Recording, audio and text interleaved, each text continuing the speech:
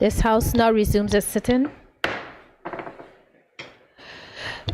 Good morning, everyone. We do apologize for the delayed start. At this time, I will ask everyone to stand as the Acting Attorney General is sworn in. Please stand.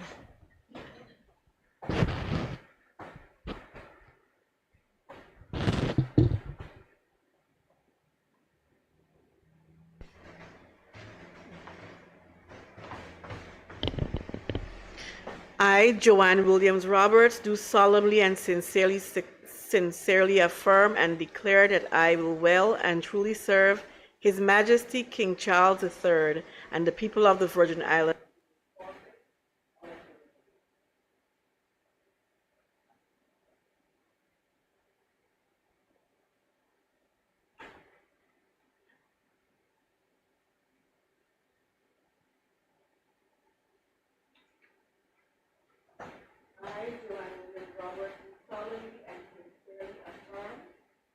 That I will be faithful and bear true allegiance to His Majesty King Charles III, his heirs and successors, according to law.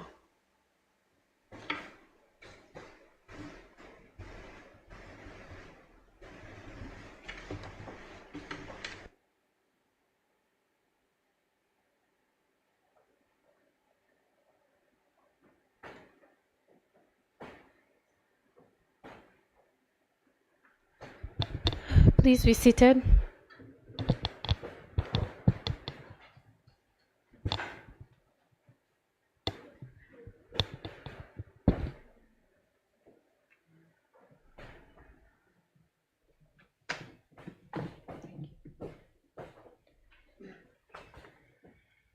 I call upon the Premier. Thank you, Madam Speaker. Madam Speaker, I move a motion to lay additional documents on the table of this Honorable House. Thank you, Madam Speaker.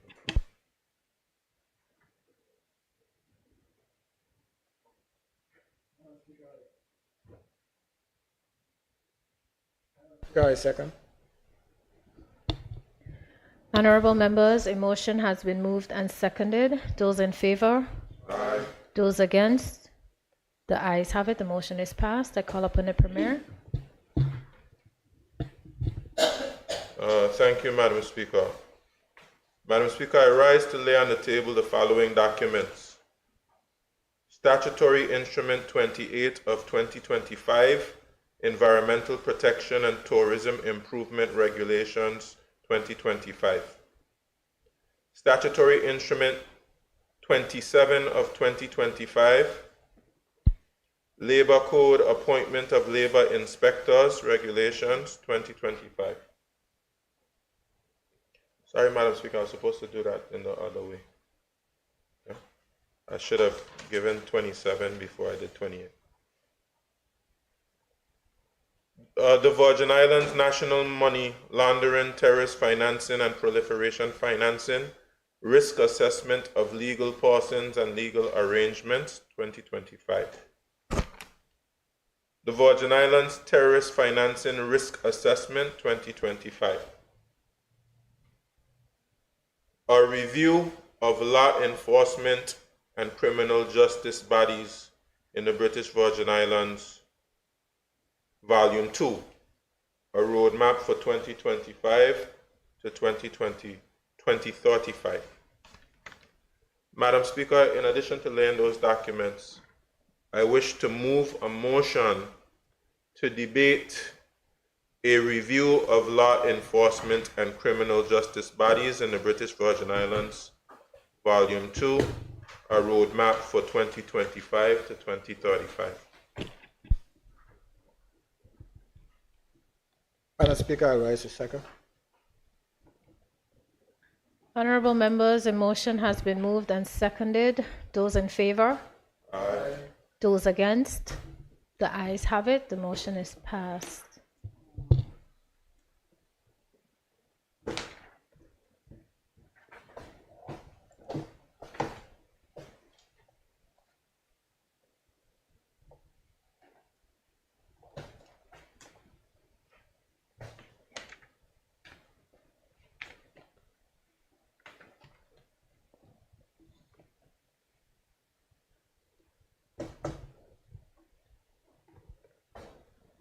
I call on the Premier.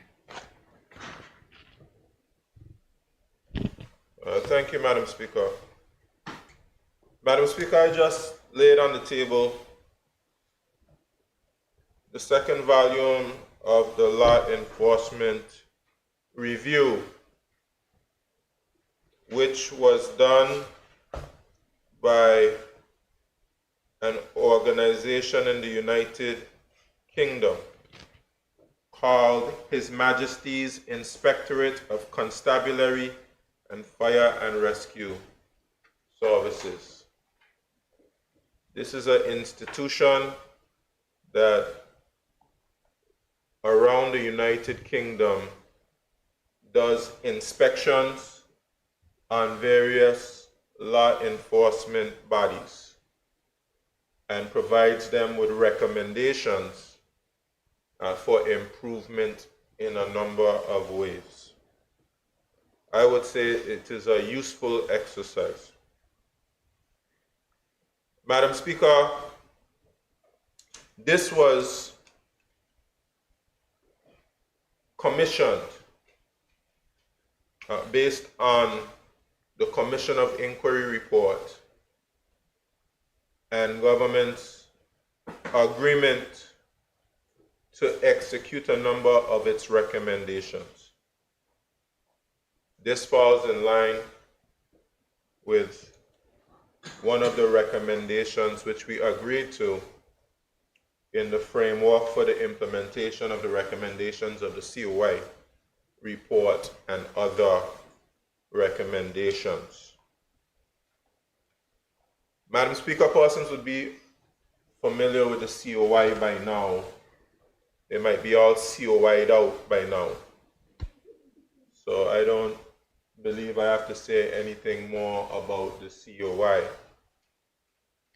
But just to say that this law enforcement review is almost as robust as the COI report was.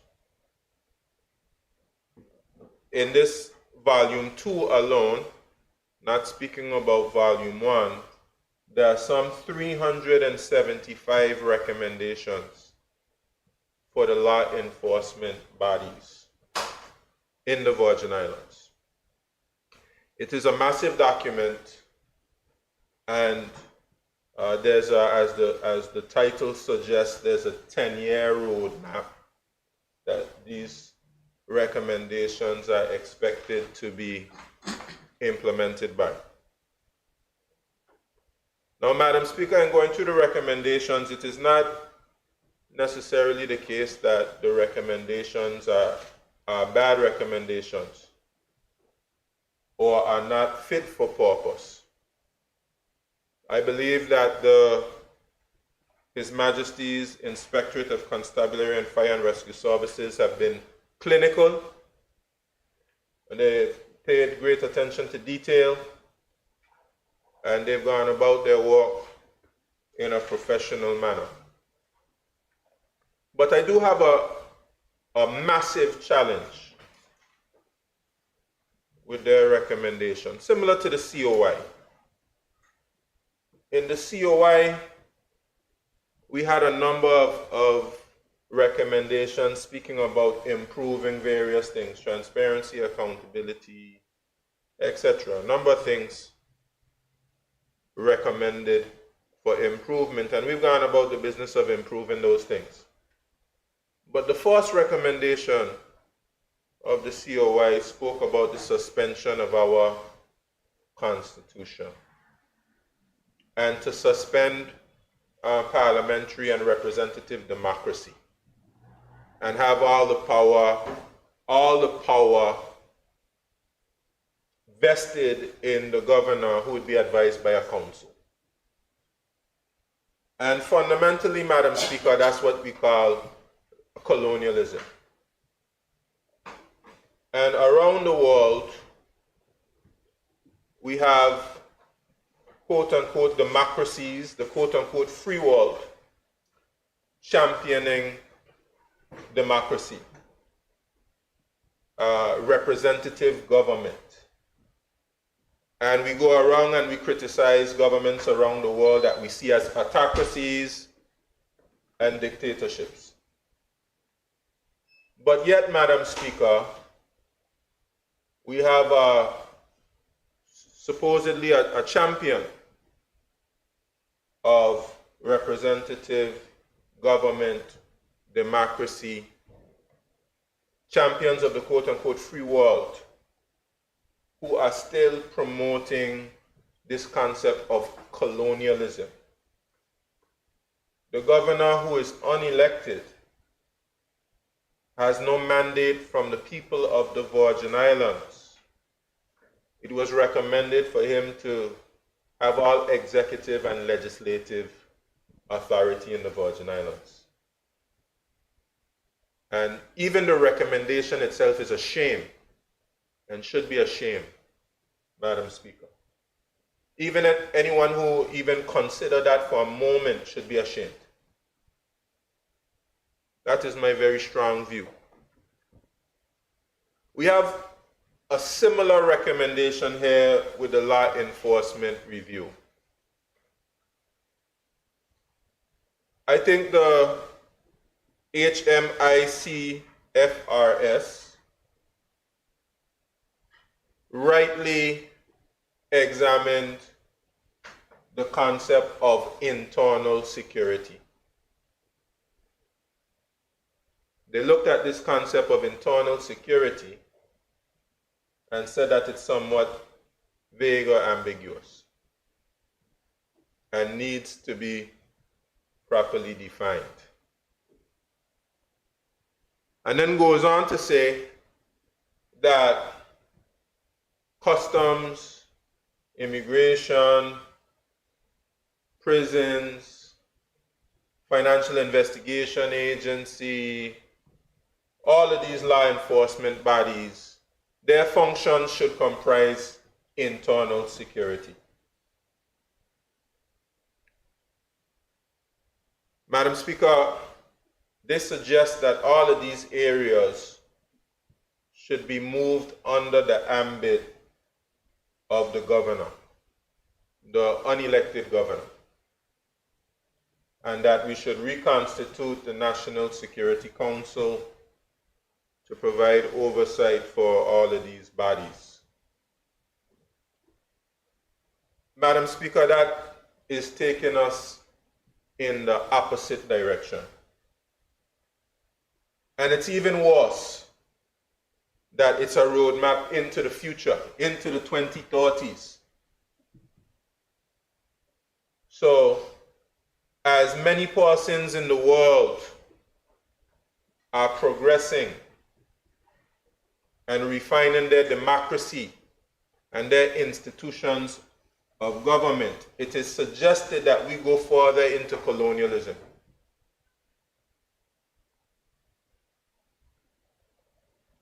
Madam Speaker, I hope I have the support of everybody in the House, because, Madam Speaker, sometimes it's being purported that I am trying to take the Virgin Islands into independence on my own. Madam Speaker, I want to make it abundantly clear. The choice of whether we become independent, whether we become integrated into the United Kingdom, whether we have a free association, or whether we have any other kind of arrangement which all the bodies and entities of the world have judged to be one which is not colonial. That is the key. To have an arrangement which is not colonial in its nature. That is the choice of the people of the Virgin Islands. But Madam Speaker, I'm not shy about my view that we have been standing on our own 2 feet for a very long time. and that our ancestors, our foreparents here in the Virgin Islands, have been fighting for a full measure of self-government ever since we were fighting against the evils of slavery. Madam Speaker, perhaps I'm so passionate about it is because I descend from the free people of Nottingham Estate, which we got our freedom from slavery from even before the United States got its independence from the colonial powers, the United Kingdom, etc. And I don't back down and I don't shy away from the reality that the Virgin Islands people one day must be fully free. They must be fully free. We must do it in a responsible way. We must do it in a collaborative way. We must educate persons and explain to persons the process. But we should not accept that we should remain some colonial possession well into the future. We have other countries and nations who are doing well for themselves despite their smallness. They're able to negotiate relationships with people around the world as equals, head of state to head of state. They have ministers for national security. They have ministers for justice. They have institutions of government which are designed to be checks and balances in the society. Are we any less than any of these other nation states? Are we any less intelligent? Do we have less moral standing? Do we have less character or ability? We must question ourselves about these things, Madam Speaker. We can draw confidence. We can draw confidence on what our people are achieving, not just here in the Virgin Islands, but around the world. Wherever a Virgin Islander goes, a Virgin Islander excels. That's in every ambit of society. We excel. We do well.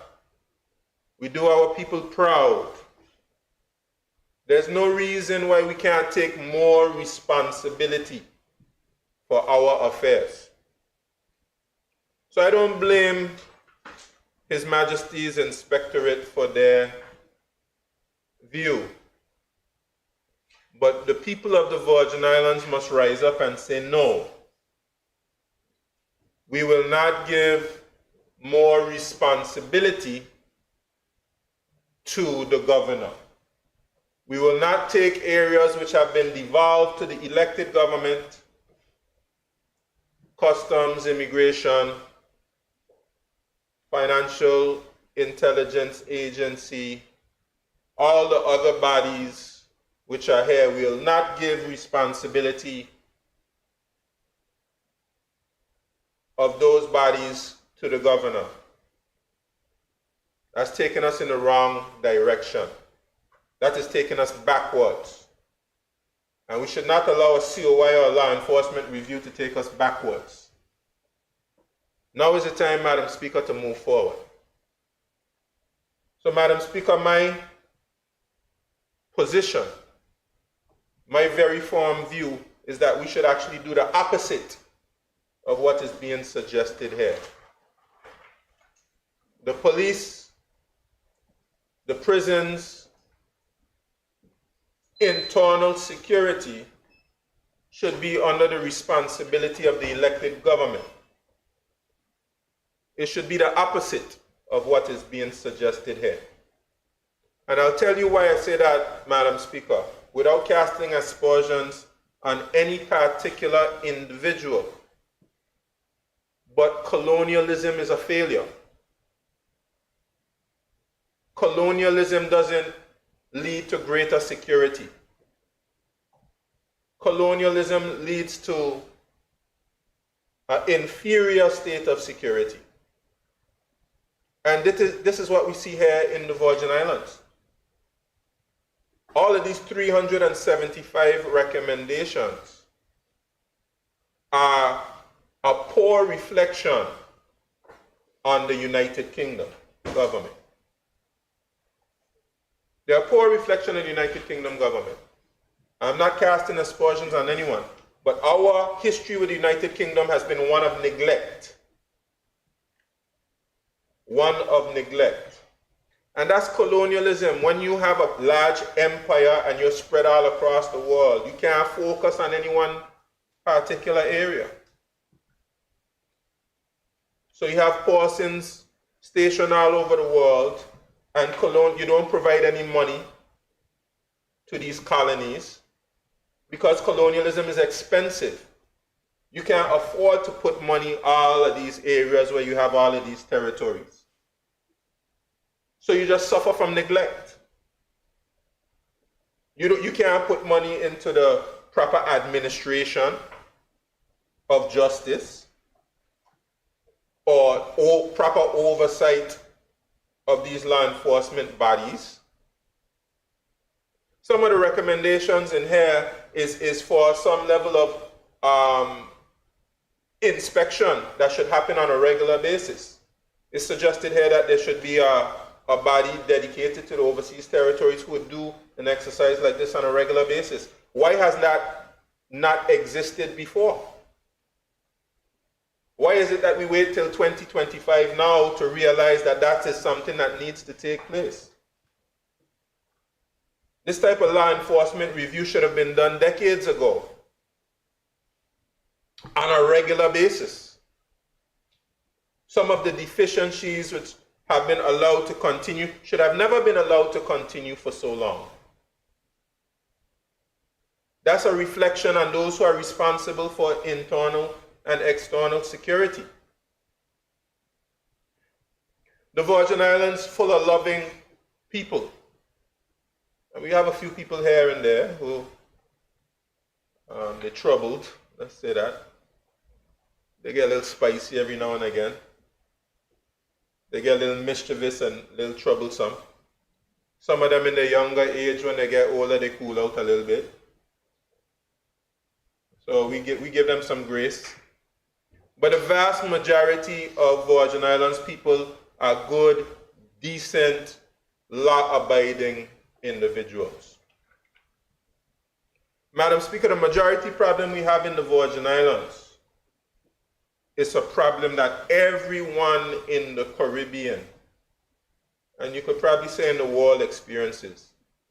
It has to do with illegal drugs that makes its way up the island chain on its way to the United States of America. Because in the United States of America, and I don't cast aspersions on anyone or any nation, but let's be honest, the United States of America, there's a massive drug problem. There's a massive drug problem, and they have an insatiable desire for these drugs, and it comes through the island chains on its way to the United States of America.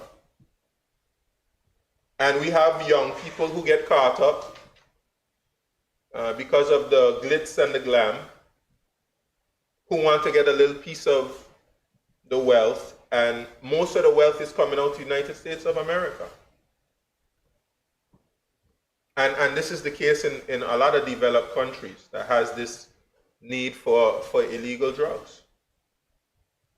United States of America also produces weapons and arms. The Caribbean doesn't produce any guns. The Caribbean doesn't produce these big AR-15s and things like that you see our young people getting, some of them, a very small percentage of them getting caught up in. All of those weapons come from the United States of America. And they find themselves through these island chains. And we who used to go to sleep every night with our doors unlocked, and we who everybody here is your family and your cousin, you know, we weren't used to this heavy police presence or anything like that in the society. We were completely unprepared for this reality. But the United Kingdom government should have exercised more diligence, more oversight, more responsibility. They had a constitutional responsibility to do that. And that was a responsibility that they neglected. So if you see an entity has neglected their responsibility in such a dramatic way, you're going to give them more responsibility? Our history has been, when we've been given responsibility, we've thrived. Before we had our own Minister of Finance, before we had our own elected officials, before we had ministers of government. You know, people complaining about the place now. What about before in the past? When you, to be able to get from East End to West End, you had to jump on a sloop. You didn't even have roads. Before people like H. Lavity Stout gave you a Drake's Highway or something like that, you couldn't even get from one end of the island to the next. At that time, you were possession of the United Kingdom. Why didn't they put in the road? Why did they have to wait for Honorable Lavity Stout to put in a road so that our communities could start to interact with one another? We've come a mighty long way, even though, you know, and of course, everybody has their democratic right to speak about what's happening in the society. But let's not forget how far we have come, even in the midst of our criticism, whether it's one government or the other. Let's be proud of what we've accomplished. We've come a mighty long way. And most of that progress has come because of the responsibility that we have given to our own people. We didn't even have education here. We relied on the church. It wasn't the United Kingdom government that, you know, they might have sent one or two persons here at some point, but we haven't been treated the way that we should have been treated. And I'm not anti-UK, but I'm anti-colonialism. I'll tell you that. I'm anti-colonialism. Colonialism is a failure, and it should be done away with. I guarantee you that you give responsibility to these areas of government. And I'm not just talking about the police and the prisons. A lot of the problems you have in government has to do with the fact, and again, I don't cast aspersions on any particular individual, it's the structure. The structure doesn't work. So when you have the civil service sitting under the unelected governor, where's the accountability? If I don't perform well, you can vote me out. What can you do with somebody who you did not elect and you did not appoint? What can you do with them if they're not doing a good job? A lot of the problems that we have, that we notice in this law enforcement review, is very clear. HR processes are a challenge, a problem. But ultimately, those things come from under the governor. Many examples that the civil service, right here, even through the COI. A lot of the challenge we have is with it, not the civil servants, you know, but the civil service and the structure and the system that doesn't encourage democratic accountability.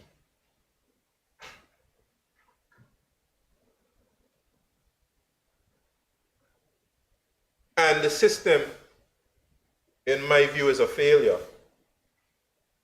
And for us to have a proper system with proper accountability for good performance, we need more democracy, not less. So I categorically reject, Madam Speaker, the recommendation that these areas should be placed under the governor. Quite the opposite. We have a constitutional negotiation which is looming. And we should demand, because of our human right, it's our human rights to have democracy and to have democratic accountability. That is our human right. And we should demand it. That we should remove any bastions of colonialism. And these Section 60 responsibilities for the governor should be devolved to a elected government. And let me talk about, Madam Speaker, the police. Because the same thing applies to the police, Madam Speaker. Madam Speaker, this system that you have a police commissioner coming from the United Kingdom every 2 and 3 years and then leaving and going back, it's a failure. It is a failure. Madam Speaker, every time a new one comes, you start over from scratch. Whatever little progress they made, half the time they're here, they try and figure out what's going on. Halfway through, they finally figure out what's going on, it's nearly time for them to leave. It's a failure. I cast no aspersions on any of them. Like, you know, I know a few of them. It's one who chose to live here. I like him a lot. I like the fact that he come and stay in the Virgin Islands. He didn't want to go back. I like that.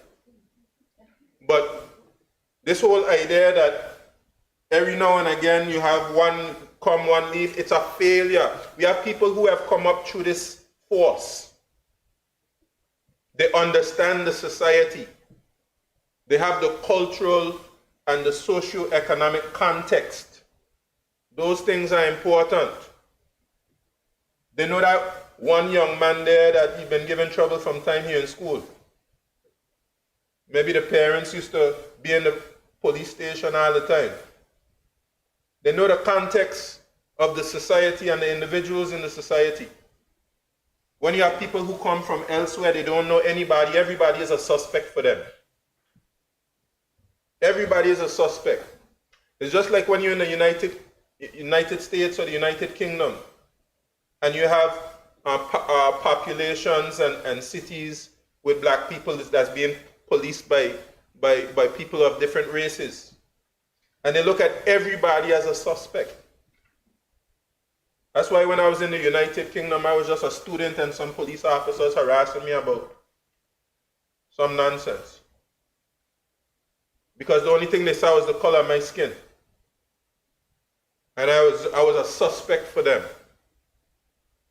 And the best police force we can have is persons who come up in the society. And they know the cultural context, they know the people. And yes, they're there to uphold justice and proper standards. But they know the people. They have a relationship with the people. That's what we need to move to, not somebody coming in here every few years and then leaving. That is a failure. Same thing with the governor. The governor come a few years and leave. How can he provide proper oversight? Colonialism is a failure. We must accept that it is a failure. And we have to move away from it. It doesn't result in persons being more secure. It results in persons being less secure. Madam Speaker, I'm not going to say too much more because I'm sure that my colleagues have some things that they want to say on this law enforcement review. But Madam Speaker, I just want to say, just in case some persons misunderstand or misrepresent my position. I'm not anti-UK.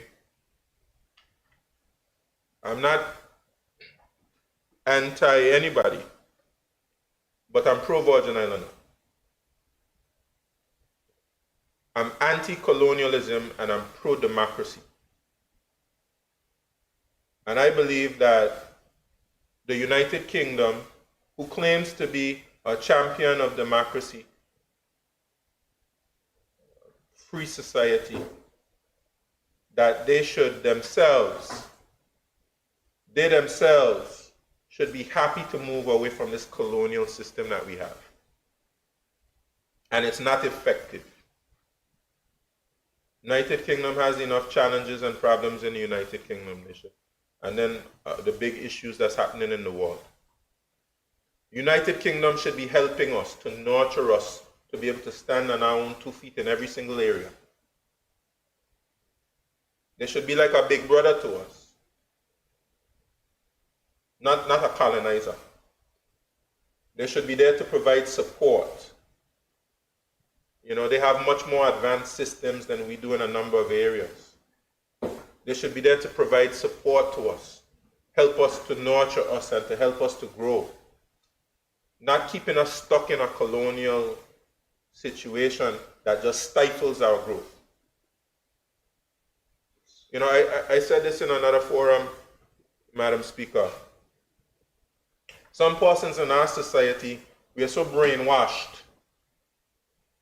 If you start thinking about something like human rights going under a elected minister or something like that, they tell you, well, that should be something that's independent. And they believe that it being under the governor makes it independent. And they believe the governor has a role, like the governor doesn't have preferences, doesn't have biases or anything like that, that the governor is inherently independent. The governor is a part of the executive. You know? No, it's just that it's colonial. That's all it is. It's not independent. It's colonial. When you go in the United Kingdom government, they don't have human rights sitting under some unelected person. Human rights is under a minister. They're a minister responsible for human rights. So what makes the Virgin Islands any different? Why is it that you have a minister, you know, is it independent up in the United Kingdom, but it sits under a minister? And some persons will be thinking, well, if you put the police under a minister, if you put the civil service under a minister, then somehow or the other there's some political bias that will get involved. That's why we pass these code of conduct and this commission of standards and integrity commission to defend against that type of thing. That's what you need. You just need institutions of government that work. The answer is not dictatorship or colonialism. The answer is to develop your institutions and make them fit for purpose. Madam Speaker. So, Madam Speaker, I believe I've said enough. I've expressed my view. I've given my view. I reject these entities sitting under the governor. It should be the opposite. You know? And that's what we should fight for as the constitutional negotiations draw closer. Madam Speaker, I'm looking forward to a good debate on this volume 2 of the law enforcement review. Thank you, Madam Speaker. Thank you. I recognize the Deputy Premier, Honorable Julian Fraser.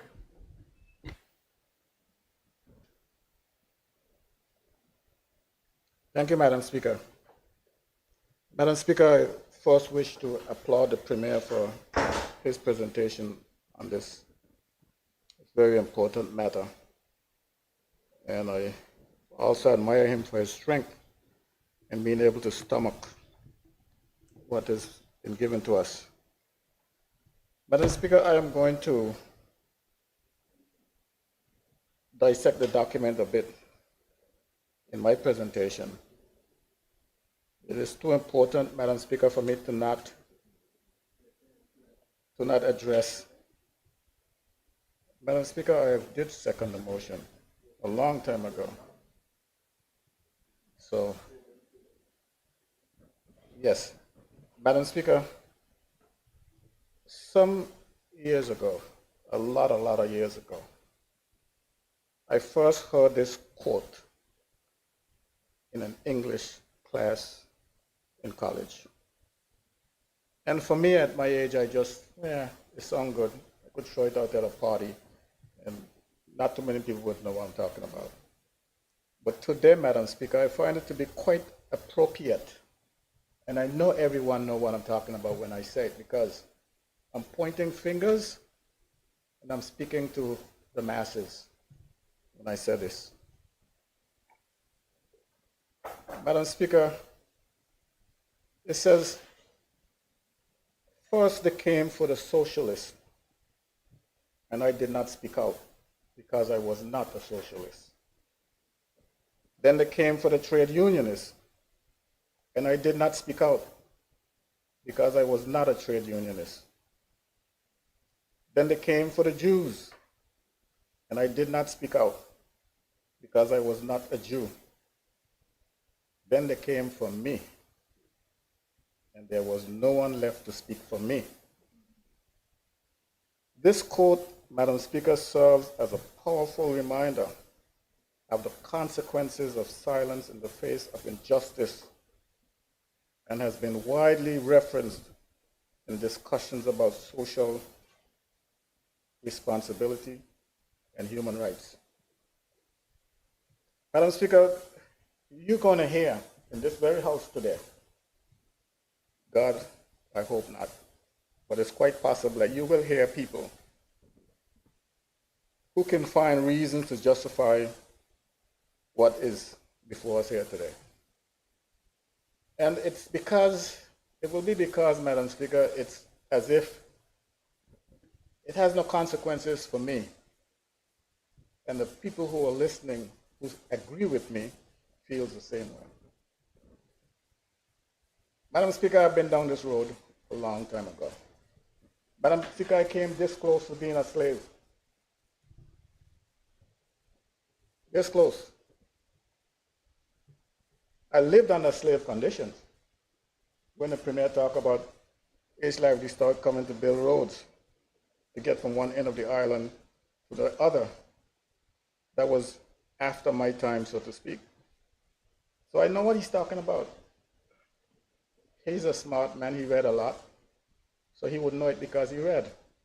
I know it because I lived it, Madam Speaker. So when you hear folks out there talking about the good life, what do we need this for, what do we need that for? Look at how they're living when they have it. That's out of total ignorance, Madam Speaker. But the time will come when they will understand. The time will come when they will say, I should have listened, I should have done so and so. We all have regrets. But those of us who listen, the folks who have lived certain experiences, can avoid them. If you don't listen, you will live them too. And trust me, Madam Speaker, it's going to be a bit late. Madam Speaker, when I look at the report, there is nothing in this report that we didn't know. The good things in the report that we didn't know. There's nothing. Someone came along and think that they can have it done prematurely. Okay. There are things in the report that we know that has to be done. There are things that in the report that we applaud, and we will be doing. But it all depends on where it came from, Madam Speaker. It all depends on who said it, or who is saying it. When I look at recommendation 38, Madam Speaker, in the report, part 2, it says, I recommend that this review forms an element of the constitutional review I have proposed. The scope of the review will need careful consideration, but it should, in my view, include a review of, one, structure, including whether the frontline law enforcement agencies should have a lead agency, and what should that be, and under which arm of government should law enforcement lie, and particularly where responsibility for border control should lie. 3, resources and funding, conduct and standards, and terms of conditions. The review need not be a single project. Strands will need to be identified and prioritized, and it can draw on work of review currently in progress in relation to the Royal Virgin Islands Police Force and the prison service.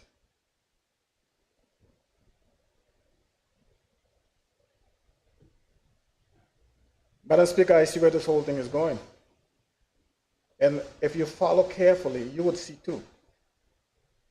There's only one place this is going, Madam Speaker. And the Premier said it. He didn't just allude to it, he said it. Who this whole law enforcement is these bodies, what umbrella will they find themselves under? And we must fight it, Madam Speaker. We cannot afford to sit here in this 21st century. We've almost gone past a quarter of the way in the 21st century. And that happened real fast, Madam Speaker. From 2000 to 2025 happened real fast.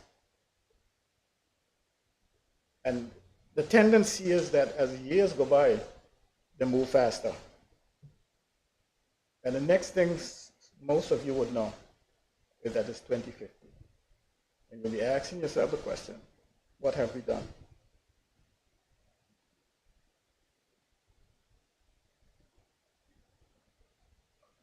Madam Speaker, the report continues, says, to achieve these two recommendations in support of the framework of implementation of the recommendations of the Commission of Inquiry report and other reforms, Governor Rankin invited us to carry out this review. We agree with the Governor's office that our report will be published in two parts, Volume 1 and Volume 2. You see who commissioned this report, Madam Speaker? The Governor. The Governor commissioned the report, and I'm sure he wasn't silent in his commissioning of the report. These people have been given directions. They have been given directives, Madam Speaker. What is it that the government hoped to achieve, the governor hoped to achieve? Just like the governors before him commissioned the inquiry. This report was not commissioned for the sake of generating paper. It was commissioned for a reason, Madam Speaker. We have to be smart enough to identify that reason. And once we have identified the reason, Madam Speaker, we have to act. We cannot be silent on this.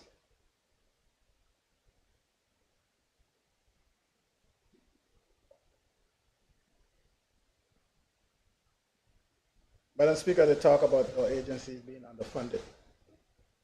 And the only reason they're talking about these agencies being underfunded is because they have a plan. The report reads, changes on the scale we recommend will be challenging and expensive.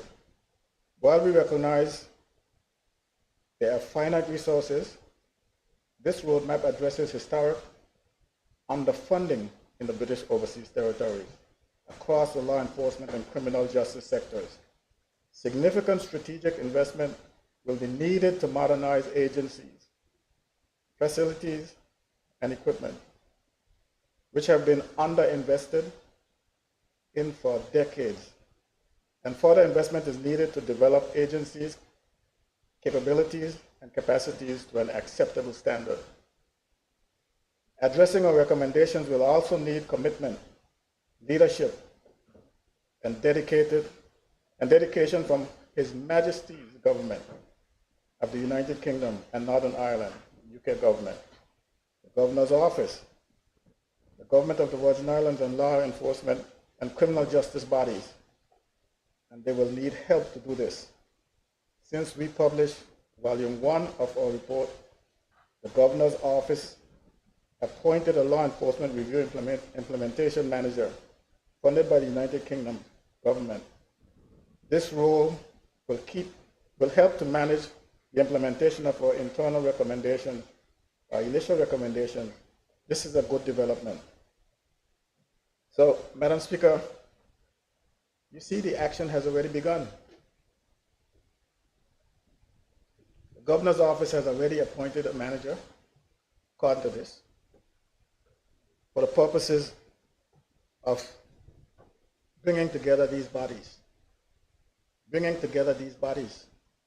You didn't say that yet, but it's in here, it's clear. The amalgamation of the police, immigration, customs, prison, and yes, FATF. Is that what we're looking for?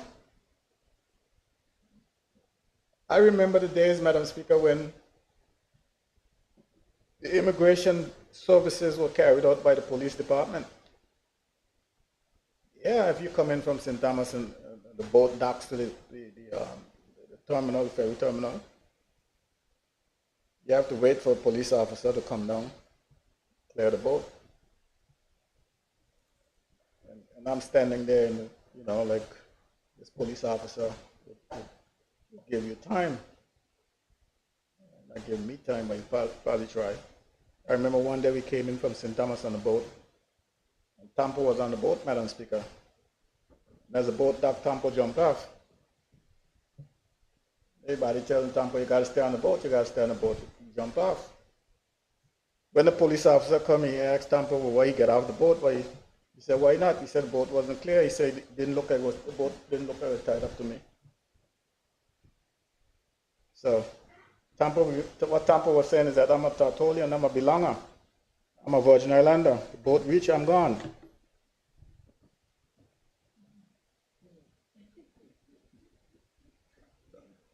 These days are coming back.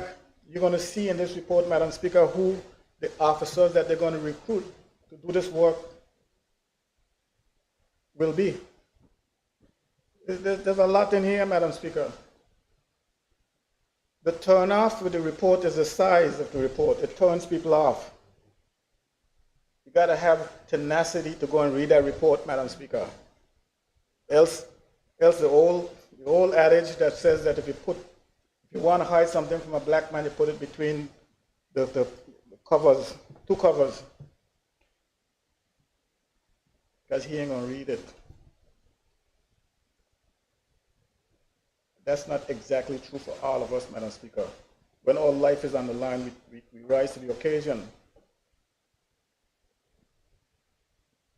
See who's leading the charge. Everything in here says, Recommendation 1, Phase 1, the Governor's Office should work with the Foreign and Commonwealth and Development Office to recruit appropriately skilled and experienced people to form an implementation team. This team should work with the Governor's Office and the government of the Virgin Islands to implement this roadmap. Capacity of the Attorney General's chambers. We make recommendations for legislative change in this report. This will put a considerable burden on the limited legislative drafting resources in the Attorney General's chambers. Therefore, we recommend that the Governor make funding available to recruit more legislative drafters or secures assistance from the United Kingdom drafters. Recommendation 2, Phase 1. The Governor should arrange for the recruitment of more legislative drafters or secure assistance for legislative drafters in the United Kingdom. Support from the United Kingdom government. In November 2024, the Joint Ministerial Council issued a UK and Overseas Territories Joint Ministerial Council 2024 communique agreeing closer collaboration. It stated, responsibility for the security, safety, and well-being of our citizens are shared across the United Kingdom government and overseas territories. The Home Office and Foreign and Commonwealth and Development Office will continue to work in partnership to identify and address the key security challenges in the overseas territories from the ground up, drawing on specific areas of competence and expertise across the United Kingdom government and the overseas territories.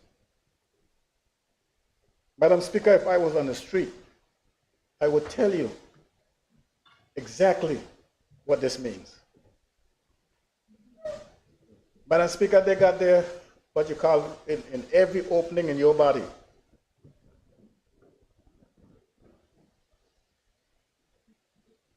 That's how serious this is, Madam Speaker.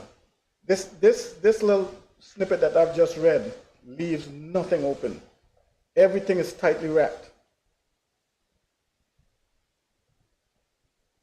How in the world does all people expect us to manage the affairs of this territory when both our hands are tied behind our backs?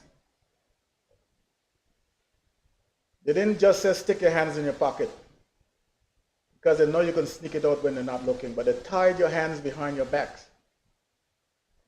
and asking you to manage the affairs of this country. Or in other words, to satisfy the needs of your people. I mean, the Premier put it right. He put it right.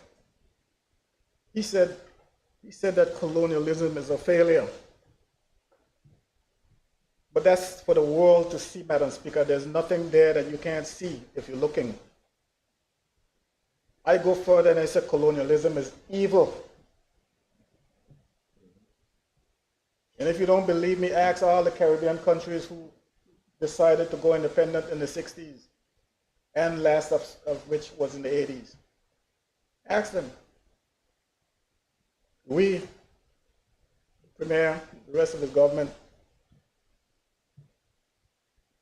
constantly engaging CARICOM and the OECS, because we have a lot to learn from these people.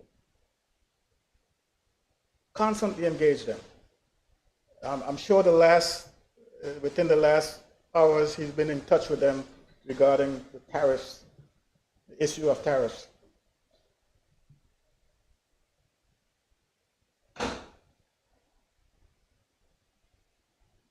Those are our brothers and sisters. Those are the folks who took the lead in breaking the yoke of colonialism. We talk to them regularly about helping us to get through what we're going through. This motion of no confidence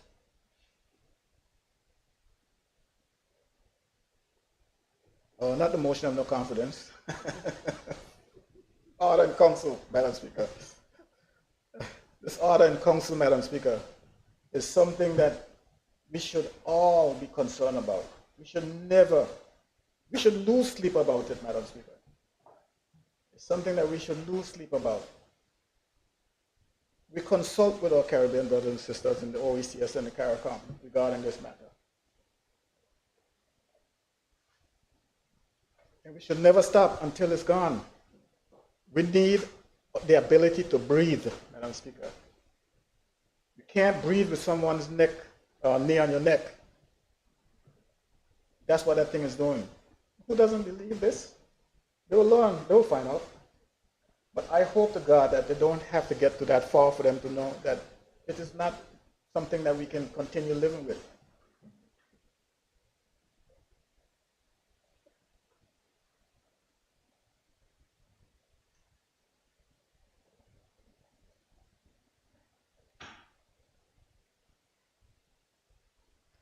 Madam Speaker, the Commission of Inquiry report raised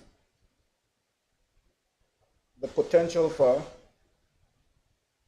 changes to the balance of responsibility between the United Kingdom government, the governor, and the government of the Virgin Islands. And UK interventions concerning the governance arrangements. The changes the balance of responsibility between the UK government, the governor, and the government of the Virgin Islands. Madam Speaker, the governor's role in the Virgin Islands should be nothing more, as long as he's here, it should be nothing more than that of any governor general that sits in any independent country. Should not be involved in our affairs day to day. As the Premier mentioned, the fact that the public service is under the governor. That is anachronistic, Madam Speaker. It is totally anachronistic. The police is under the governor. These are, the governor can delegate those responsibilities to an elected official. He has the power to do that in the Constitution. But if he wouldn't do it, Madam Speaker, we should, in this new constitutional review that's coming up, we should seek for them to be devolved. And that's why this House needs to speak with one voice. Because in this House, it's like hopscotch, Madam Speaker. You in, you out. You in, I out, you out, you in. So we're talking for, when we speak, we should speak with one voice. Having those particular agencies devolved to the local government, Madam Speaker, doesn't mean it's going to be devolved to Natalia Whitley. It means it's going to be devolved to the Premier, whoever that Premier may be, at any given time. But it also means, Madam Speaker, it means growth. It speaks to all growth. The same growth that we talk about in 1949 when we brought back the House of Assembly, or the elected seats to Tortola. That is growth. And if you were to count, Madam Speaker, the number of members of this House that were elected since that time, you can't say that it's anything less than progress. You can't say it was anything less than progress. And we have a ways to go. The funny thing is, Madam Speaker, we can start that march now.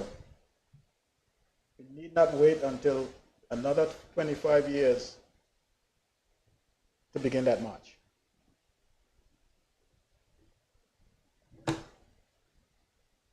Madam Speaker, you know,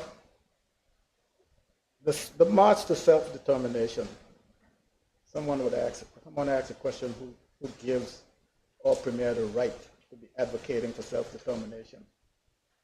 And he cleverly retort that, you know, his grandfather's navel string is buried here, and that's good enough for him. That's enough. Someone like myself, Madam Speaker, if I go back to my grandfather, I'll be talking about how many lashes he got on his back. So I don't have to justify talking about self-determination, Madam Speaker. I'm talking for my people. Talking for me. Let's put it this way, Madam Speaker. Let's say the Premier was successful in getting us moved to self-determination. And you, maybe you're just born or you're not born yet, don't like it. Well, go back crawling back to, go on your knees and crawl back to your colonial masters and tell them, take me back. I don't think there'll be a problem. They'll take you back. But at least give us the opportunity to show you real life. Life, Madam Speaker. My Indian friend always told me, he said to me that it's better to be the head of a jackal than the tail of a lion, Madam Speaker.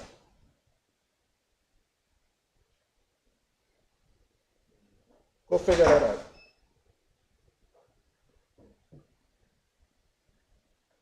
And I encourage us, all of us, to take that approach when it comes to our future and the future generations of this territory. we would not have to be subjected to this. I mean, they weren't even satisfied in doing it in one volume, they did it in 2 volumes. In other words, first they told you about it, then they came back and they rub it in.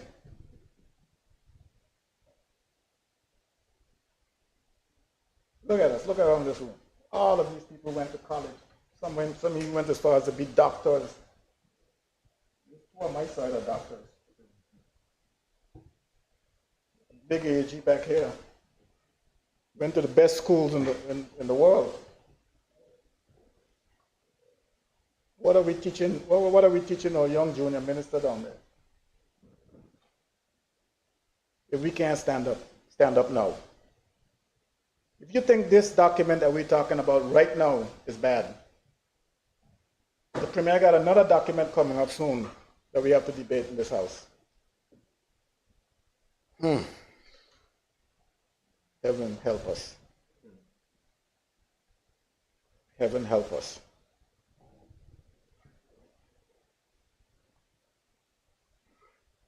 Madam Speaker, it says in his Commission of Inquiry report, the Right Honorable Sir Gary Hickenbottom stated, "It seems to me that the law enforcement system should probably be held under one umbrella and under the current constitutional arrangement that should be under the governor."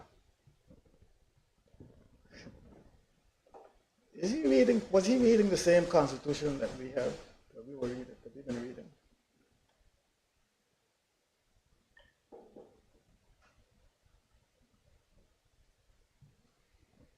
So law enforcement, you know that we have passed laws in this House that give the police officers, not the police, the customs and immigration officers, the right to carry firearms. You know we did that in this House. So if you're not enforcing a law, why would you need a firearm? I'm driving his argument home. Why would you need a firearm if you're not enforcing some law? So by the mere fact that we have given them the right to carry firearms, it means that they're law enforcement officers. And he is saying here, it seems to me that the law enforcement system should probably be held under one umbrella and under the current constitutional arrangement that should be under the governor. They're considering prison, immigration, customs, financial investigation agency, and the police to be internal security.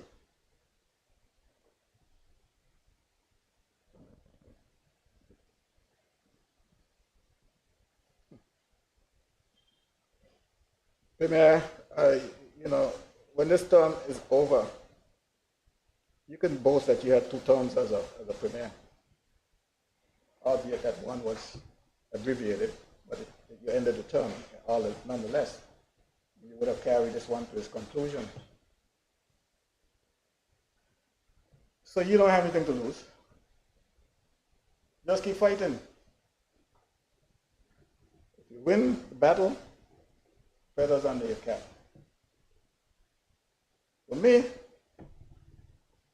draw your own conclusions.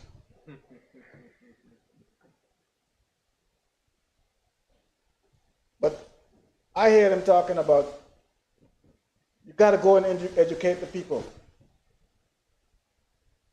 Yeah, I believe that, Madam Speaker. Madam Speaker, I believe that we need to put it out there, explain to the public what self-determination means, what it brings to us, what it brings to the table.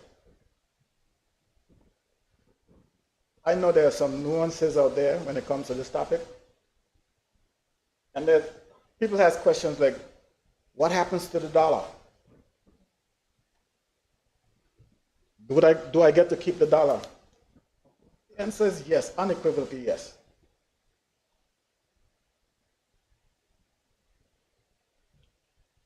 Yes, Madam Speaker. In all the stuff that Donald Trump is talking, I never heard him talk about yanking the dollar from Panama. He said you're going to take the canal. He didn't say you're going to take the dollar from them. Panama spends the US dollar, as big as they are.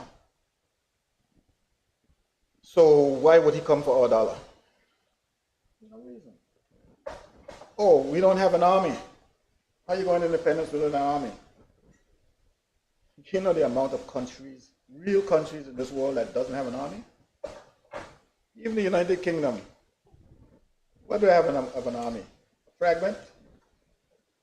They're one of the 5 nuclear armed countries in the world. You know who make the nuclear warheads? It's not the United Kingdom. You know who makes the missile that launches it? It's not the United Kingdom. Who's going to come to fight us because we got independence or because we got self-determination? Who's coming to fight us? I don't think that people are really, I think these are red herrings they're trying up.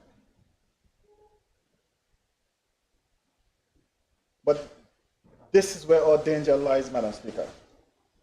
In reports like this, where words, you know, they say sticks and stones can break my bones, but words can do no harm. That's when you were a child growing up. That's why they teach you to talk nonsense like that. These words could do us harm, Madam Speaker. We're adults and we can understand. These words could do us harm. Let us ignore this. You see, if they slip this past us, if the Premier didn't bring this for us to debate today, it would have gone right past us, under our very nose. And people wouldn't know what is going on. It got continued to say, we agree. We agree. And we go further. Section 60 doesn't place any exclusions on what might be considered to be internal security. Section 60 does not place any exclusions on what we consider to be internal security. So you can use a whole host of things to be internal security. Our electrical grid is internal security. You shut that power down, a lot of things happen. Like if you check the birth rate, Madam Speaker, you will see there's a correlation between blackouts and births.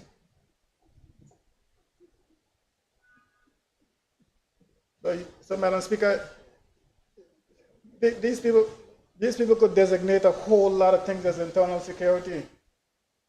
And if we don't start speaking now, you wouldn't have a tongue to speak then.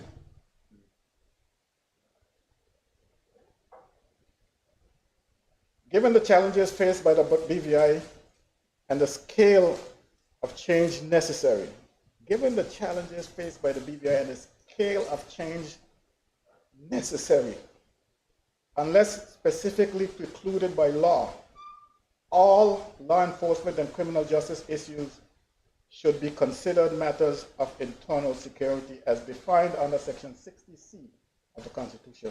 I told you. They're going places. And they're serious as cancer, Madam Speaker. People.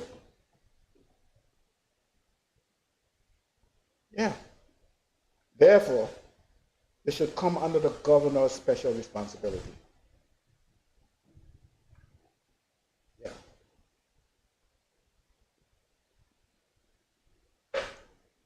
Case made. If we don't refute it, it sticks. Madam Speaker. Madam Speaker, I have seen some governors in this territory. I've seen some governors. I must say that some of the governors do have a conscience. They know that a lot of the stuff that that's handed to them is not consistent with what's taking place on the ground, Madam Speaker. They know it. Like the one governor who was handed the keys to suspending the Constitution and shutting down the country and taking it over, decided otherwise. That was not consistent with what's on the ground. Madam Speaker, I tell you, in all the years that I can recall, the President of the United States has always visited the United States Virgin Islands. all the presidents I know. Never have I seen or heard about a prime minister of the United Kingdom coming to the Virgin Islands, coming here. All these people who sit in the parliament and write this stuff or drum up this stuff, they don't come here. But they pretend to know us. They pretend to know how we live, what keeps us living, what keeps us alive, what we need, and what's best for us.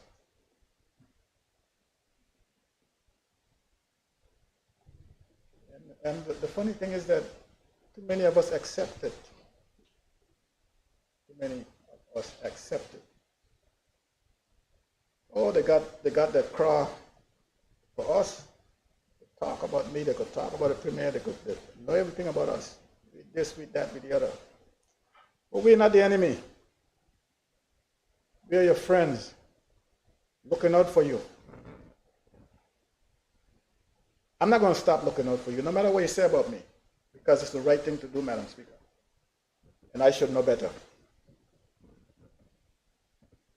It's the right thing to do, and I should know better. If somebody called me on the phone right now and tell me they're going across the street to do so and so to James, and I have the opportunity to alert James to secure himself, I will. Even though when James met me this morning, he didn't say good morning. It's the right thing to do. I'm going to do it. It doesn't take anything away from me.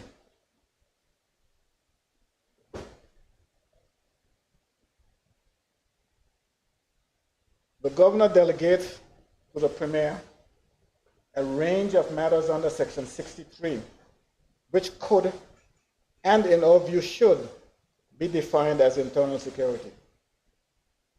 These include, but are not limited to, law enforcement, intelligence, and criminal justice functions carried out by Her Majesty's Customs, the Department of Immigration, and the Financial Investigation Agency.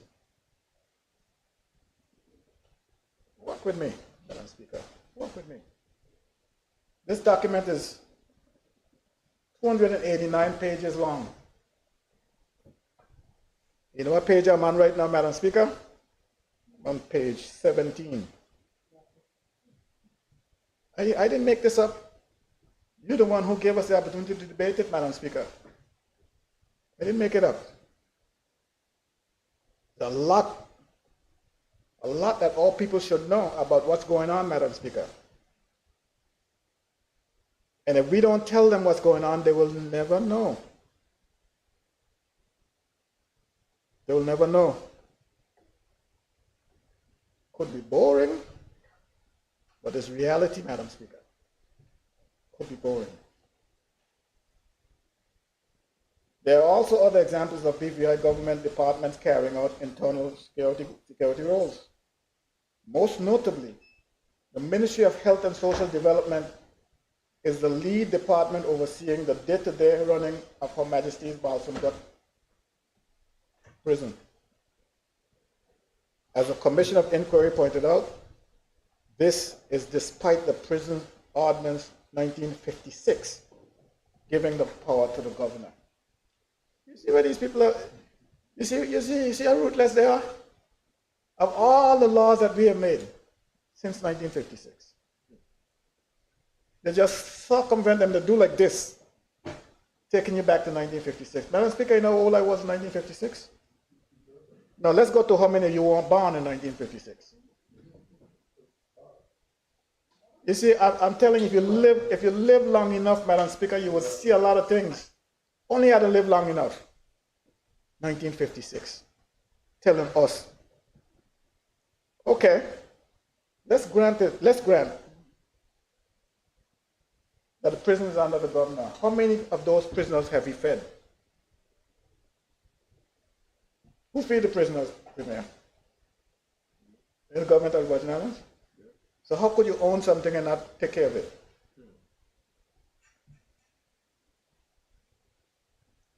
A shift in oversight and responsibility doesn't reduce the need for the government of the Virgin Islands and governor to work together. Yes, doesn't reduce the need. I own the prison, but you feed the prisoners.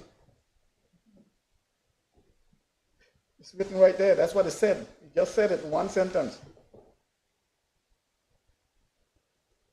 There's evidence of departmental working, including those of the National Security Council and the Criminal Justice Advisory Group.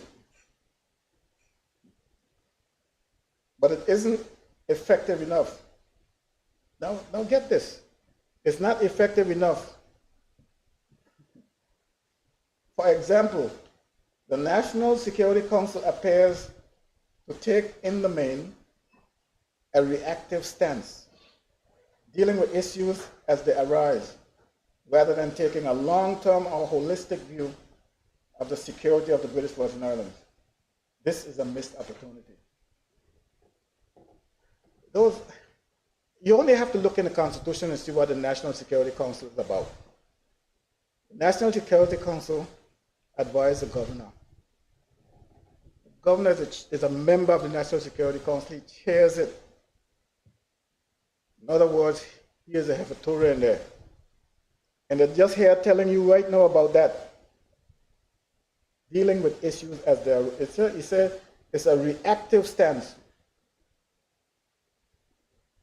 Dealing with issues as they arise, rather than taking a long-term or holistic view of the security of the BVI. And this is the same governor that just told you all the agencies of internal security should be placed under. They criticize him for being ineffective in the NSC, but yet they want to give him everything else: customs, immigration, police.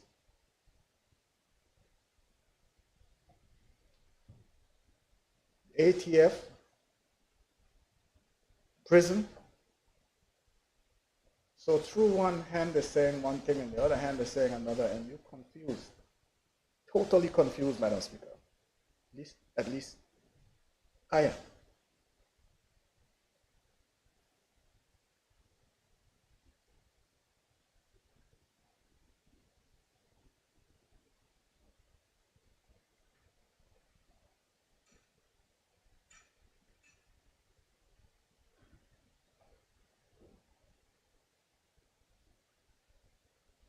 Yes, Madam Speaker. On another note, this is what I understand this to mean, Madam Speaker. It says strategic resource planning needs to be aligned with threat and risk. Strategic resource planning needs to be aligned with threat and risk. It says, we also reported that the Royal Virgin Islands Police Force, RVIPF, has no strategic oversight of resource planning and resources aren't aligned with threat and risk. For example, we found that there were more officers working in the force's traffic department than in the serious investigation team, SIT. More police officers working in the traffic department than there were working in the investigation team. This resource allocation is disproportionate to the levels of threat and risk those teams are dealing with. The SIT routinely manages serious and organized crime investigations, including homicide and drug trafficking, whereas there are relatively few road traffic collisions that lead to serious injuries or death. However, the force requires traffic officers to attend and investigate all road traffic collisions. This is an insufficient use of resource. So even though, as I stand here, Madam Speaker, I've been standing here for a little while and I'm looking out on the traffic and I haven't seen any police officers. I haven't even seen a patrol car. But they're still berating the police, saying that they have too many of them out there on the road and not enough investigating crime and what have you. serious investigation team. But see where they're going with this, Madam Speaker. They say, in the UK, insurance companies manage and investigate road traffic collisions that result in minor injuries or damage only to vehicles. This means that officers in police traffic department can deal with incidents that pose the greatest threat and risk, and therefore requires a police response. Remember how long you said that the police commissioners were coming from the UK? Since Barry Webb, the last local police commissioner we had was Fraser. That's a lot of years ago. And if they're coming from the UK and they don't know this, then it's, you say it wasn't working, it failed? The experiment has failed? They should know that if this is a practice that is considered to be the best route, then they should take all the police off the road. As a matter of fact, there is some truth to what, not in the working sense, because I recall we used to have traffic wardens. There's a police vehicle going there, so you could start logging that down. The first one just passed. He heard me, so they said, turn off from the station and just go down there so Fraser could see you. And I reported, Madam Speaker. I gave him credit. Yeah, Madam Speaker, we used to have traffic wardens under the Ministry of Communications and Works. And then they were turned over to the police department and they became auxiliary police. You all would remember seeing them at school crossing and all that, and even on the streets. You notice they have disappeared? Compliments of those UK commissioners that came here. There was another one. Yeah, my friends. So, Madam Speaker, we have to be careful. We have to be mindful. We have to monitor these things as they happen, Madam Speaker.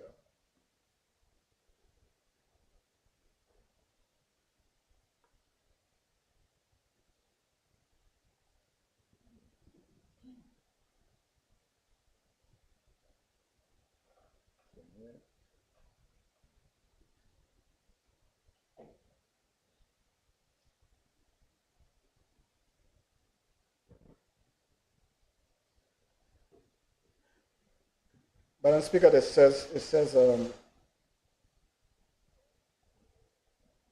welcome and forward-thinking move. Good. It says later in this report,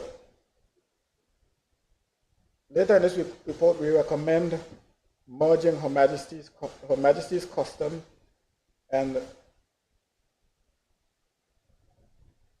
the DOI to form a new Customs and Immigration Border Agency, CIBA. We anticipate that it could take up to 5 years before the new Customs and Border Patrol Customs, Immigration and Border Patrol Customs, Immigration and Border Agency is operational. It could take up to 5 years before it's operational, Madam Speaker. In part 1 of this chapter, we set out a series of phase one recommendations for Her Majesty's Customs and the Department of Immigration. These should help pave the way for a Customs, Immigration and Border Administration. It is important that the agencies address these recommendations and others we have made elsewhere before the CIBA becomes operational. Otherwise, there is a risk that problems that currently affect one agency could affect the CIBA as a whole. In part 2 of this chapter, we make recommendations about the formation of the CIBA. Madam Speaker, I think that the merger of customs and police is forward thinking, is modern day thinking. You all know, you see it in the United States when you're traveling. That's a recent development. It's about less than 10 years old, I think. And I believe it works. And it's something that we should not frown upon. However, Madam Speaker, I do not agree that it should be placed under the governor. I think it should stay exactly where it is with the premier, or any other minister the premier feels he should comfortable having it. It's for our thinking in my view, Madam Speaker. The UK government should give more support to British Overseas Territories, customs and administrations, and departments of immigration. I don't know if any of you, how many of you could remember seeing in Grenada, they got a deposit of those kiosks from CARICOM, I think it was from. And they showcased it.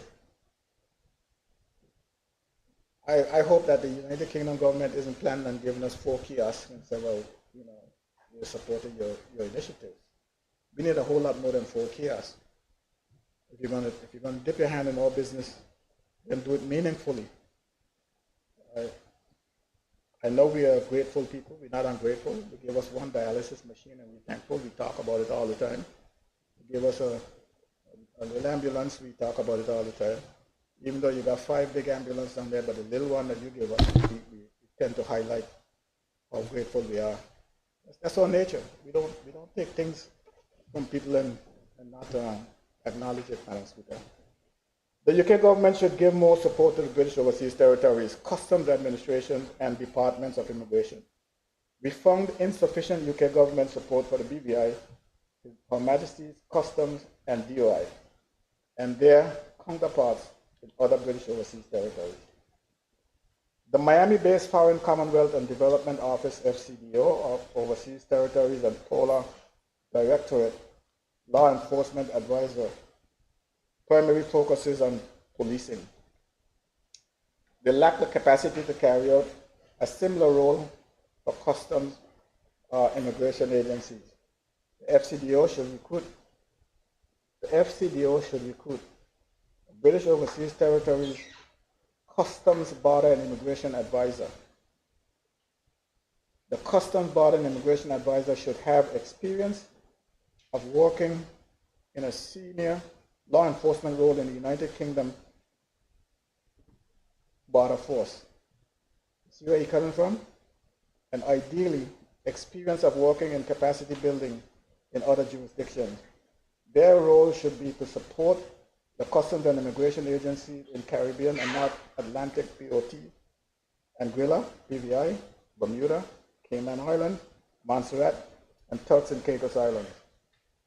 This should include developing a strategy to increase the capabilities of these agencies, developing collaborative capabilities, sharing police and good practice, sharing policy and good practice, acting as a conduit to facilitate further support from the UK Home Office. Acting as a conduit to facilitate further support. No, you should act as a conduit to grant us independence as opposed to keeping us hitched to you for your support. The same way they found you as this expert, create experts here in our territory so we wouldn't have to come to you to look for an expert again, Madam Speaker. And those are the things that we have to make clear. Teach me if there's something to be taught so that I can, what I say about this man and the fish. Give a man a fish, you feed him for a day. Teach him to fish, you feed him for life. The day, Madam Speaker, that this territory graduated to employing a local commissioner of police should have been the last day, Madam Speaker, that you would have seen a non-Virgin Islands commissioner of police on our streets. somewhere along the line we dropped the ball. I take, in my view, Madam Speaker, my line of thought at the time was this. You know, I think that the territory was going through a rough patch when it came to lawlessness and things that people were doing. And I thought at the time, Madam Speaker, yes, maybe this guy coming in, he's faceless. He knows no one. He don't know any families. He has no friends.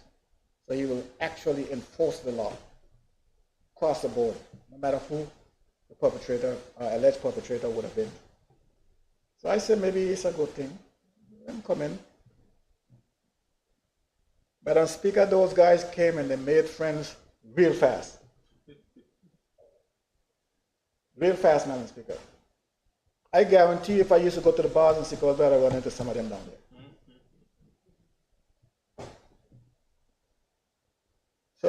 So we went back to square one, Madam Speaker. What we need to do is to teach our own people here in the Virgin Islands how to become kind of like faceless when it comes to certain things. Don't ever lose that human touch that you were taught as a kid. Always maintain that. But when it comes to doing your job, with discretion, you got to have discretion too, Madam Speaker. You got to have discretion. An 84-year-old woman driving down the street at 80 miles an hour is different from a 24-year-old guy driving down the road at 80 miles an hour. That guy got ulterior motives. He's going to rob somebody. But that old lady, her foot probably got stuck on the pedal. Her old man. So you can't treat them all the same. So that's where discretion comes in, Madam Speaker. Got to have it.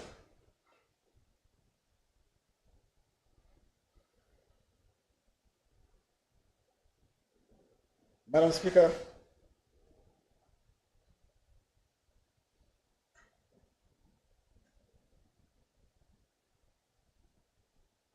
again, I'm coming up here to say establishment of the new BVI Customs and Immigration Border Agency. As set out earlier in this chapter, we recommended the merger of Her Majesty's Customs. And by the way, Madam Speaker, it's His Majesty. You see, I'm even confused. I'm calling it Her Majesty when it should be His Majesty. So if we get rid of this HM, we won't have any problem at all.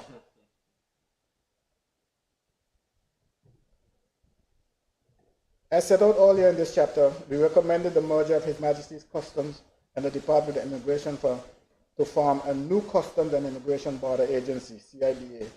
Various models have been used in other jurisdictions. And it ended by saying, new legislation should establish a Customs and Immigration Border Agency. The government of the Virgin Islands should develop legislation that establishes the CIBA. I agree, Madam Speaker. Again, I've said it before, say it now again. We should move towards doing that. 99, Madam Speaker, CBC. Okay. In 2019, the Cayman Islands government merged the law enforcement unit in the Immigration and Customs Department and set up Cayman Islands CBC. This has improved border security by streamlining operations, making greater efficiencies, and improving effectiveness. The governance arrangement for the CBC differ from what we are proposing for the CIBA, and the remits of the two agencies aren't identical. Notwithstanding this, the BVI could draw from the Cayman Islands Customs and Border Control Act 2024 revised to inform the development of its legislation. A strategic lead and a team of expert advisors for the Customs and Immigration Border Agency Design Authority should be appointed. The Governor's Office to create a CIBA Design Authority, CIBA, BDA, to design and set up the CIBA. The precursor agency will continue performing their roles until the CIBA becomes operational. The governor's office should recruit a strategic lead of the CIBA-DA and a team of expert advisors. They should be responsible for establishing the agency, managing it until it becomes operational, and overseeing the implementation of our recommendations.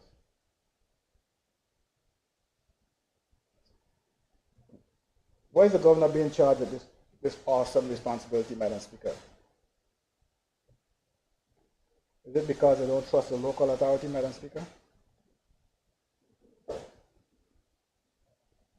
How many of us can agree with that kind of behavior? The strategic lead should report to the governor. The strategic lead and a team of expert advisors will need specialist skills and experience. The strategic lead should also, ideally, have experience of setting up and leading a similar agency. The advisors should have experience of senior roles in customs and immigration modernization programs, of international development roles, and of customs and immigration law enforcement. It is unlikely that these skills exist in the current workforce. So, Madam Speaker, if it's unlikely that they exist in the current workforce, it tells you where they're going to get them from. Definitely not from here. And see where they're going to be placed strategically? In our border control. That's where they're going to be placed. We therefore recommend that the governor's office advertise these vacancies, and later those of the initial directors and deputy directors of the operational CIBA locally, regionally, and internationally. Recommendation 127, Phase 1. The governor should recruit a strategic lead for the Customs and Immigration Border Agency Design Authority, who will be responsible for setting up the Customs and Immigration Border Agency. The governor should also recruit a team of expert advisors with necessary skills and experience.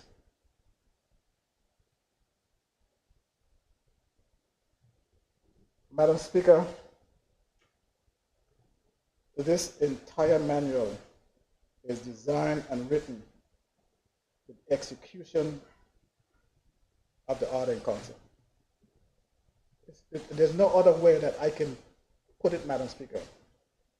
When they were preparing this manual, they had the Order in Council being fully executed in mind. You see, everything goes back to the governor, Madam Speaker. The governor this, the governor that, the governor the other. Under our current constitution, Madam Speaker, and under the ministerial government system, there's no role for the governor to play like they're asking him to play here. That being said, Madam Speaker, I don't see why this report, I don't want to say what I'm thinking, but we need to have a different look at this report, Madam Speaker, from what the face value of it is.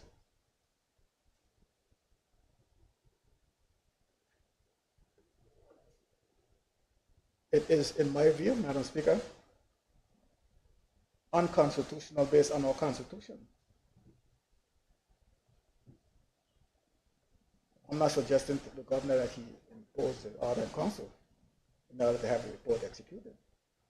I'm just suggesting, Madam Speaker, that the roles, the role players should be changed. Where they have governor, they should have premier.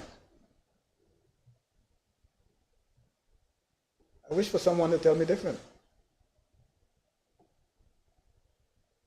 At the time these people were commissioned, Madam Speaker, and even now, they're thinking about this Order in Council and they think it's been executed. It has not.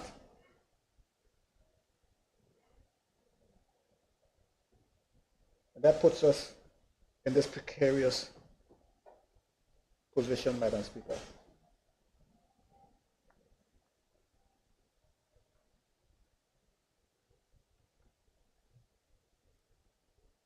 I'm getting there, Madam Speaker. Shouldn't be long. I'm getting there. But before I get there, Madam Speaker, there are some things I have to say. Yes, some things that I have to say. Madam Speaker, the report says prisoners don't have access to enough activities. Yeah, they're talking about prisoners. The prisoners are Balsam, but they don't have access to enough activities. So my good friend, Minister for Health and Social Development, you see, when it comes to the prisoners' activities, they're blaming you. But then they told us that joint responsibility for the prison lies between you and the governor. And then they go on to say, this is what I have to say, Madam Speaker. They go on to say, the Nelson Mandela rule stipulates that prison administrations and other competent authorities should offer education, vocational training, and work, as well as other forms of assistance that are appropriate and available, including those of a remedial, moral, spiritual, social, and health and sports-based nature. All such programs, activities, and services should be delivered in line with the individual treatment needs of prisoners. Madam Speaker, allow me to take my time and read this little portion right here. This is mine. I am galled, Madam Speaker, I am galled right now. You know, there's sometimes you could do a lot of things. You can walk from Rotan to Sikosbe, you can, you know, every fowl you see, you could stone him, every dog you see, you could kick. And nobody will say anything. But the one little thing that you do that doesn't appear to you to have been as egregious as the things you've done on all the part down. You can't understand why. Madam Speaker, I find this quote insensitive.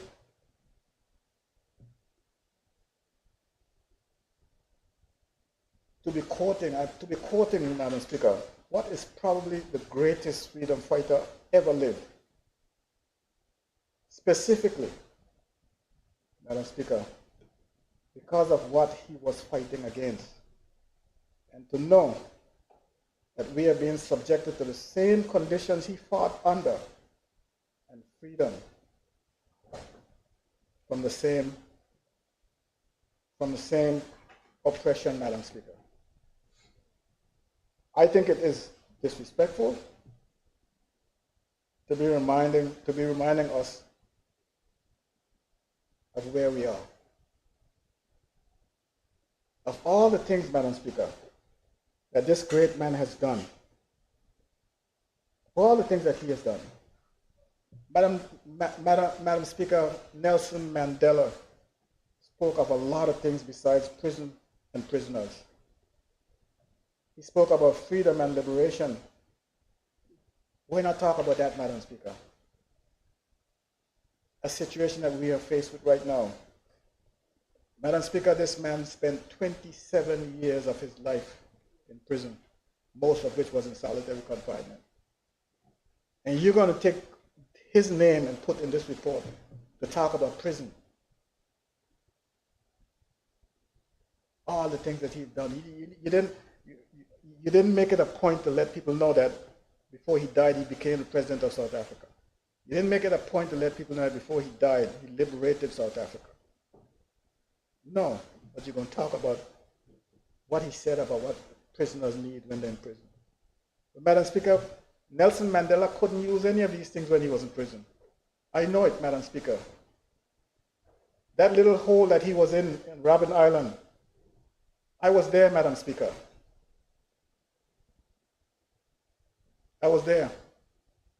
These things that you're talking about that he says, he couldn't use while he was in prison.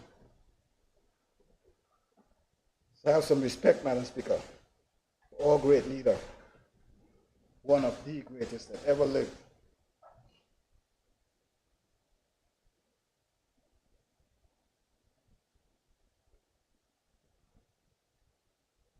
I wish it would be extracted from the report.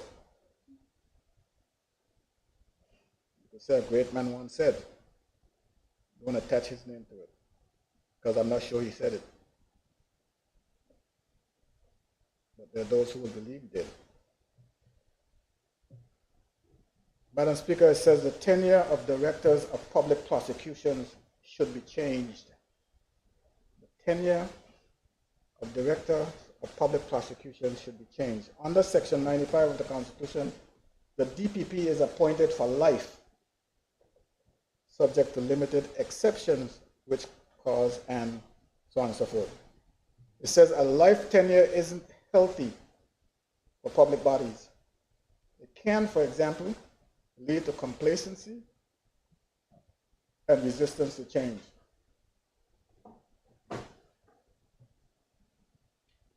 So they went on to talk about what it should be, Madam Speaker. It should be 5 years and extended for a further 5 and if necessary, but it should not be for life. They went that far, Madam Speaker. Madam Speaker, I will close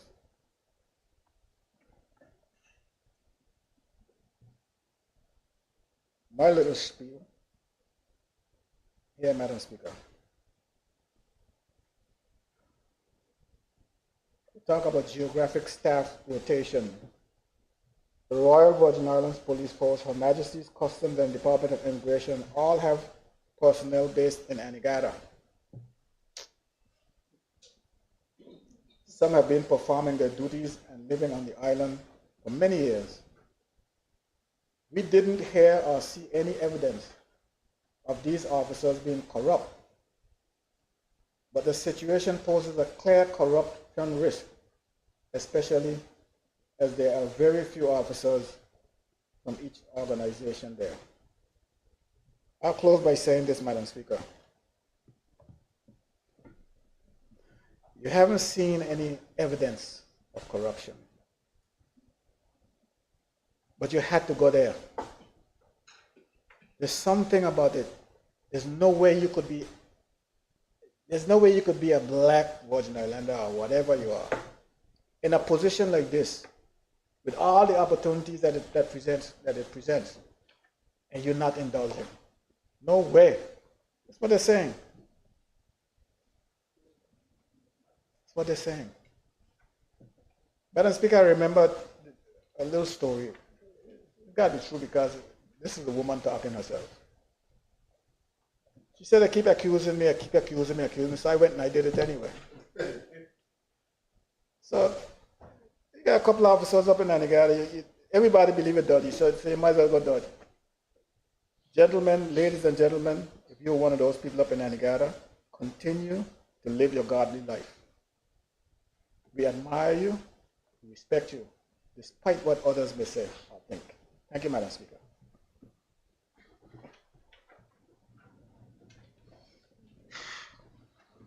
Honorable members, at this time, we will take the lunch break and return at 2 p.m.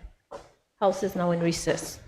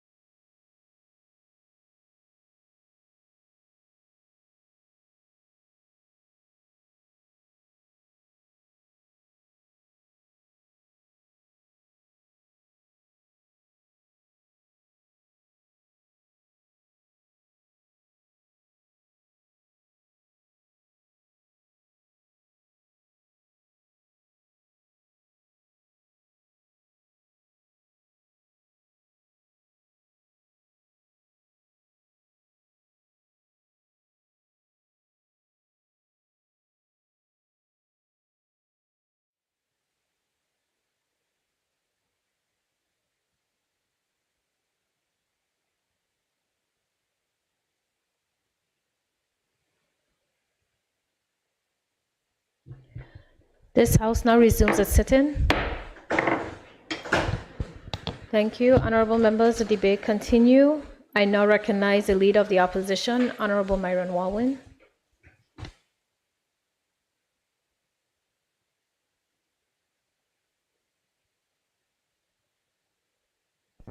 Thank you very much,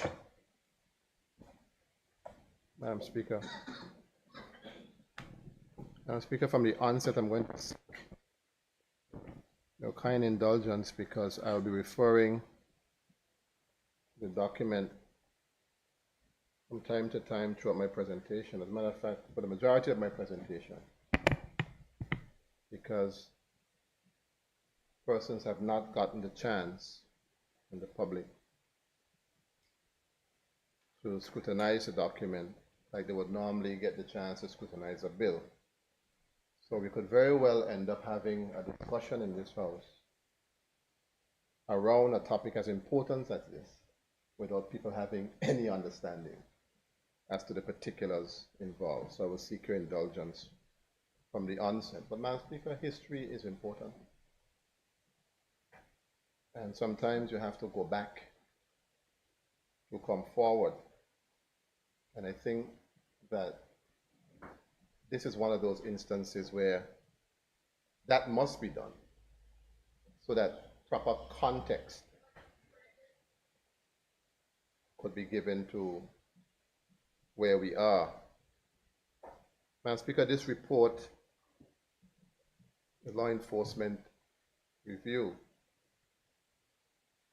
is done pursuant to the COI report. And it addresses specifically recommendations 38 and recommendations 41.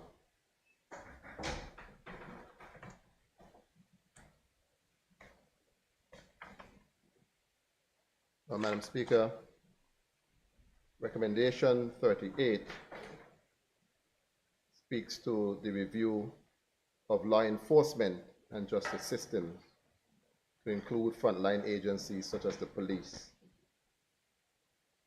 It also says that the scope of the review will need careful consideration, but it should, in the view of be structured, and the review need not be a single project. Strands will need to be identified and prioritized, and it can draw on the work of reviews currently in progress in relation to the Royal Virgin Islands Police Force. And then recommendation 41. It says here, I recommend the consideration is given to ensuring that the Royal Virgin Islands Police Force, as necessary, other enforcement agencies have the facilities and powers to prevent, monitor, and detect crime. So it is pursuant to sections to recommendation 38 and 41, as I said before. Madam Speaker, if we go back to the terms of reference of the Commission of Inquiry, so Gary Hickenbottom said he was asked by the governor to inquire into whether there is information that serious dishonesty in relation to public officials may have taken place in the BVI in recent years. So that is the first part in relation to public officials. In other words, politicians, because really that is what that first portion dealt with.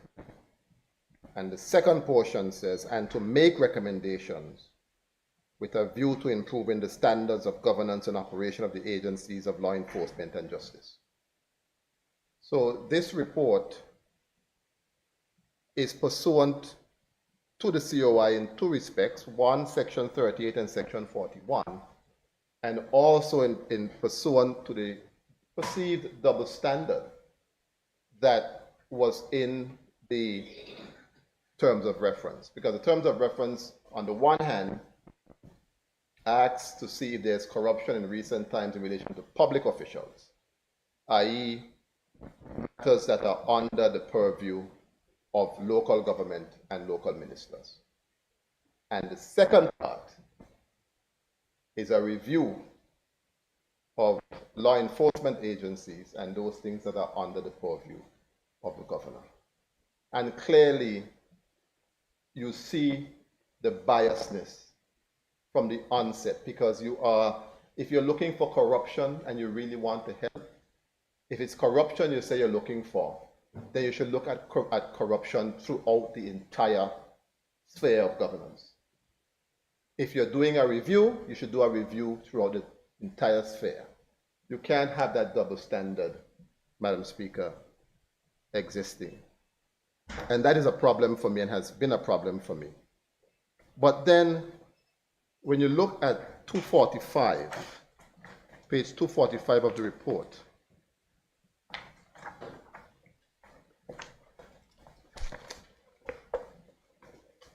you just see the unfairness coming forward, Madam Speaker. You can't get things done right when you're doing things the wrong way. And I think that is the case in many respects here.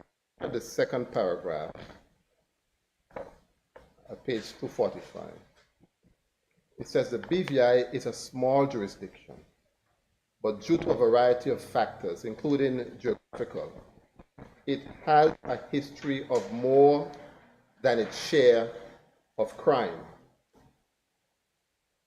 including organized crime, with which its law enforcement and justice systems were and are not designed to cope. I'll deal with that statement at a later point in my presentation. As well as not having the capacity to deter, investigate, and prosecute offenses as they should, significant parts of the system, notably the front line, lack good standards of governance, which has itself resulted in corruption permeating the public officials, such as police officers involved. So only now, after the COI has been completed, that the police have corruption. You see the point I'm making? The COI has been completed. The corruption was only to look at public officials, i.e. ministers of government. You created a different dichotomy to review law enforcement matters that are under the governor. And now that you have done your damage, the same police that is under the governor's remit, you are now in a subsequent report saying that they had corruption. Well, why didn't you carry out a review of corruption entirely across the board, if in fact your intentions were to help? That is where my concern is. That is where my concern is. And Madam Speaker, we accepted those recommendations. We accepted those recommendations. I recall, Madam Speaker, I wasn't even back in office. They put me out. And I was out of my business, but I love my country. So I would send the little messages. Sometimes I would see the premier meeting my rum shop at time. I took something in the air. I said, you cannot accept that report the way it is. Because I see the thing far off. You cannot accept those recommendations the way they are. Get some jurists of repute in the Caribbean or somewhere else who could look at that report, dissect it, juxtapose it with the way government works, and explain to your people exactly what is taking place with the report. It is one of the most unjudicious pieces of work I have ever read in my life. And I kid you not. But we accepted the recommendations. We accepted the recommendations without reading them, without understanding the ramifications of them, without having a discussion with the very public. If we are saying that these improvements or recommendations are to assist the public, and the public don't know what's in the recommendations, nobody had a conversation with them, we just accept them and just went along. Was it that we were too happy to hold on to premiership and leadership, that we didn't have the courage to stand up at that time That was the time when the courage was needed at that time to say, no, we are not accepting your report. We find your report to be we repudiate your report, and it is not representative of this country and its people. We have, yes, a minority of persons in the community who do things that are wrong, but that is not the case with everybody in the country. How could we accept that report? How could we accept the report? One member told me when I saw him, he said, Myron, when the report come, all of us had wanted to head to the bathroom one time for the report.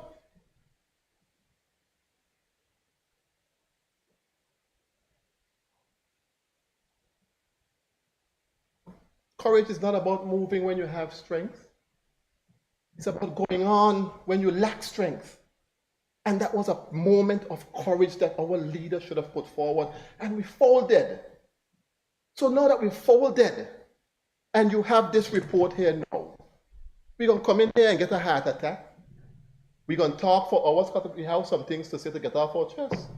But the reality of the matter is our utterances would make absolutely no difference, because the report is done pursuant to recommendations that we have already accepted. So what we're doing here today is an exercise in futility as far as I'm concerned. But for the sake of the public's edification, we have to look at the report. But we really can't change anything in it.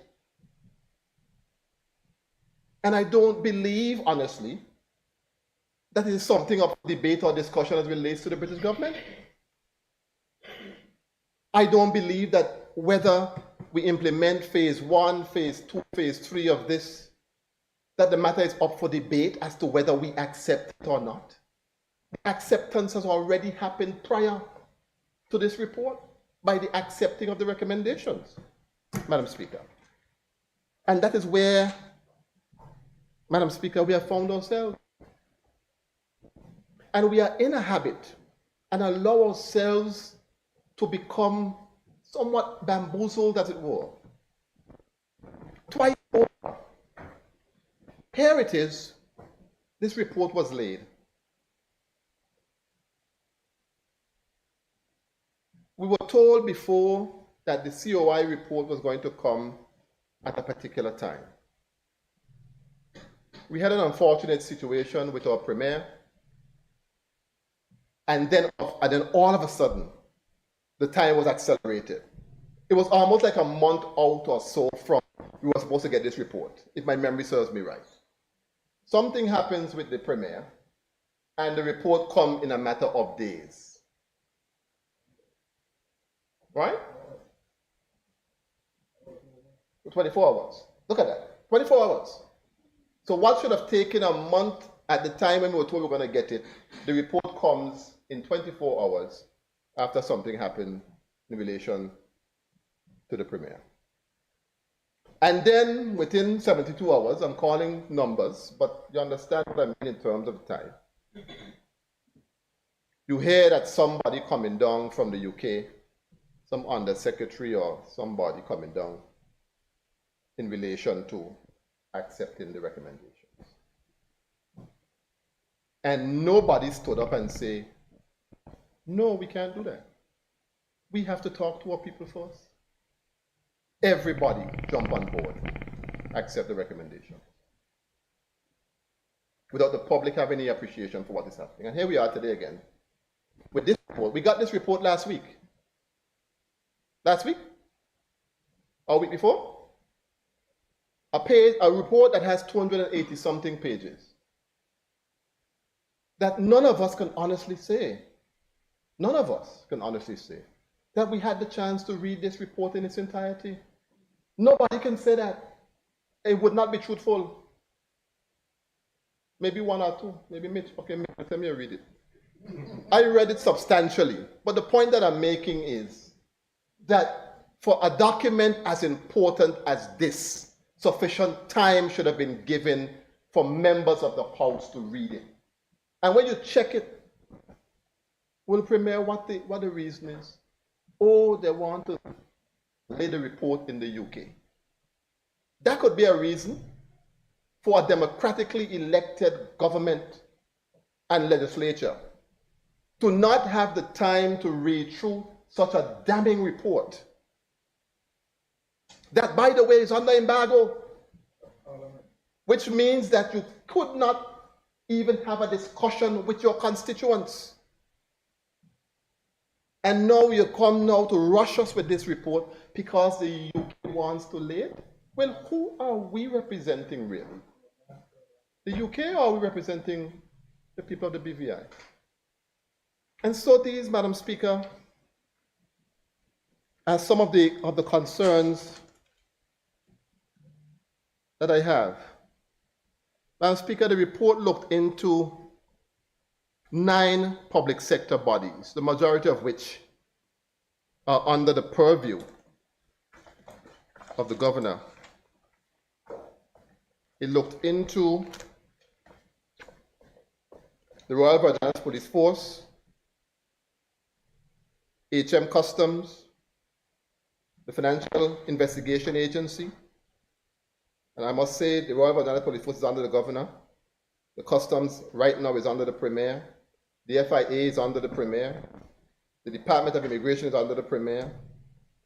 The Her Majesty Virgin Islands Prison Service is jointly between the Ministry of Health and the governor. The Office of the DPP, the Magistrates Court, the Eastern Caribbean Supreme Court, yes, even though it's a separate and independent body, the governor has oversight as far as local things go, and the Attorney General's chambers, over which he has oversight. And Madam Speaker, it sets out a roadmap in this report over a 10-year period, over which certain recommendations must be done. 4 of the report says that in this second volume of a report, we set out a roadmap for change over the next 10 years. It details improvements to how some of these bodies operate and how some functions must be carried out more efficiently and effectively. And it goes on to list some of the things. It says in our volume of our report, we set deadlines for public sector bodies to implement our recommendations. In this volume, we have taken a different approach. We have arranged the recommendations in 3 phases. Phase 1, so attached to each of the recommendations, is given a number, whether phase 1, phase 2, or phase 3, and that will give you the timeline. So phase 1, recommendations should be completed by the end of 2028, which is what, 3 years from now. Phase 2, by the end of 2031, which is what, 6 years. And phase 3, by the end of 2035, Madam Speaker, which is 10 years.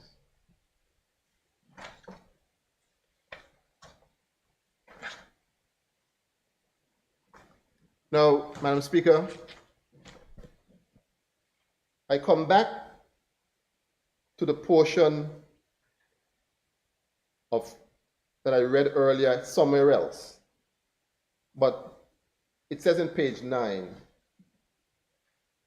this roadmap presents recommendations for change which will benefit the BVI, the region, and the UK. The recommendations will also help the BVI to fulfill its wider international legal obligations. Stability and security in the BVI are undermined by local serious crime and corruption, and transnational organized crime, including financial crimes. Ineffective law enforcement and criminal justice processes compound poor border security. These problems present considerable challenges to the UK as well as the international community. I don't know where I live. Maybe something wrong with me. Because I don't walk about, Madam Speaker. Every pan knock I there.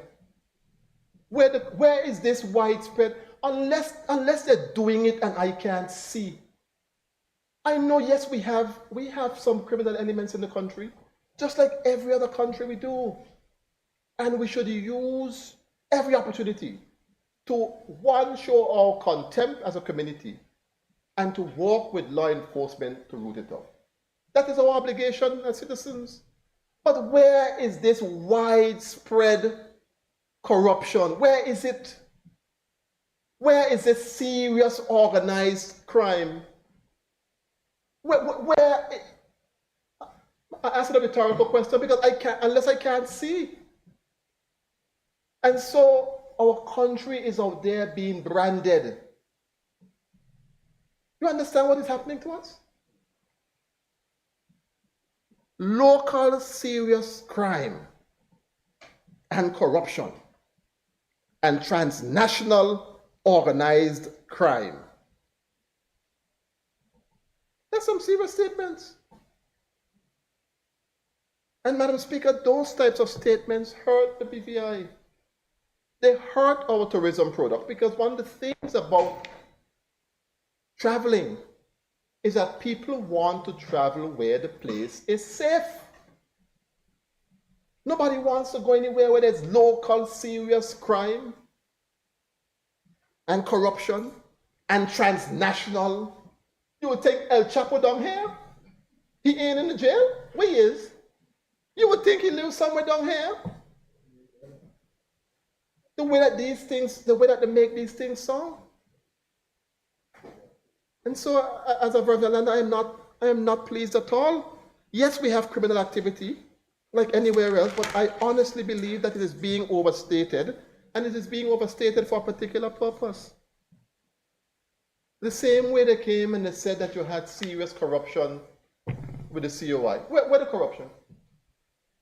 Think about it now. Where it is? Them try to grab me with a wall. I was never worried for a day because I know I don't get myself involved in foolishness. So I'll set it a little wall. Where it is? Where? Where is it?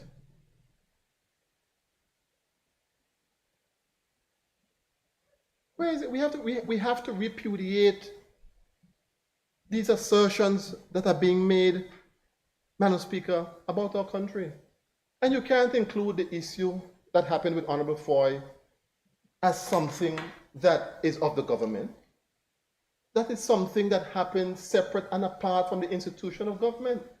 So when they talk about corruption, you can't use that. That is the act of one person that went off on a frolic of their own. That cannot be an act of the government or the country or the people of the Virgin Islands.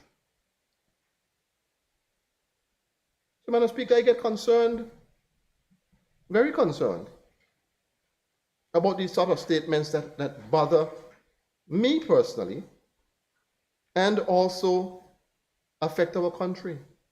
And then when you go through the report, you will see lots and lots of new agencies, new inspectors coming in. And I ask myself when I read and I say, where this money is going to come from to pay for all these new agencies and all these new people? Where is it going to come from? We know from the budget debate that the projected revenue for 2025 for the government, recurrent revenue, is $410 million. The recurrent expenditure is $411 million. One thing is certain, your expenses are always going to be most likely certain. Your revenue, go and come. Anything could affect that. Where is this money going to come from to pay all these other agencies and so on? So I was looking through the report to see where they took that they're going to give us a little money to help with some of these problems. And I was so disappointed because I didn't find it. But what I did find was a statement which we call locally a cop-out. It's a cop-out. The UK remains committed to meeting the reasonable needs of territories where financial self-sufficiency is not possible. That's on page 13. As the overseas territories continue to have the first call on the aid budget to facilitate sustainable economic growth and development. So you see, we are already disqualified. Because as far as we're concerned, we are self-sufficient.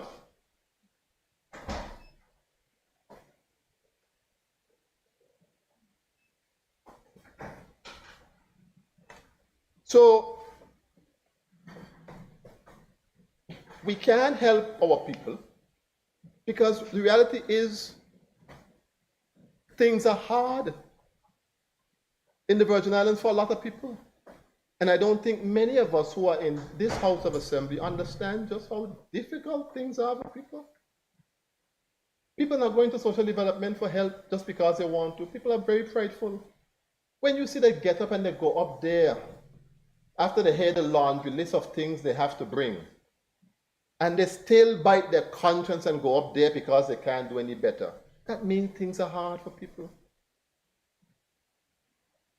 Businesses are struggling.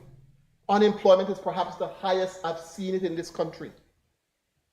Seniors are having a difficult time making ends meet. The pensioners are complaining we want some more money because the same way you gave the civil servants increases, we have the same cost of living challenges to deal with. The farmers are saying we want to produce products, but we can't get a little water to even water the plants. And don't talk about water to bathe. My God, every single day the water is off in the country. People can't shower properly. The premier throw a party, you go, you jump up, you come home, you can't bathe. You gotta go sleep sweaty. No water.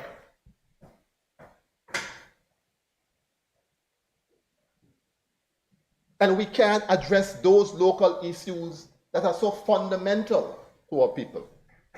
Where are we going to find this money from to pay inspector this, inspector that, all these brand new, where is the money going to come from over the next 10 years?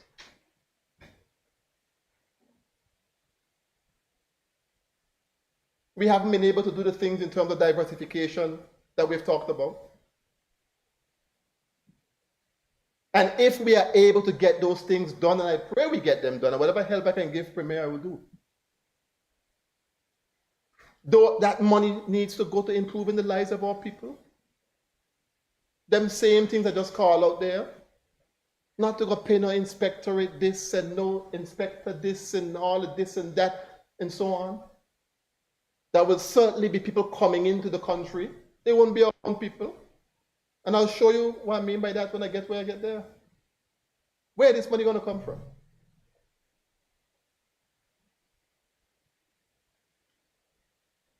So the report is a report that tells you all the things that need to happen,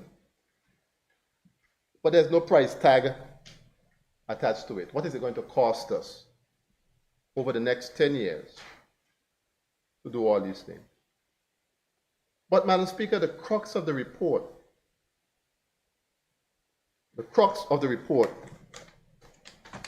really surrounds, Madam Speaker, and I must say from the onset that some of the recommendations are worthy recommendations. Some of them are. And those things that we can improve upon, those things that we can implement, let us try to get them done. And get them done as quickly as we possibly can. But there are others, Madam Speaker, that are quite problematic for us.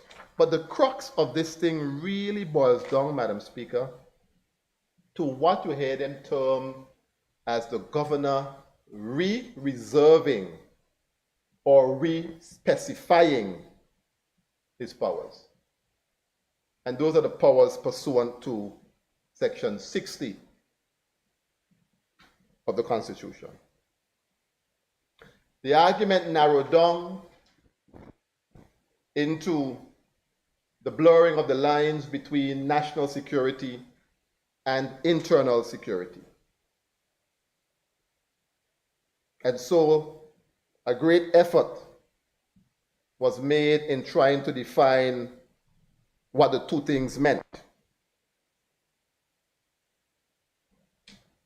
It says here, Madam Speaker, defining national and internal security and associated responsibilities.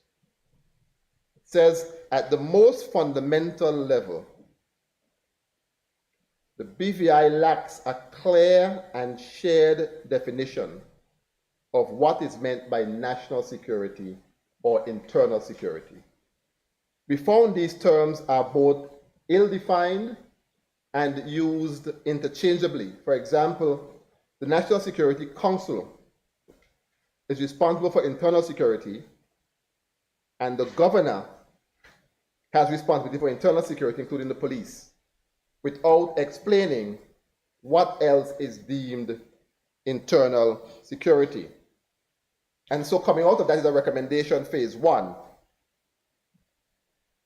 that the governor and the government of the Virgin Islands should agree definitions of national security and internal security as it relates to the BVI. If necessary, this should be reflected in proposals to revise the Virgin Islands Constitution. And then, Madam Speaker, it goes to speak about the constitutional position on page 16. The BVI's model of governance is far from unique. The governor and the government of the Virgin Islands work side by side, and there are a range of devolved and reserved matters, all needing to be provided in a connected way. Effective law enforcement and criminal justice requires all those with responsibility for aspects of the system to work collaboratively. The Premier of the Virgin Islands, Dr. Honorable Dida Talio-Wheatley, commented on the publication of our initial report. This is a serious, and I'm quoting the Premier, this is a serious undertaking for the betterment of the safety and security of all within the Virgin Islands. It is only by working as one team alongside the Governor's Office and the law enforcement agencies that we will be able to grasp this opportunity to put in place the reforms that would allow us to transform arrangements for law enforcement and criminal justice.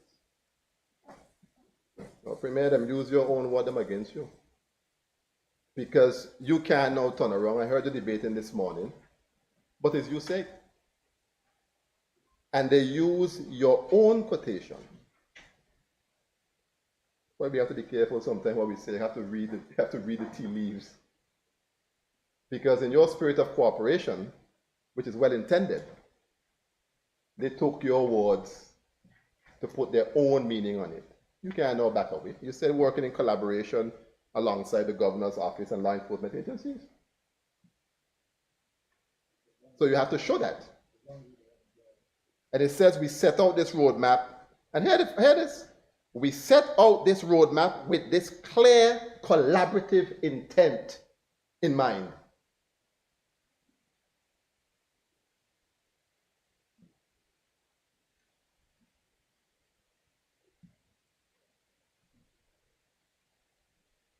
We are dealing with people who took over the whole wall already, you know. These people took over the whole wall already. At least we have to start to think a little bit.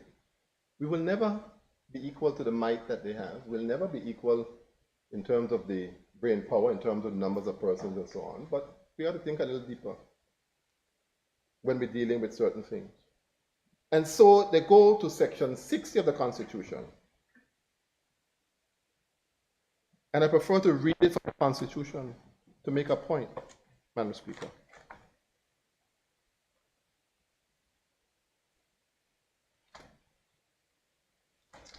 Section 60 speaks of the governor's special responsibility. It says the governor shall be responsible for the conduct, subject to this Constitution and any other law, of any business of the government of the Virgin Islands, including the administration of any department of government with respect to the following matters: external affairs, defense, internal security, including the police force without prejudice to section 57, which deals with National Security Council, the terms and conditions of employment and administration of the courts, and the governor shall keep the Premier fully informed concerning the general conduct of these matters, and the Premier may request information in respect of any particular matter.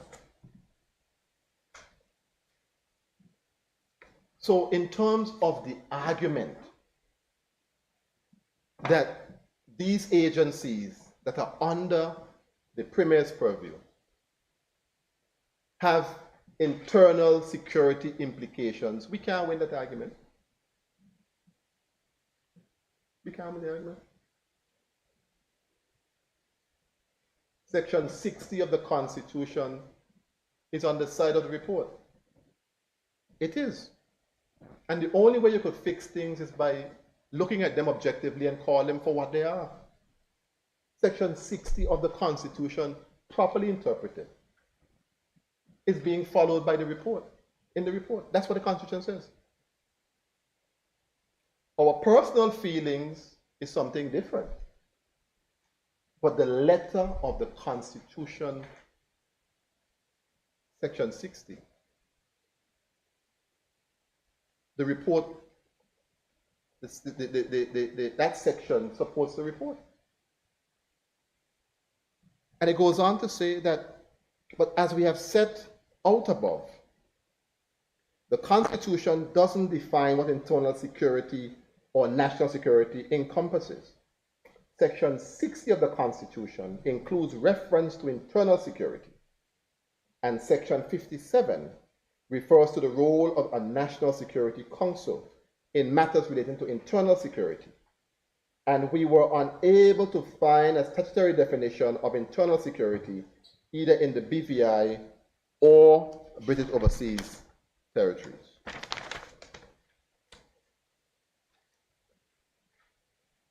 This leads us, and this is page 17, this leads to differing interpretations, and in practice, a too narrow interpretation of the governor's responsibility. The Commission of Inquiry report raised the potential for changes to the balance between the UK government and the governor and the Virgin Islands, and the UK interventions concerning the governance arrangements. In his Commission of Inquiry report, the Right Honourable Gary Hickinbottom stated, "It seems to me that the law enforcement system should probably be held under one umbrella and under the current constitutional arrangements that should be under the governor." And the report then says, we agree and we go further.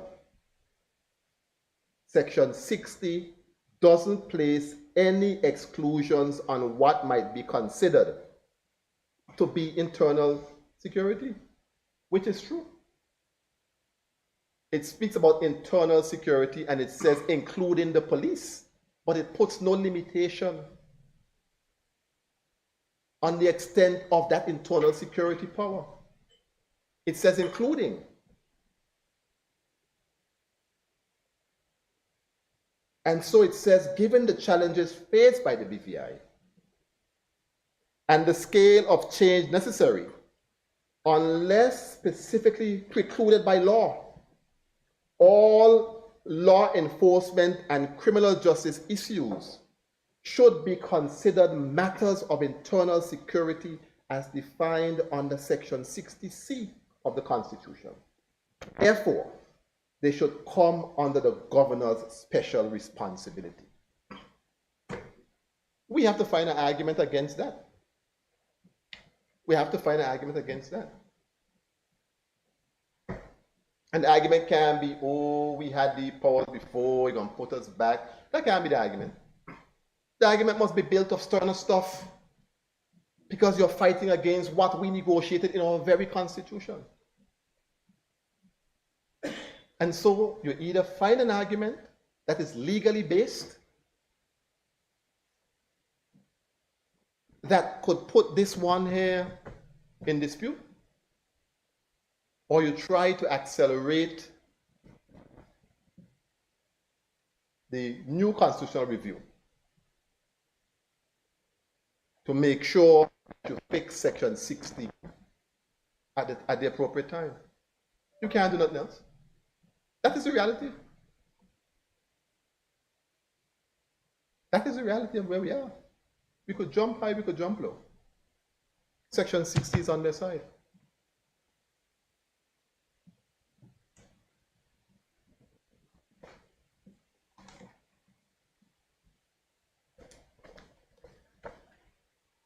When you read recommendation 5, phase 1, it says the governor should broaden and re-specify those special responsibilities covering matters of security that are reserved for the governor's office under Section 60 of the Virgin Islands Constitutional Order. These should, as a minimum, include HM Customs, the Financial Investigation Agency, the Department of Immigration, HM Virgin Islands Prison Service, and or proposed new Maritime Security Law Enforcement Agency, Customs and Border Agency, Bureau of Financial Investigation, Anti-Corruption Agency, and intelligent bodies. Now, what Section 60 also does,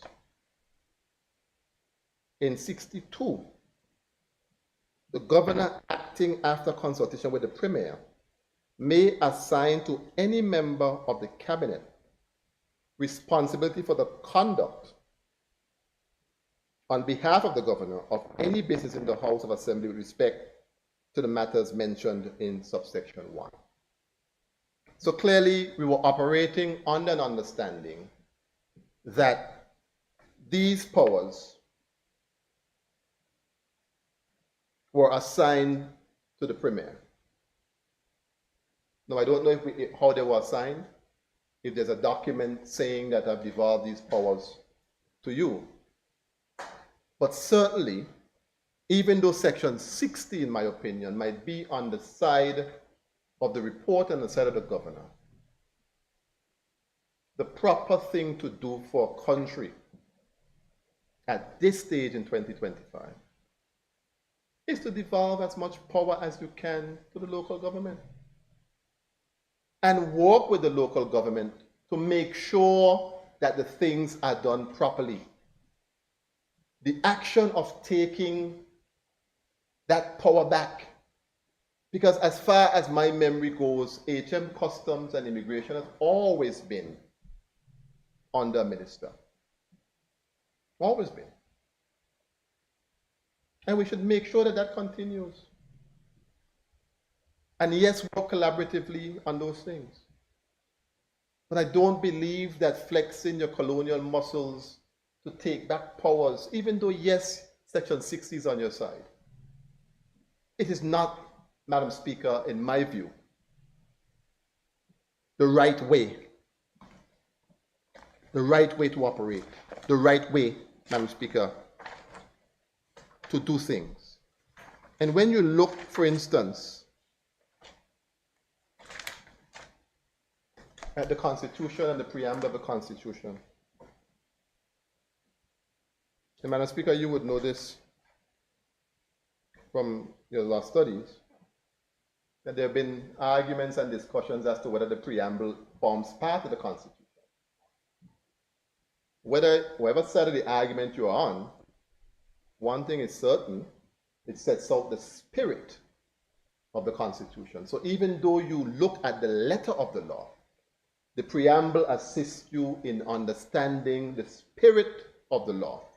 And you apply the spirit and the letter of the law, and you arrive at a decision that is the best decision. And it says here that whereas the people of the territory of the Virgin Islands have over centuries evolved with a distinct cultural identity, which is the essence of a Virgin Islander, acknowledging that the society of the Virgin Islands is based upon certain moral, spiritual, and democratic values, including a belief in God, the dignity of a human person, the freedom of the individual, and respect for fundamental rights and freedoms and the rule of law. Mindful that the people of the Virgin Islands have expressed a desire for their constitution to reflect who they are as a people and a country, and their quest for social justice, economic empowerment, and political advancement. Recognizing that the people of the Virgin Islands have a free and independent spirit and have developed themselves and their country based on qualities of honesty, integrity, mutual respect, self-reliance, and the ownership of land, engendering a strong sense of belonging to and kingship with those islands. Recalling that because of historical, economic, and other reasons, many of the people of the Virgin Islands reside elsewhere, but have and continue to have an ancestral connection and bond with those islands. Accepting that the Virgin Islands should be governed based on adherence to well-established democratic principles and institutions. Affirming that the people of the Virgin Islands have generally expressed their desire to become a self-governing people and to exercise the highest degree of control over the affairs of their country at this stage of its development. And noting that the United Kingdom, the administering power for the time being, has articulated a desire to enter into a modern partnership with the Virgin Islands based on the principles of mutual respect and self-determination. Now, therefore, the following provisions have effect as a constitution of the Virgin Islands. It's ringed out right here in the preamble to the Constitution. You see our desire for economic empowerment and political advancement. You see that we have expressed our desire to become a self-governing people and to exercise the highest degree of control over our affairs at this stage in our development. That is what the preamble to the Constitution says. So even though, yes, Section 6 and 60 gives you certain powers, as rightfully said in the report, and the fact that immigration and customs and so on have always been under the local government, and the preamble to the Constitution, which we all agree to, you'll be going contrary to the very preamble, contrary to the very agreement, if you were to take those powers away and give them to the governor. It is not the right thing to do. And it goes against the Constitution, at least the preamble of the Constitution, Madam Speaker.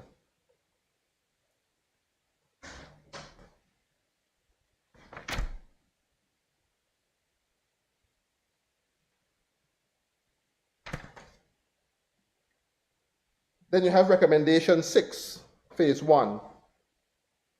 In implementing Recommendation 5, which I read out before, with the governor having responsibility for these agencies, the governor should re-specify those matters of internal security that he has devolved to the government of the Virgin Islands under Section 63 of the Virgin Islands Constitutional Order. Which, Madam Speaker, I'm saying is something that shouldn't happen. And then it goes on to say, under 19, to show you how clever they can be. They're extremely clever. I must give them that. They are extremely clever people. And so, Madam Speaker, you have to have the right people in the room when discussions are being had, because they're extremely, extremely clever.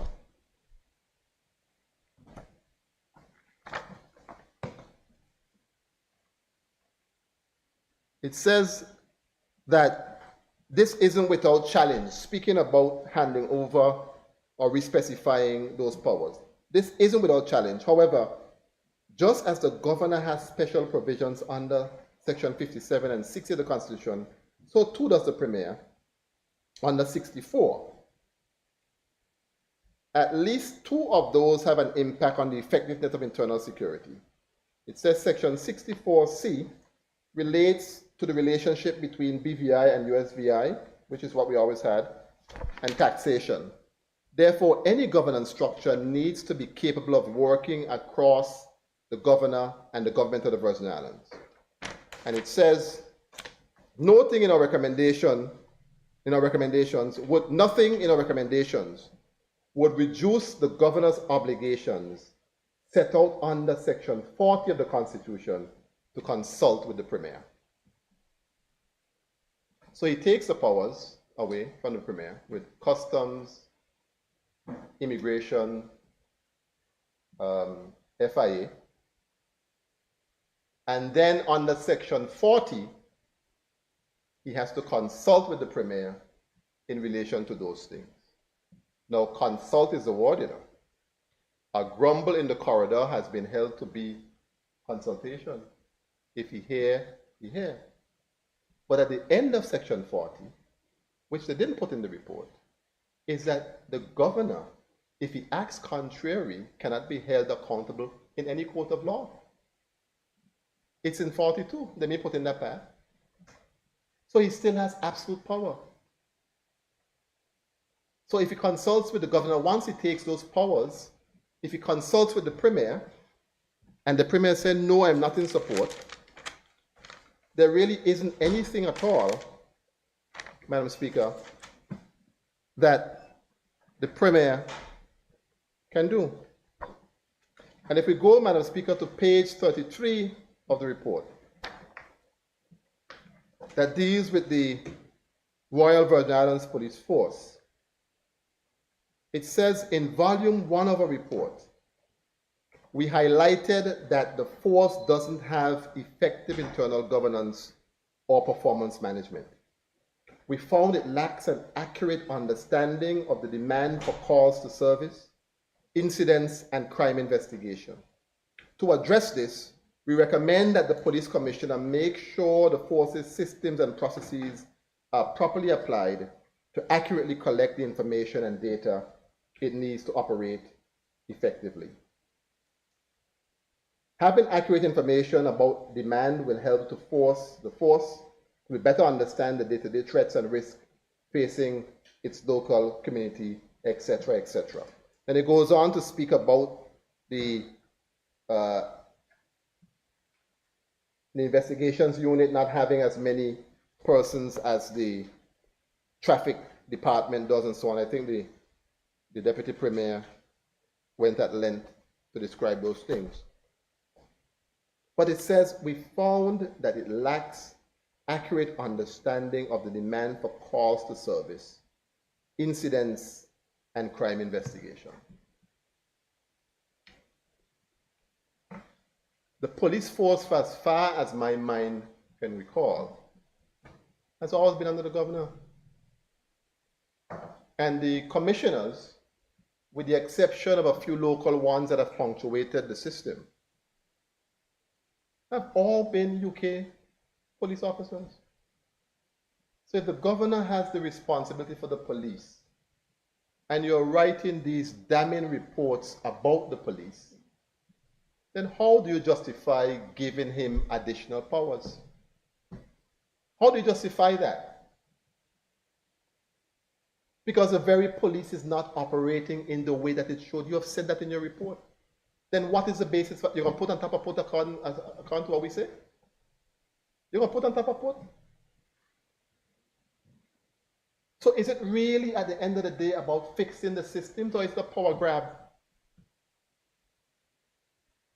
It's a power grab.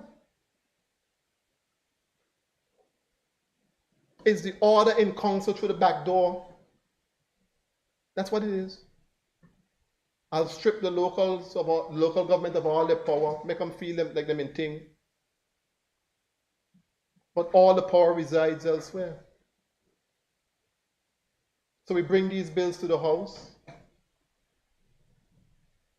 and we are asked to pass them.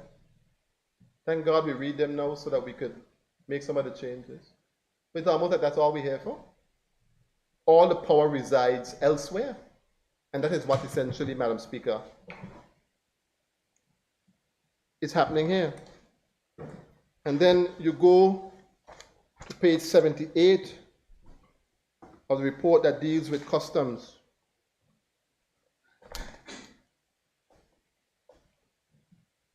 HM Customs and Department of Immigration, it says the governor's role for HM Customs.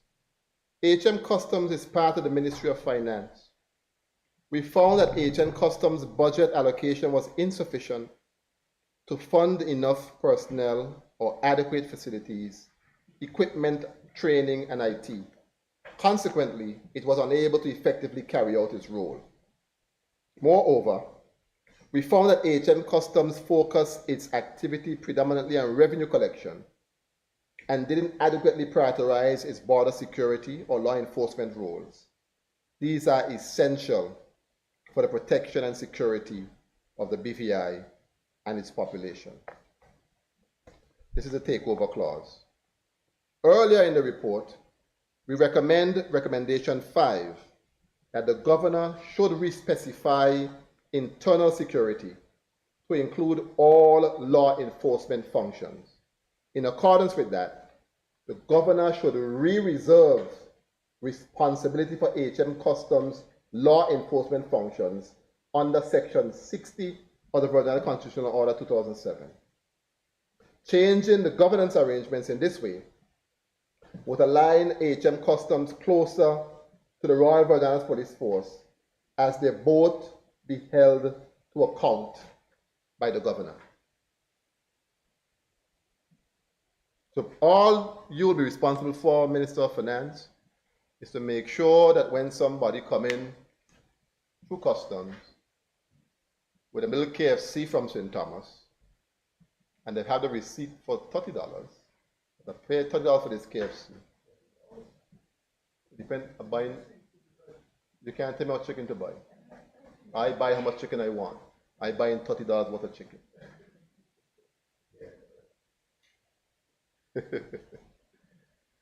And I have to pay a 5% duty on it. That will be the extent of the Minister of Finance dealing with HM Customs, because everything else would be under the purview of the governor.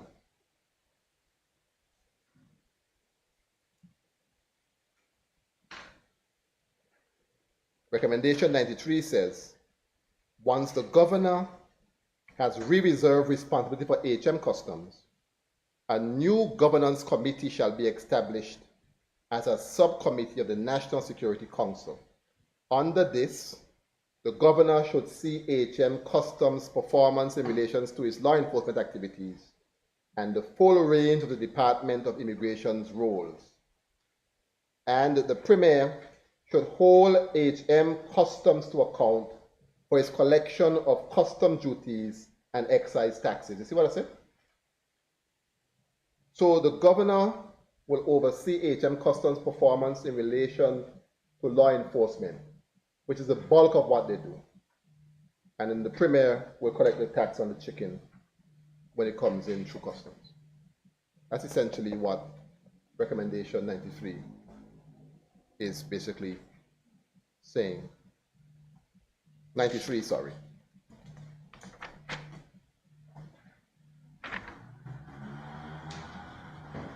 Then, Madam Speaker, if we look at page 83 of the report,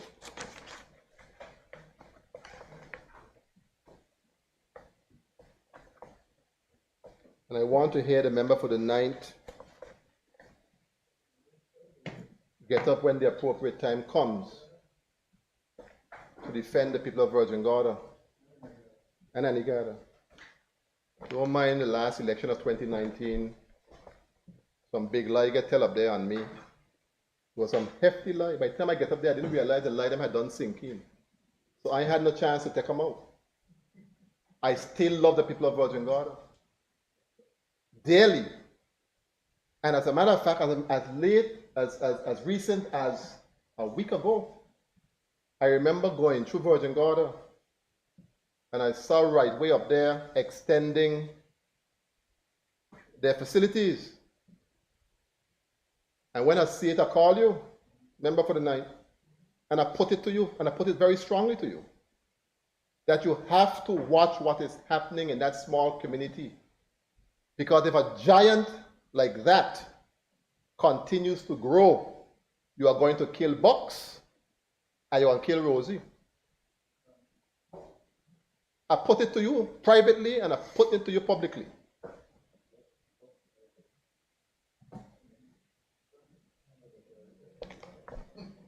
Now it says here custom ports, custom airports, and authorized port of entry, etc. At the time of our visit,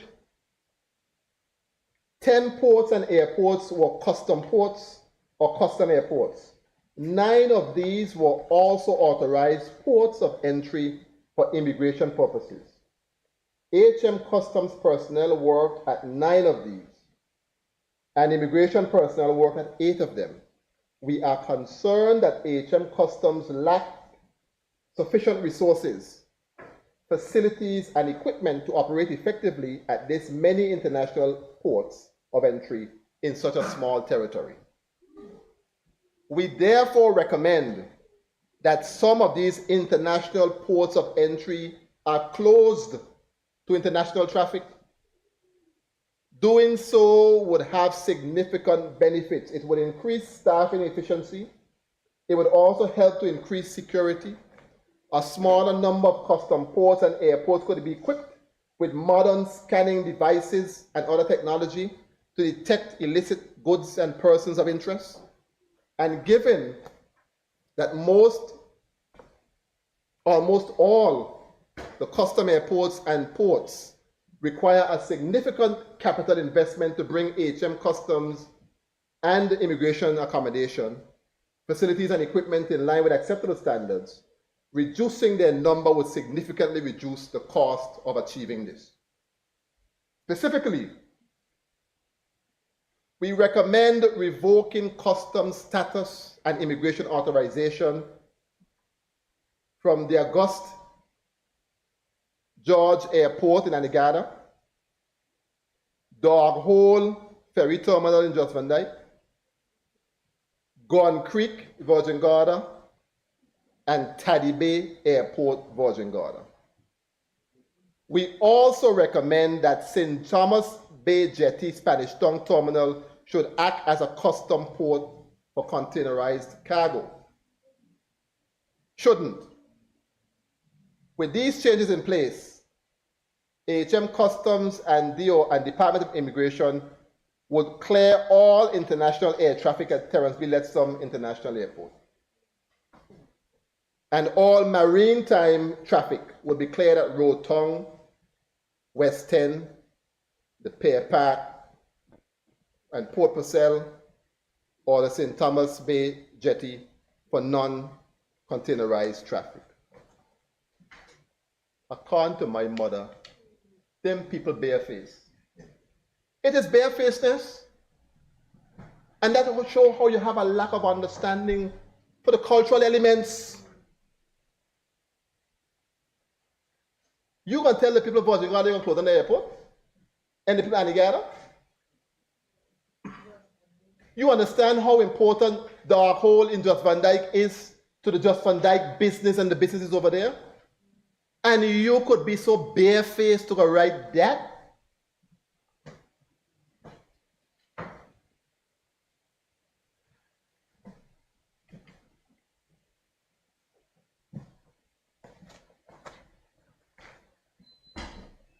Remember for the 9th, anyhow,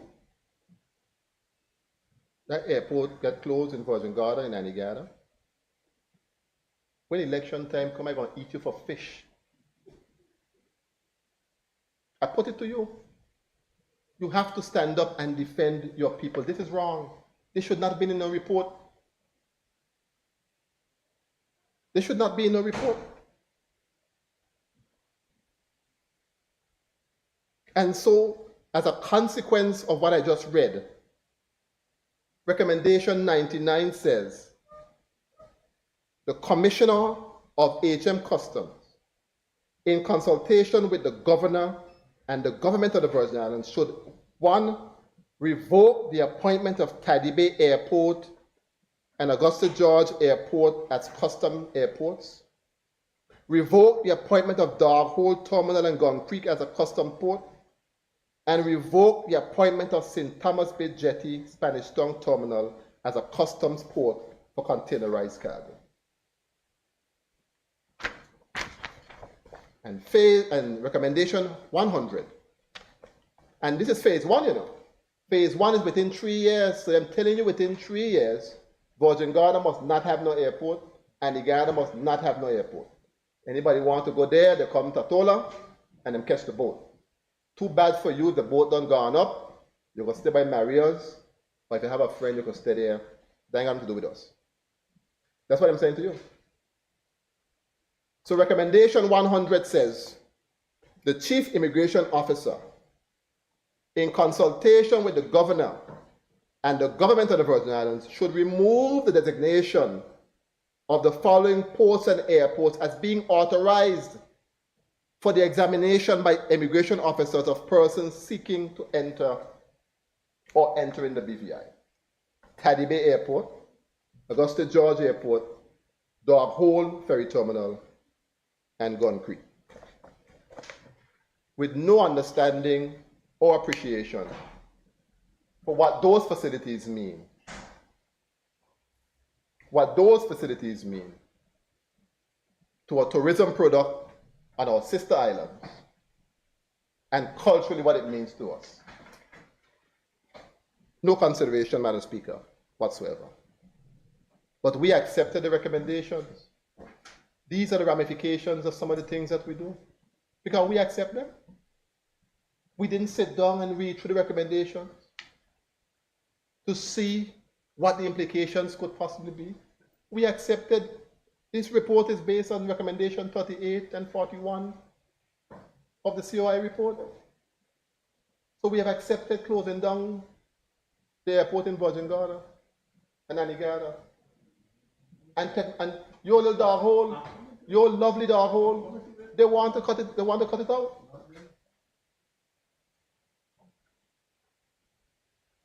So this is, Madam Speaker, where we are.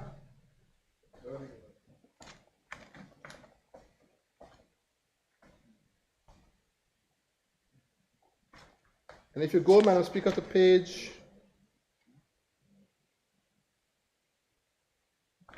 98.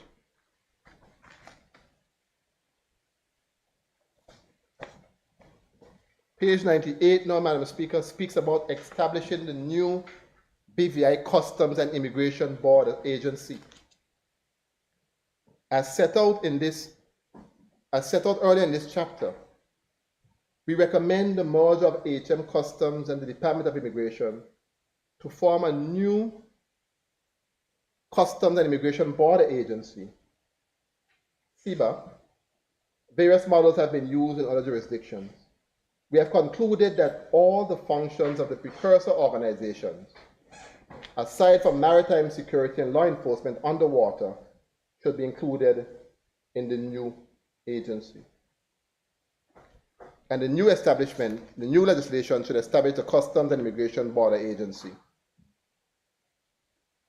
And this is all phase one, which means within the next 3 years, they're looking to merge immigration and customs, shut down the Hole, shut down the airport in Virgin Gorda and Antigua, and then have established, strip the Premier of his powers, and then establish this Customs and Immigration Border Agency. And it says in recommendation 126 that the Premier should oversee new legislation.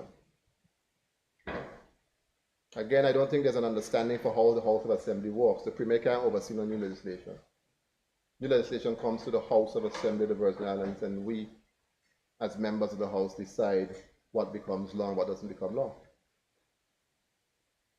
So it says the Premier shall oversee new legislation that, as a minimum, provides for the establishment of the Customs and Immigration Border Agency, including setting out the governance responsibilities of the CIBA Director,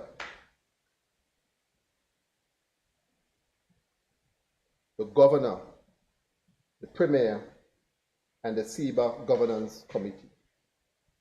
But if you notice something, and this is another salary here, CIBA Director. So clearly you will have immigration and customs. No wonder, as the member for the second was saying last week, that everybody acting. You didn't want to point in the body because you have your plan. So you stay there acting underneath there until we get that new person at the top. at SEBA director.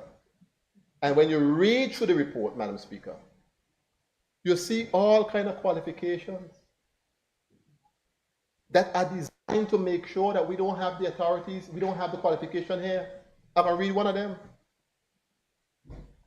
This SEBA director ain't gonna be nobody wrong here. They're gonna say it had to be somebody, this is a term they've been using through the report, it has to be somebody who would have operated such an agency before. Them full well know we had no such agency, so we have a soul here who could do it.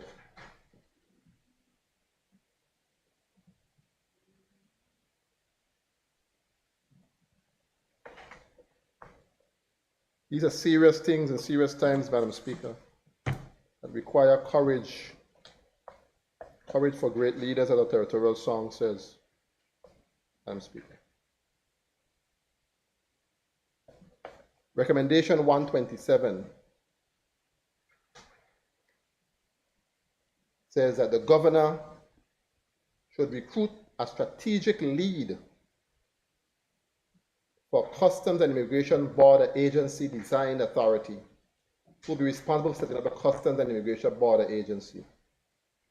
The governor should also recruit a team of expert advisors with necessary skills and experience.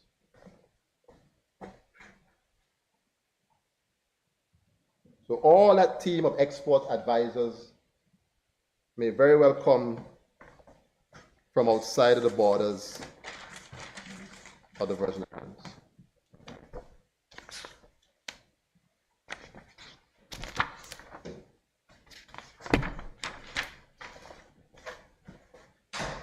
Well, Madam Speaker, before I go on to the rest of it, which I will, because I will speak for a little while,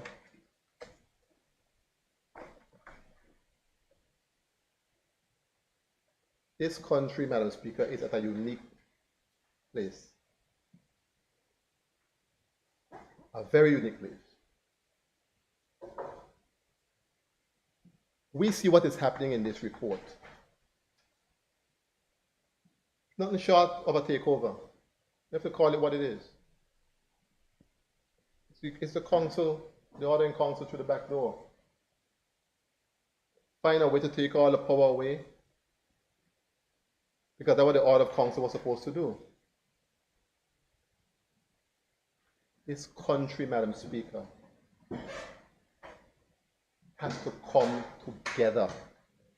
This country has to come together. We all live here. We all live here. Some have strong ancestral ties, which must be respected at all times. And we must be sensitive to those concerns, because they're real concerns. Any country where the ancestral people are so few in numbers compared to everybody else, you must be sensitive to it. You have to be. You must be sensitive to the concerns, you must be sensitive to the fears. You have to be.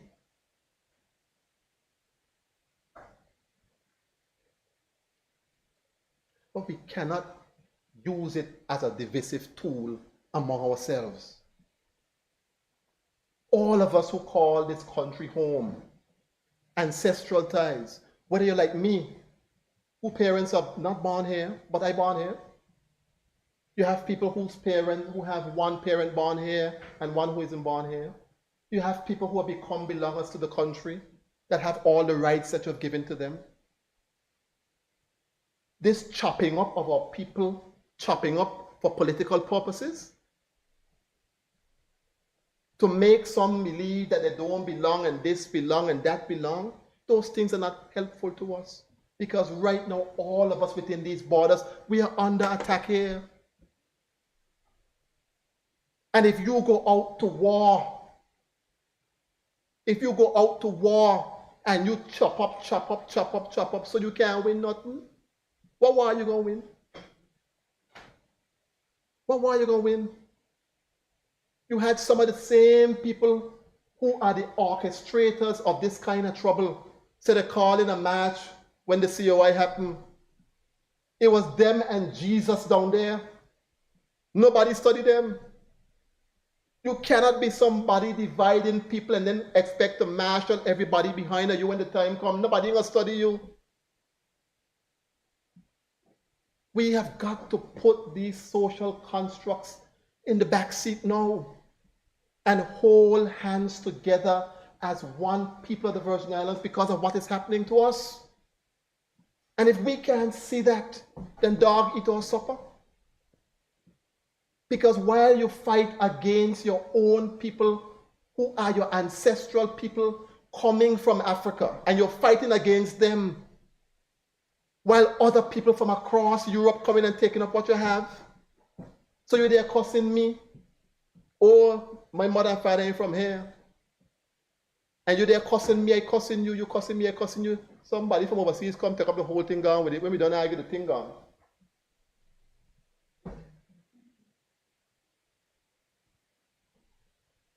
Where this country is at now, it needs everybody to hold hands. Hold hands together. Let us lock hands together to improve our home. That is what we should be doing. Not creating division for politics. Because at the end of the day, we would have nothing. And that's what's happening to us now. And when you want people to fight, who gonna fight? The same people you cuss after them get from here, they mean belong here? You think they're gonna come fight with you?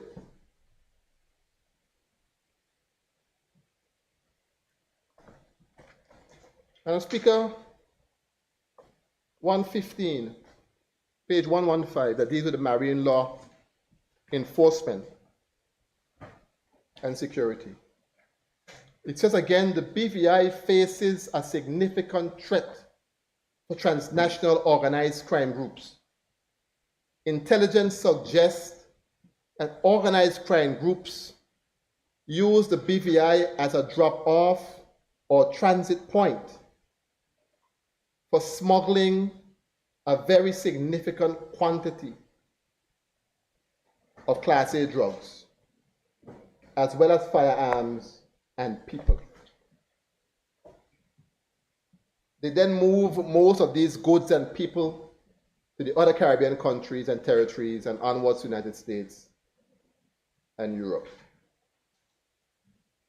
And so the Royal Virgin Islands Police Force, Marine Unit, and HM Customs Mobile Task Force are responsible for providing maritime enforcement, security, and custom roles in the BVI. Goes on to say some other things, but the important part, Madam Speaker, on page 116, it says, for this reason, we recommend the creation of a single maritime security and law enforcement agency to provide a coordinated approach to law enforcement and security in the maritime domain. So you're creating a maritime law enforcement agency. And this maritime law enforcement agency will be under the direction of the governor. It says at page 119, a strategic lead and tactical lead of the Maritime Security Law Enforcement Agency Design Authority should be recruited. Given our expanded definition of internal security, the Maritime Security Law Enforcement Agency should fall under the governor's Section 60 reserve functions rather than being an agency of the government of the Virgin Islands. Look at that distinction. They made a distinction between governor and the government of the Virgin Islands, which is strange to me, which is very strange to me.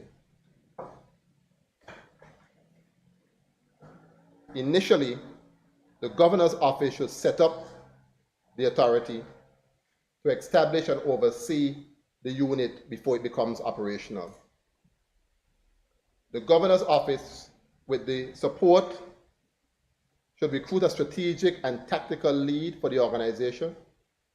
The strategic lead should report to the governor and work closely with others. Once the authority is operational, its director report directly to the governor. So again, customs and immigration, the police and customs come together, and the governor is responsible for hiring the director who reports directly to him. Then you have page 197, Madam Speaker.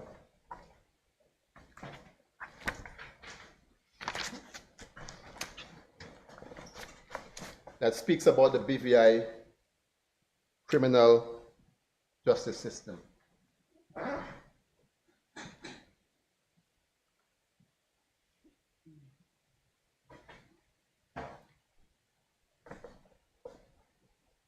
Says criminal justice agencies need clear objectives and priorities. In volume 1 of our report, we recommend that the BVI's law enforcement and criminal justice bodies implement a criminal justice board. In that report, we highlight that the criminal justice board should have agreed terms of reference that clearly outline its roles and responsibilities, be responsible for identifying areas of improvement in the criminal justice system, be empowered to overcome barriers to change, and develop a strategic business plan which should include measurable performance targets. Recommendation 282 says the Criminal Justice Board should take on responsibility for setting strategic objectives and priorities for the criminal justice system in consultation with criminal justice bodies. The governor should take on responsibility for agreeing and signing off strategic objectives and priorities for the criminal justice system to the National Security Council. The Criminal Justice Board should provide oversight of the criminal justice body's performance. The board shall monitor agencies' performance against the timeline targets to set out in the criminal procedure rules and a range of other key metrics, including the number of courts, the number of and reasons for adjournments per case in the Magistrates' Court and the High Court, the number of summonses out for service and for how long, the number of bail warrants out for service and how long, the number of cases dismissed for want of prosecution, the reasons why trial hearings are adjourned or not or don't proceed at a trial on the day set down, compliance with court directions, and the proportions of applications granted for discretionary special measures, a range of measures that can be used to alleviate the fear felt by some witnesses when giving evidence. Recommendation 283 says the Criminal Justice Board should provide oversight of performance and appoint a cross-border agency performance officer funded by the criminal justice bodies. Each criminal justice body should develop robust performance management and assurance procedures or processes. In addition to the board's strategic oversight, each of the criminal justice bodies should further develop their own internal procedures. The UK Ministry of Overseas Territory Justice Program team should support in this regard. And now, recommendation 284. The court manager of the Magistrates' Court and the Registrar of the High Court, with the support of the UK Ministry of Justice Overseas Territories Justice Program team, should further develop internal review processes for the Magistrates' Court and the High Court, incorporating performance metrics, targets, and quality assurance processes. Now, the last time I know, what happened to the Supreme Court? We have a High Court. We have an agreement with the OECS Court. Madam Speaker, I'm correct, right? So this Criminal Justice Board now is getting into the purview of law. There is a clear separation of powers. The executive, the legislature, and the judiciary. And you're going to set up a board that interferes with that?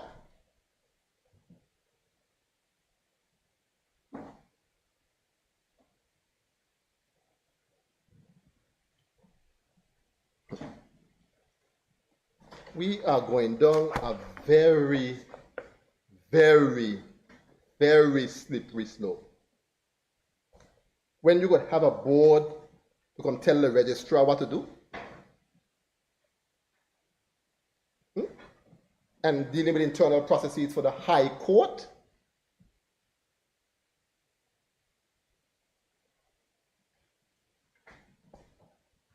it's a clear violation of the separation of powers doctrine. And I can't, Madam Speaker, support that at all. We have to walk that back and walk it back quickly. The issues with court cases, get more courts. Get more courts. I remember telling Calvin, Honorable late Malone before he died, 3 or 4 years ago, probably telling him, try and get a family court. You need to try and get one. That way that you get more courts sitting, and that's the way you get rid of some of the backlogs that you have. If we're supposed to be having a conversation, one of the conversations I would want to hear is the magistrate's court becoming part of the OECS court. That's the direction I want to hear the conversation going. Not that you're going to form the board to come look over the court, to interfere with the independence of the judiciary. We can't allow that, Madam Speaker, to happen. And then you have the constitutional position of the Office of the Director of Public Prosecution. It says the Virgin Islands Constitutional Order 2007 created the Office of the DPP.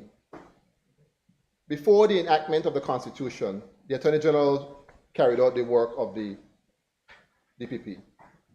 Under the Constitution, neither the Governor's Office nor the Attorney General supervise the Office of the Director of Public Prosecutions. While the ODPP must remain independent, accountability for good performance of the ODPP must be assured. Similarly, the development of the Office of the Director of Public Prosecutions must be overseen to ensure effective justice. But that power already exists. That power already exists in the Constitution. The governor could fire the DPP, or whoever he wants to fire. It's in the Constitution. For performance issues.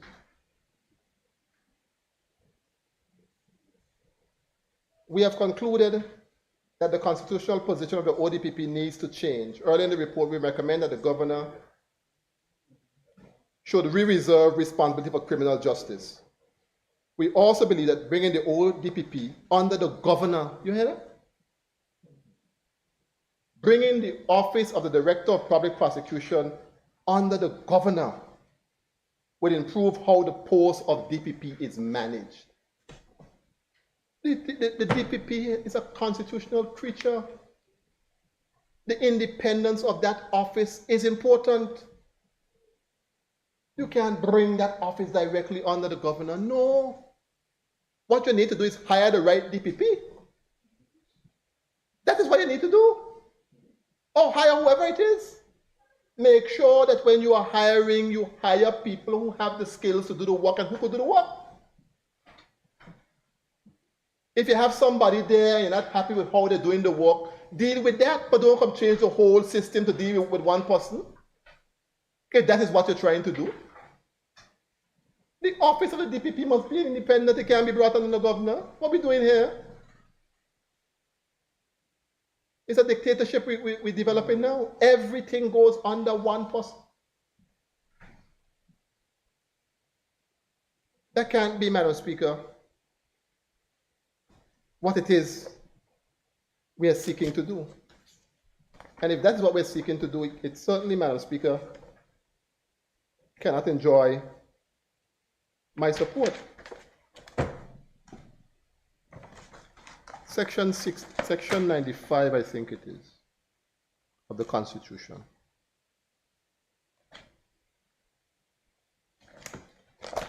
Says power to appoint legal officers.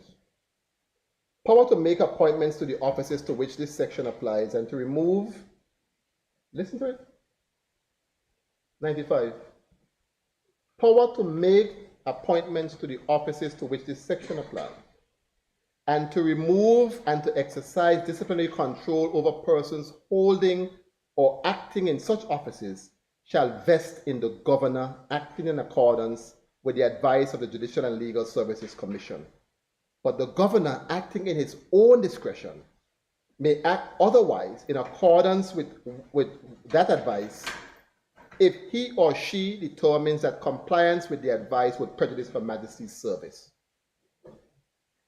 And it goes on, 3 says, if the Judicial and Legal Services Commission, having reconsidered its original advice under subsection 2, substitute its own advice, shall, and it said the section applies to the Attorney General, Director of Public Prosecution, the magistrates, and any office in the public service of the Attorney General's chambers, or any registrar or any officer of the High Court who is required to possess these legal qualifications.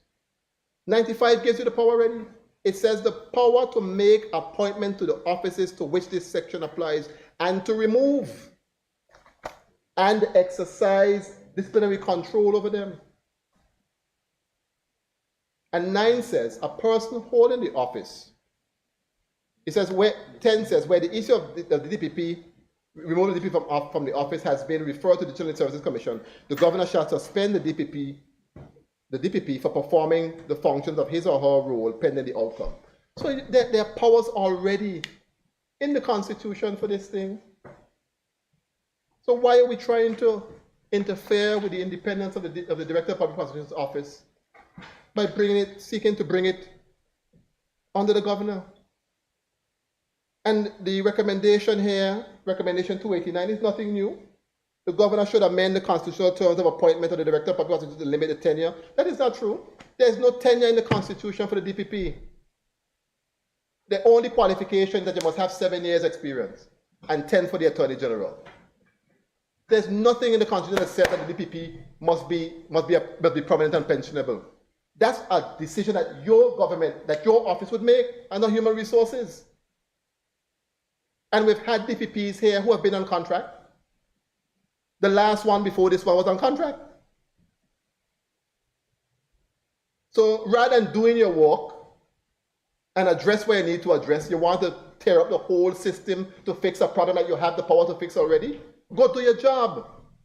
And that's part of the problem. Some of the governors who come here, I don't know this one well, so I can't talk about him. But I've worked with some others.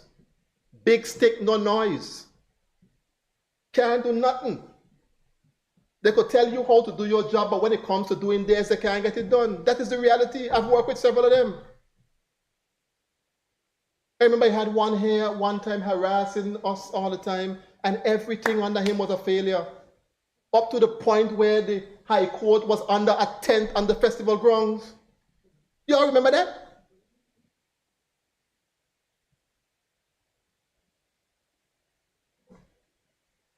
Taking away all the power and investing it in one person does not improve anything. I can't see it happening. Work in that partnership. Strengthen the things where they are. And let us work collaboratively like we should.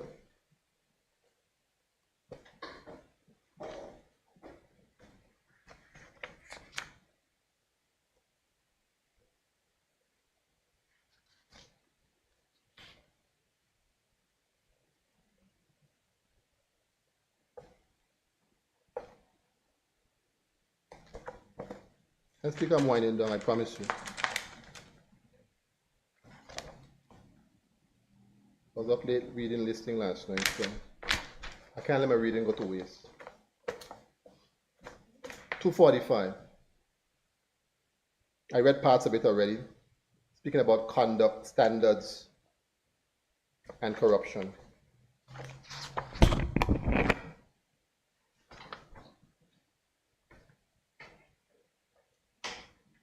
Now, 250, Madam Speaker, calls again for the establishment of another body, a new anti-corruption agency.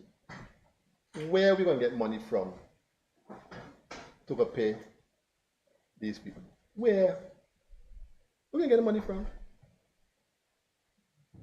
And every department now, customs, immigration, and whoever else, will have to have an intelligence officer as part of their makeup. Another job again, they're going to be paying a set of money for to people. And now again, here we have the BVI should establish a new corruption, anti-corruption agency. And they make references to where this agency might exist in different parts. And then, of course, the agency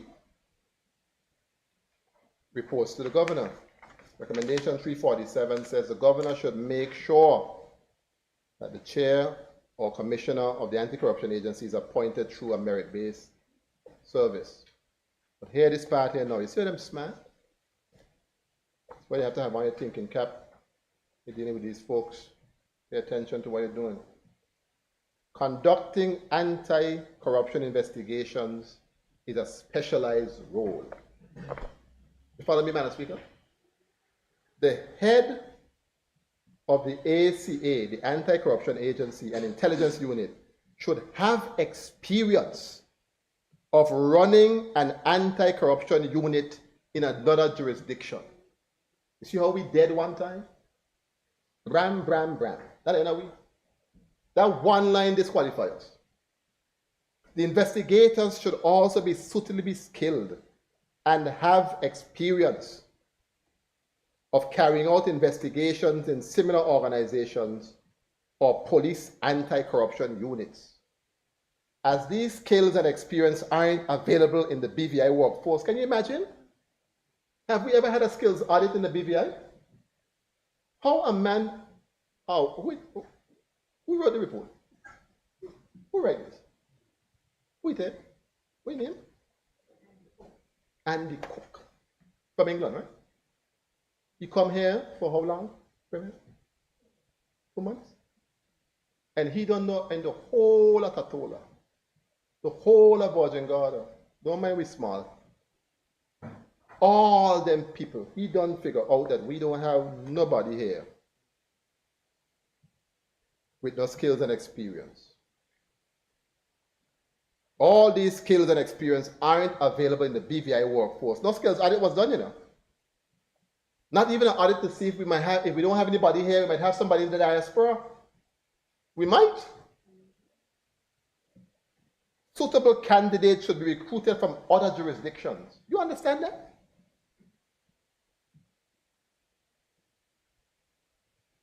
To prevent burnout and mitigate against the risk of corruption, the ACA should recruit personnel on fixed-term contracts. And then recommendation 348, again according to my mother, the barefacedness. The governor should recruit suitably experienced and skilled expatriate candidates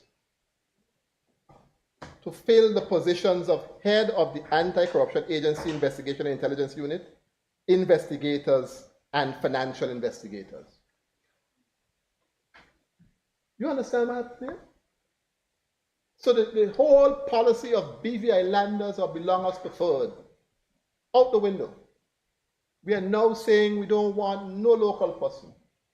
We want skilled expatriate people to head the anti-corruption agency, to be investigators and to be financial investigators, and in the whole of Tatola, whole of the BVI. There's nobody, Madam Speaker, who can carry out those responsibilities.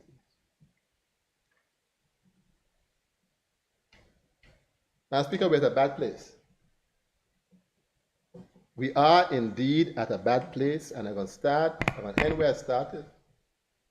Would not have accepted those recommendations.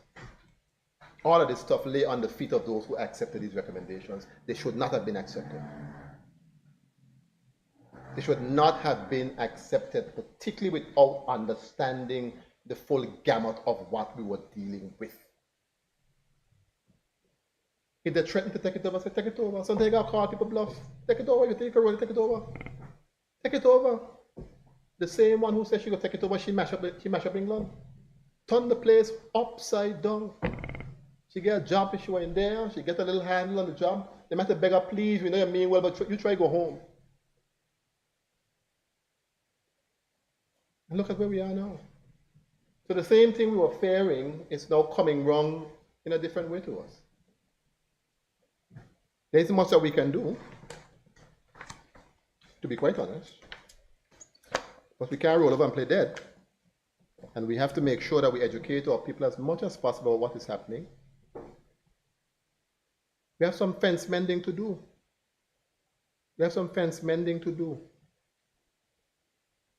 This country has to come back together, get its people together. We got to do a better job at taking care of the people too. Some of those same issues I raised in terms of quality of life issues. You're not going to get anybody on your side to fight with you if people's quality of life has diminished as much as it has. And so we got to buckle down and get some work going and lock hands together to try to see how we can save our country from clearly what appears to be a takeover of it. Thank you very much, Madam Speaker.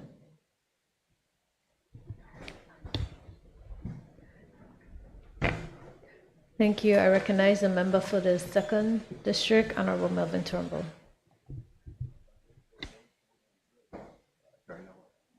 Thank you, Madam Speaker. Madam Speaker, I rise to give my contributions to this report that is laid before us in this honorable House. The report on the review of law enforcement in the British Virgin Islands, Volume 2. Madam Speaker,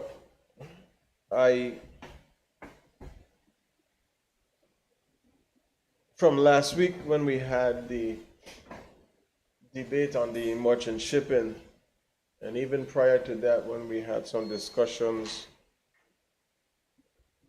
I think on another bill that we were doing,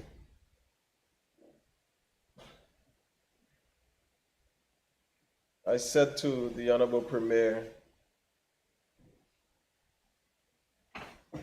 as early might have been as maybe 6 months after the elections of 2023,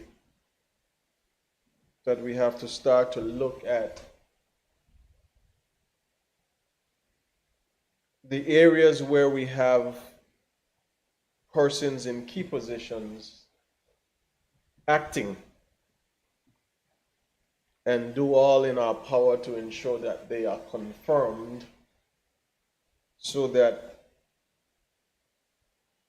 we don't get this continuous placement of persons who don't understand who we are.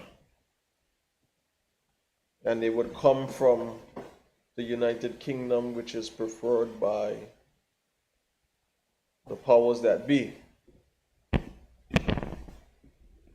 And Madam Speaker, I also remember having many discussions in this honorable House regarding the COI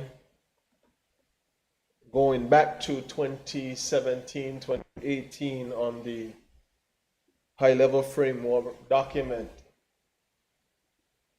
where the narrative has been and continues to be that the BVI is not good enough, that the leaders that came before us and the persons that sacrificed to make this place what it is now are not adequate enough. We should not have, Madam Speaker, the assets that we have. We should not have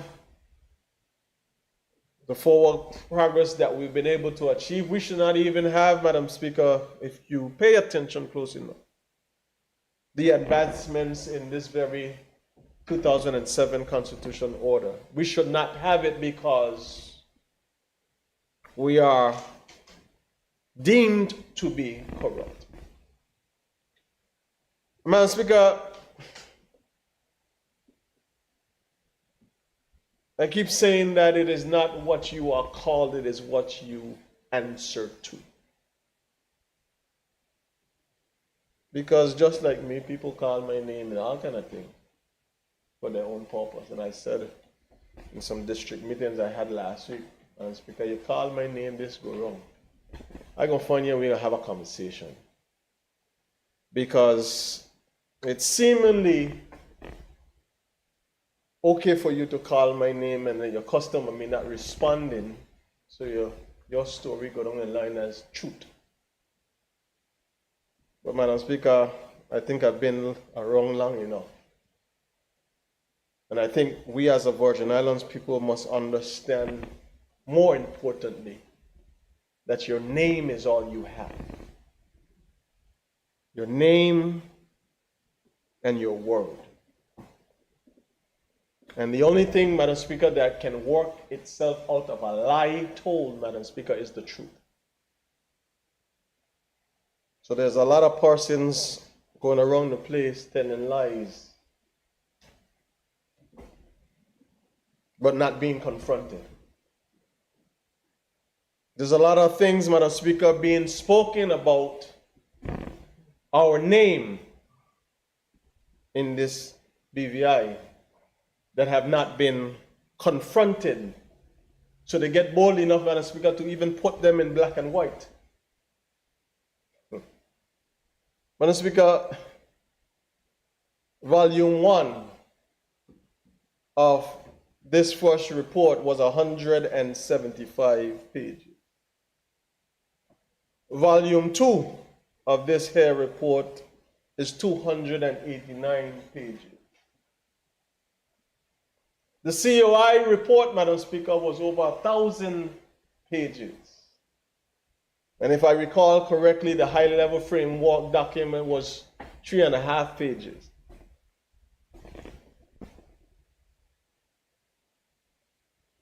But Madam Speaker, if we're not careful, if you just look at it, you'll see this is a hefty thing, so it must be a damning thing, it must be something you got, it must be bad, it's bad, Madam Speaker, because there's a lot of words used in very cunning and conniving ways, underhanding ways to make you out to be something that you're not.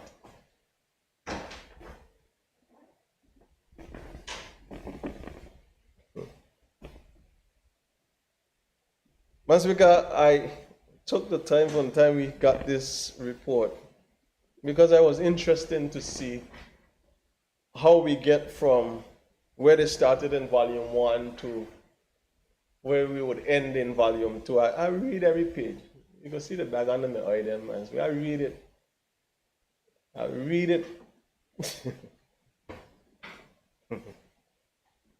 I must figure out what is sad about it is that the narrative hasn't changed. We're still corrupt. Politicians are, in their words, corrupt. BVI, anything to do with it, is corrupt. Any advancements that we have made needs to be further investigated because there must be some sort of underhand way that we would have achieved it, and we have to investigate. But before we investigate and find out the truth about something, Madam Speaker, we cast the aspersion that it is bad and it needs to be completely overhaul, but in your overhaul, Madam Speaker, you don't just want to overhaul it, you want to take it away.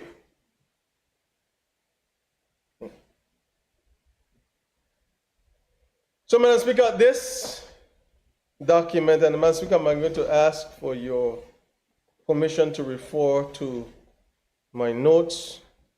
I'm going to be bouncing between this report, volume part 2, the volume 1 report, the Constitution, and I'm going to actually go back, Madam Speaker, as far as the Standing Finance Committee minutes that were given for 2024, which started in 2023 December.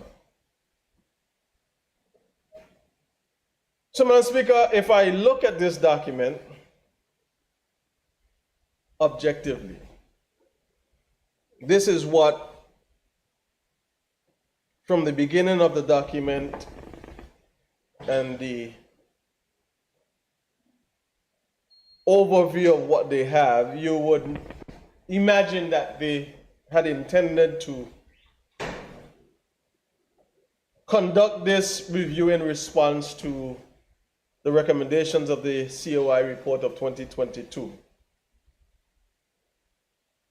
They set out to evaluate multiple agencies, including police, customs, immigration, financial investigation agency, and the judicial bodies. The main things that they highlighted in this report, Madam Speaker, based on what I was able to gather and capture, when it dealt with governance, they looked at the current arrangements and the need to restructure them to optimize performances. When they looked at border protection, Madam Speaker, it encourages the merging of customs and immigration departments to establish a maritime security law enforcement agency. Financial crime, they recommended that you create a Bureau of Financial Investigations due to the significant shortcomings of the anti-money laundering measures. On the justice system, Madam Speaker, when it deals with efficiency, they suggest that you reform the jury systems to modernize procedures and address remand delays. Madam Speaker, this is what I get from what was proposed from the onset. Corruption and standards, there was a call, and there's a call for enhanced vetting, whistleblowing mechanisms, and the limited use of polygraphs in the high-risk roles. Human rights and safeguarding, they wanted us to improve the prisons and detention conditions to meet the human rights standards. And Madam Speaker, in this document, we see that the recommendations as covered by the members that spoke before me, both the Premier, Deputy Premier, and Leader Opposition, we're supposed to be implementing these changes in 3 phases. 2028, phase 1, 2031, phase 2, and by 2035, phase 3. So that's 10 years, Madam Speaker, that we are supposed to implement and bring about change to the recommendations, some 375 recommendations. The COI report, Madam Speaker, had some, 41? 49? 48 recommendations, which took us some 2.5 years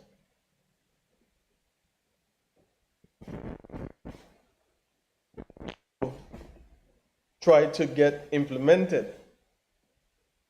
And when the governor at that time was reporting, he reported that the government of the territory is failing. One time we were in cabinet, we're failing and we're not meeting this and we're not meeting this. Well, Governor, how much things under the recommendation?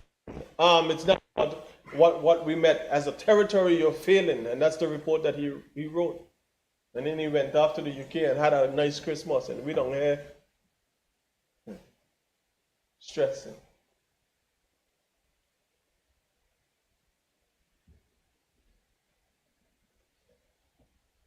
Madam Speaker, I'm going to pause there for a little while.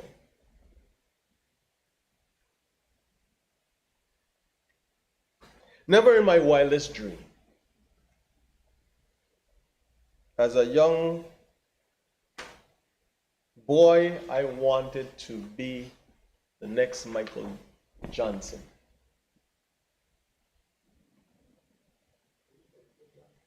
Johnson, not Jackson, Johnson. Sprinter. And if that failed, I wanted to be able to open and operate a business that would make me millions and millions of dollars. Never in my imagination, Madam Speaker, did it cross my mind that I was ever going to get into politics or even put myself up to try to represent people. Because, Madam Speaker, as a little boy, there's a picture that we found, one of my aunt's former teachers found when first Chief Minister H.L. Stout came to the then King Gardner School. And I remember sitting, the picture depicts me sitting with my mouth open. That's usually how I used to concentrate. And my head on the side, that's my concentration. And H.L. Stout was there reading a book to joint classes between class 4 and 5. Surrounded with persons like Joy Francis and Darian Blyden and Michiko Francis and Roy Francis as well. And when you heard about members elected to, at that time, before it was a House Assembly, when you heard elected members, Madam Speaker, you held them in high regard because they were the big shot. According to your grandmother and your parents, they were the big of them, Madam Speaker. And there was a certain amount of reverence and respect that you put to these persons because they were representing the territory.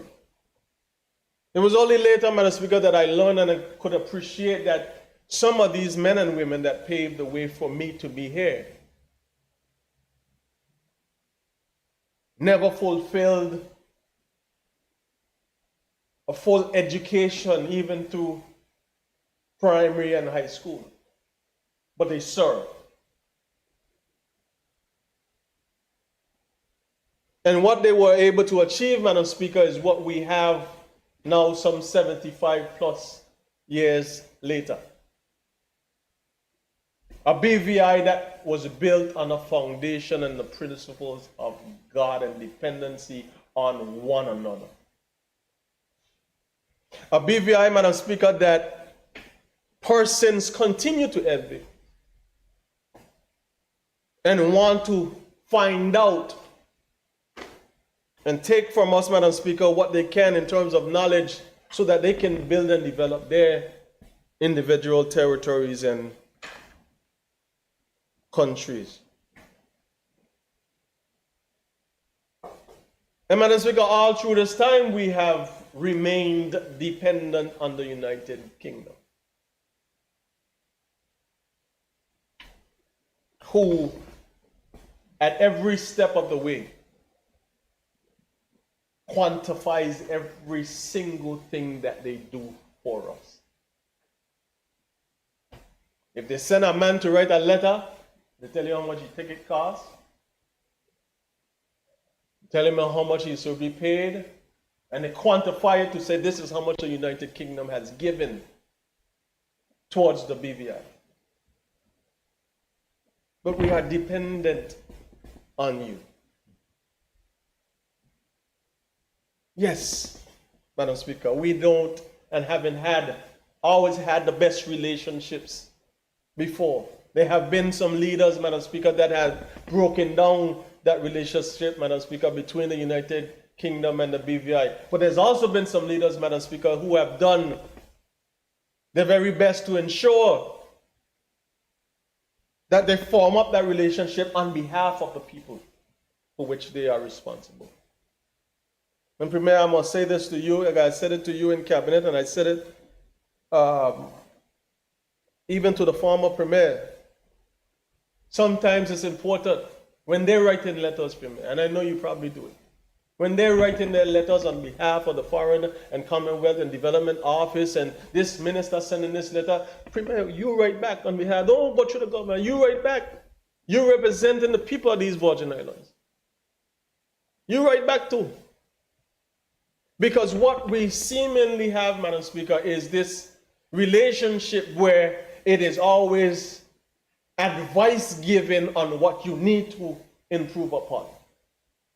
But we don't see it going back up, and I hear your advice and I take your advice, but these are the things that I need from you. These are the resources that I need from you. And I don't need everybody to come from the United Kingdom who don't look like us or understand what we have here in this territory or understand the culture. Madam Speaker, there are people throughout this Caribbean region. There are people through the OECS, as a member said before. There are people who are willing. We were in Ghana, Madam Speaker. And even in Uganda in 2019.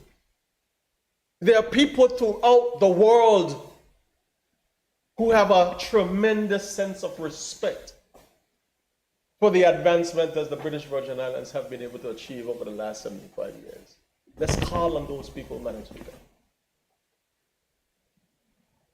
Don't just wait till things get horribly. Let's call on them, call on those resources to help us in this journey. Let's not just continue to wait until they write a 289-page report. And then we want to come together and say, it's bad and we must stand up together and fight. Madam Speaker, if we're going to walk this journey towards change and progress, Madam Speaker, it has to be walked every step of the way. And we also have to be fiscally responsible, Madam Speaker, and moral responsibility in what we do with the resources that we have. Because if I'm getting help from somebody, Madam Speaker, it cannot be on the same hand or the other hand, Madam Speaker, I am wasting my resources on things that are not beneficial to the people's advancement. Because here's what I understand.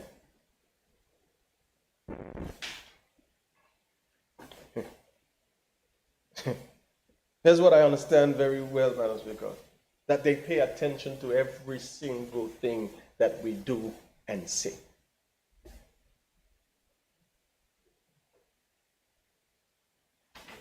I used to joke about the hornets and the bobcats.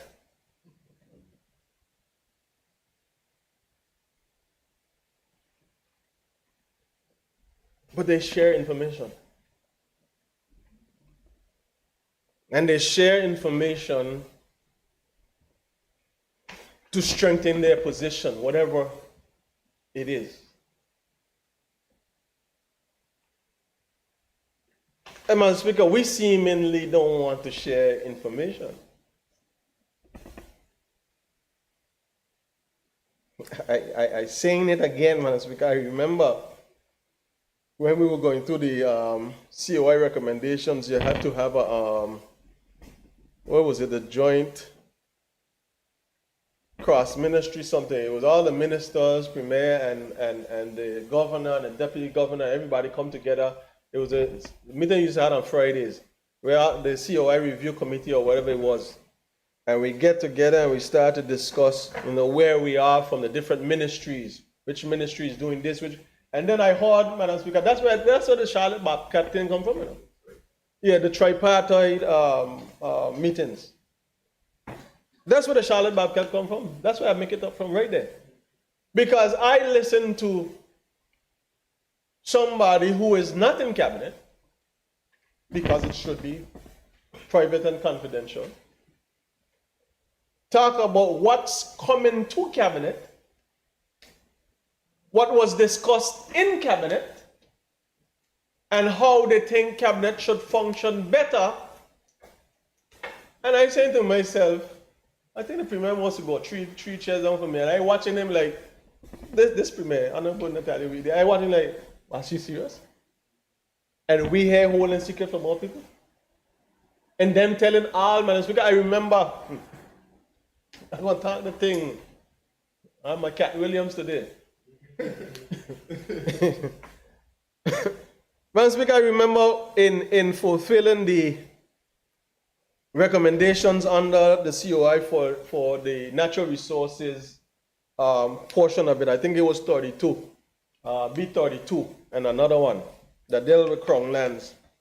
I remember we preparing, all the people in the ministry, the PS, and everybody preparing to submit this thing so we could get it ready to come to cabinet to say this is what we were able to commit with the consultants and all the persons that were asked to prepare this report. Mr. Speaker, it was Thursday. It was Thursday afternoon. I was supposed to meet with my PS 2 o'clock. And something tell me hold up my head. I see the PS rushing going through the door. I go, PS, where you going? Well, the governor called me to a meeting because he wants a presentation on what is happening and an update on what is that. I said, PS, where you say you're going? By the governor? I said, well, PS, you can't go without me. Because what was supposed to happen is that ministries prepare whatever documentation, we report them at the tripartite meeting, and then further on to cabinet. But the governor was looking at one. Madam Speaker, let me tell you something. And I ain't kidding you now.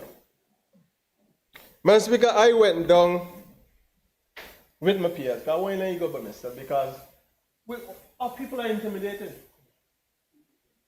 Our people are fearful, Madam Speaker, and they have a right to be fearful.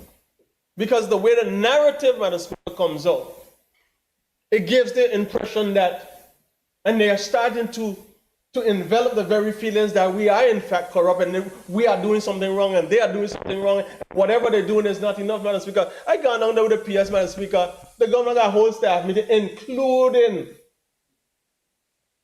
the police officer who driving around, the guard man there, his secretary there, and we discussing COI matters from a ministry level. I said, Governor, help me to understand what we're doing here. Because I don't understand. Oh, he was having his general meeting and he just thought he would get the update. I said, well, Governor, we ain't saying anything about this to everybody here because this is not how it works. Well, you know, you must understand. That's why I asked the PS to come here. I said, well, the PS told me where he was going. That's why I come with him. So if we're going to have a discussion, let me and the PS go up in your office. You bring a secretary if you want, but we ain't doing this with whole job. That's how you break down things because the report was not finalized. It was to give an update. So when he could say, well, where are you with this? And here's what our people would have done to us.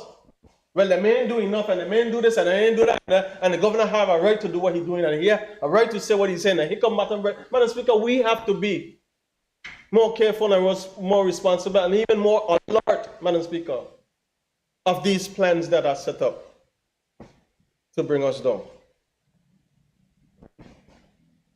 So, Madam Speaker,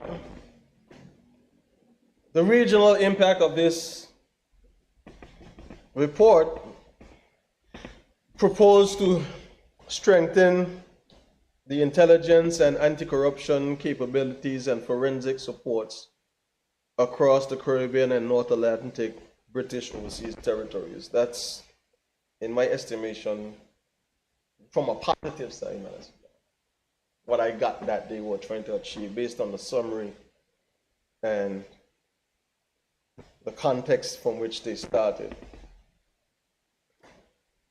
Madam Speaker, I can't run from who I am. So I got some training in public speaking through my time there at AIG, and then in 2013 I was ordained. So I had to look at this, Madam Speaker, because it's a big document. So I treated this, Madam Speaker, as I would in preparation for when I used to preach. So, Madam Speaker, I looked at this entire document, and I looked at the COI, and I referred the high-level framework, and I titled this discussion, "The Veiled Threat to the Virgin Islands Autonomy, Exposing the True Intentions Behind the UK's Law Enforcement Review." That's my title. And just like a preacher, he would always repeat it. The veiled threat to the Virgin Islands autonomy, exposing the true intentions behind the UK's law enforcement review. Madam Speaker,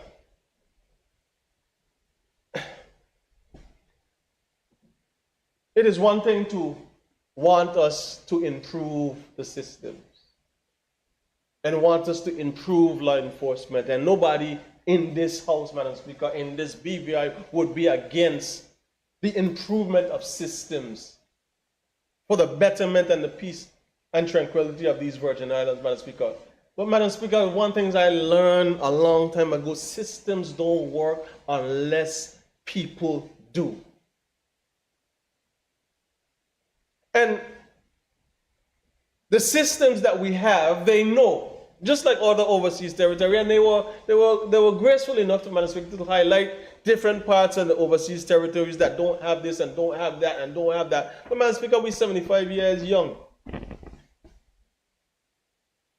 And till now, in 2020, 2024, that we had some of these things. In 2023, in 2020, in 20, and before that, Madam Speaker, before I know myself, some 45 years ago, the BVI had need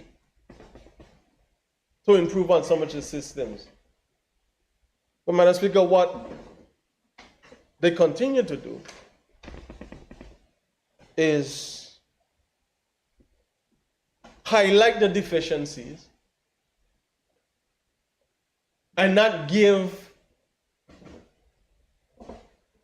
a practical, something that we could feel, touch, and see, Madam Speaker, approach to how they would help us achieve the strengthening and improvement of these systems, especially on the law enforcement side, Madam Speaker. Because everything that is being done, Madam Speaker, or proposed to be done, Madam Speaker, comes at a cost. I remember, Madam Speaker, when we did the high-level framework, at the time for the high-level framework, the BVI financial services was being threatened to be on, it was either the blacklist or the grey list, one of the lists, Madam Speaker. And the pressure was coming from the United Kingdom government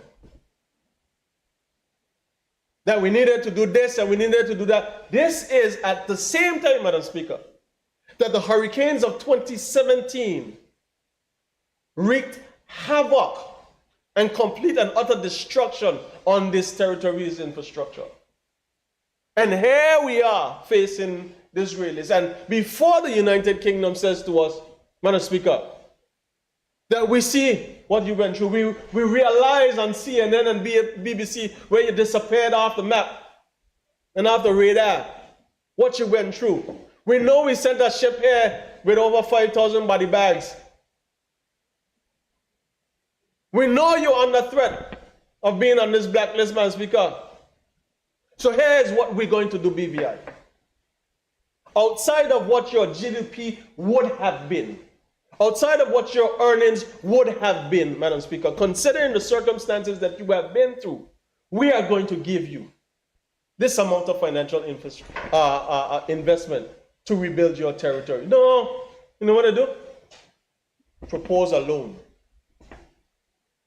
Madam Speaker, if financial services bring 60 cents on every dollar, and it is threatened to be on this list, which will cause the revenues that we earn to go from where it was to almost half or quarter of that, Madam Speaker.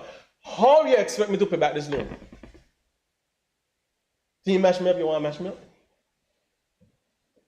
Madam Speaker, that ain't a setup for a mashup. Take the loan, it's there, it's a low interest rate. Take the loan, Madam Speaker. But we don't know how we get in, where we get in. But what I saw, Madam Speaker, and what I would remain proud of, and it will always be in the closest place to my heart and my mind, is I never lived in the 40s and the 50s and the 60s and the 70s growing up in this territory. I was born in 79. But I wasn't able to experience after the hurricanes of 2017 is what I was told about by my parents and my grandparents. We are BVI people, not belongers, not Virgin Islanders, not who from this one. We are BVI people, Madam Speaker, came together and supported each other. And we started to build back. And we started to feed each other. We started to depend on each other, Madam Speaker. Madam Speaker, the larger sense of humor. And anytime we want to question him, Madam Speaker, just remember what you tell Job. Where were you? So, Madam Speaker, this territory, 70 plus years, has achieved tremendous accomplishments despite the limited, if I would equate it, minimal financial assistance from the United Kingdom.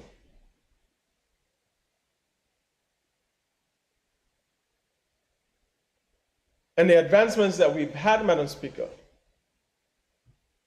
compared to what they are proposing in this document, is exactly what is happening, Madam Speaker, in the United States right now. There's a global move, Madam Speaker, and it's against the people of our kind. The United States, Madam Speaker, there's a move right now with the president who was there to erase history and take from the laws of history the things that have been accomplished by people from African American descent, Caribbean descent, Madam Speaker. They want you to forget. They don't want it there.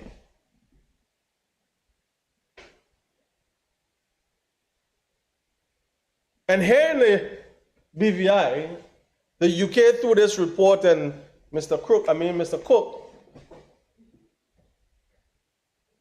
is suggesting in recommendations, Madam Speaker. but this is the part about recommendations here in this piece of report. I said to the Premier when we were in unity government, I said, you know, some of the things that we call in recommendations, and suggestions. Madam Speaker, these are 375 suggestions. Let me tell you why I say this. Let me suggestions. And we don't have to take all of them. But they're suggesting, Madam Speaker, just like in the US, we give up the freedoms and the advancements that those people on this wall and those who would have served, who are not named on this wall, or pictures on this wall, Madam Speaker, would have fought for, to give us advancement, to give us rights and freedom. Madam Speaker, the very Constitution Order of 2007, on the page 30, item 56, talks about the assignment of responsibilities to ministers. And it says, the governor shall, in accordance with the advice of the Premier, by directions in writing, assign to any minister responsible for the conduct subject to this Constitution and any other law, any business of government of the Virgin Islands, including the responsibility for the administration of any department of government. Immigration, department, right? Customs, department.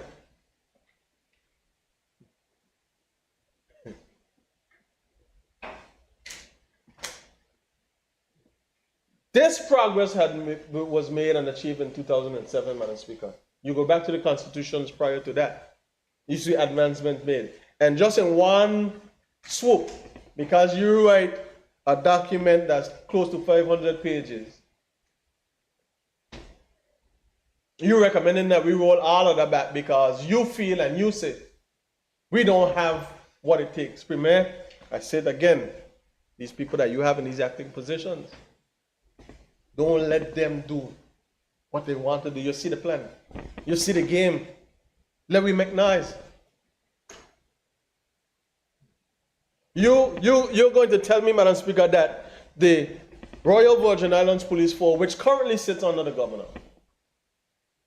the Immigration Department, which is under the Premier, Customs Department, which is under the Premier, the FIA, Financial Investigation Agency, which is under the Premier, Madam Speaker, because you think that we need to have all these things in place, Madam Speaker, the Premier or the ministerial government that we have established should roll it back and give it to the governor.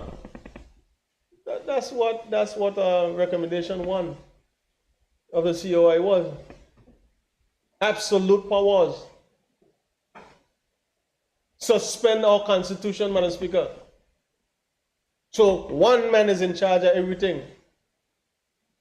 He would have been in charge of writing the law, enforcing the law, locking you up, not locking you up, sending you home, not sending you home, in charge of everything, Madam Speaker. And then Mr. Cook, Madam Speaker, don't have no kind of respect.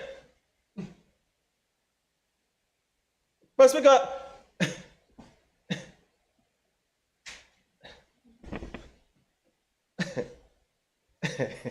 Madam Speaker, I spent some time fishing. And I didn't understand when my grandfather used to talk about the gall, the gall in a fish. That's because it's a bitter piece of thing. But this man got a gall, Madam Speaker, to come tell you and tell us and tell the 30,000+ people in this BVI that we need to do these things because it would look good and it would be good for safety and security. But the people that you need to put there don't look like you. They're not like us. They don't understand. They don't care to understand, Madam Speaker. Because what you're saying is right. How? Madam Speaker, this is the respect factor that I'm talking about.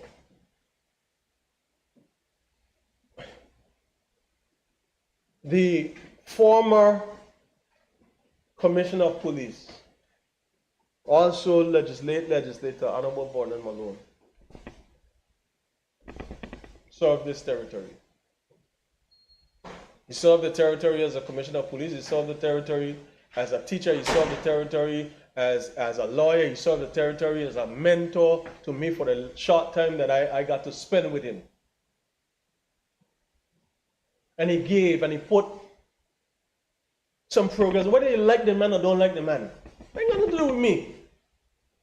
But I believe, Madam Speaker, his intentions to build systems for the progressive development of not just the Royal Virgin Islands Police Force, but for systems for young persons in the House of Assembly, even challenging his government, Madam Speaker, were good intentions for this country. This is a man who served from here, served this country, went up the ranks and served this country as Commissioner of Police, Madam Speaker.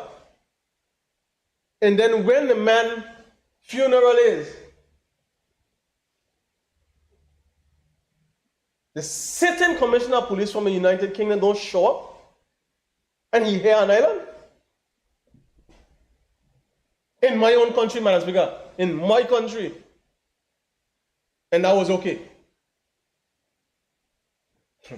Madam Speaker, I have the utmost respect to anybody that had lost loved ones or whatever the case may be. But when what he named run out the bridge out there, out the point of them, Madam Speaker, every man, platoon and all, They were almost in the water looking go die for you. But Madam Speaker, one of our own who solved. You don't got that kind of respect?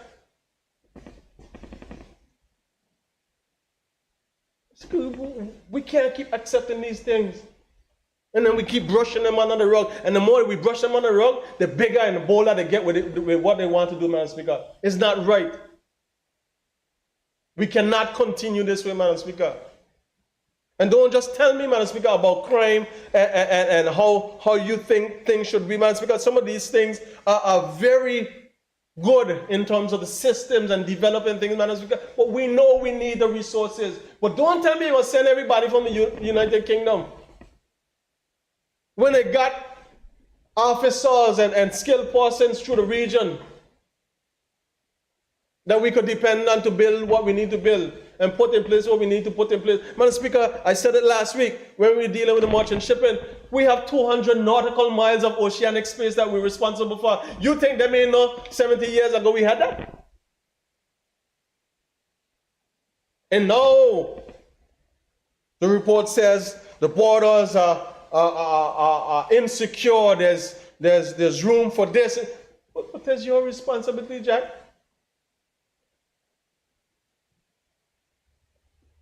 Madam Speaker, this is your security is your responsibility.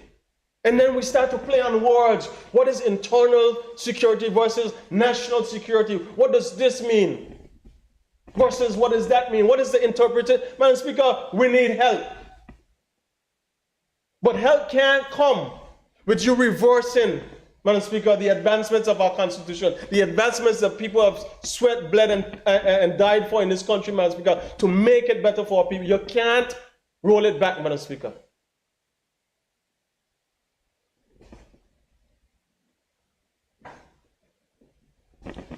Madam Speaker, in page 64, 60 to 64 of this report, remember for the leader opposition, I listened to you, because if you think I was going to lead that out, I know the minister for health over there. I know he gonna be the minister for health now. He gonna be the minister for watching garden and he got. Madam Speaker, I'm getting the I think it's recommendation 99. 100. Hold on, I get into it, Madam Speaker. Page number. My numbering 97. Yeah, I can get into. I want to read it for the people. Okay. Okay, let me get to it, Madam Speaker. Please, I crave your indulgence.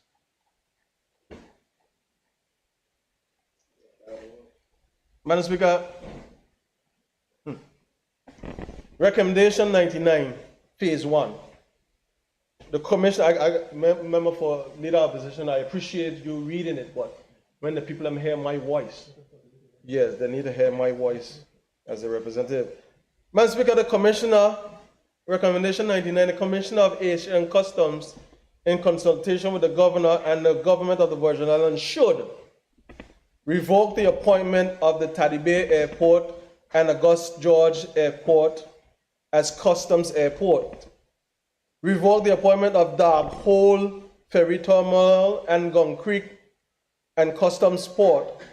Revoke the appointment of St. Thomas Bay Jetty Spanish Town Terminal as a customs port for containerized cargo. Madam Speaker,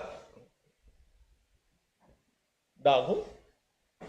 The Dark Hole, Madam Speaker?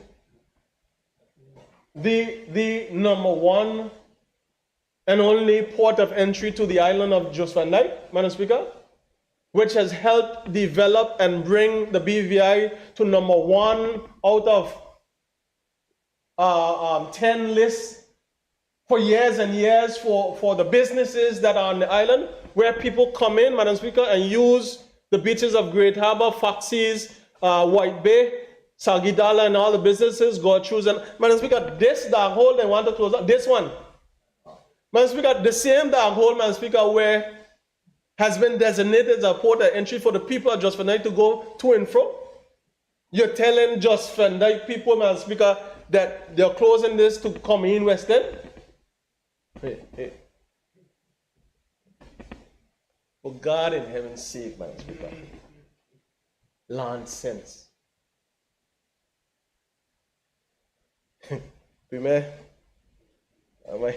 One of my childhood friends them used the nonsense. It looks like you need a cup in the back of your ear. How are you gonna cut off, Madam Speaker? This is it. You go to the airport in Virgin. I'm gonna help you a little bit because this is tourism. Madam Speaker, this is where revenue. So cut off revenue. No, wait. Let me go back. Madam Speaker, you don't want to help me. So you're suggesting that I help myself. And in helping myself, I cut enough revenue to be able to afford and do the things that I need to do. And you will call it being more efficient. Virgin Airport, St. Thomas Bay Jetty, the whole.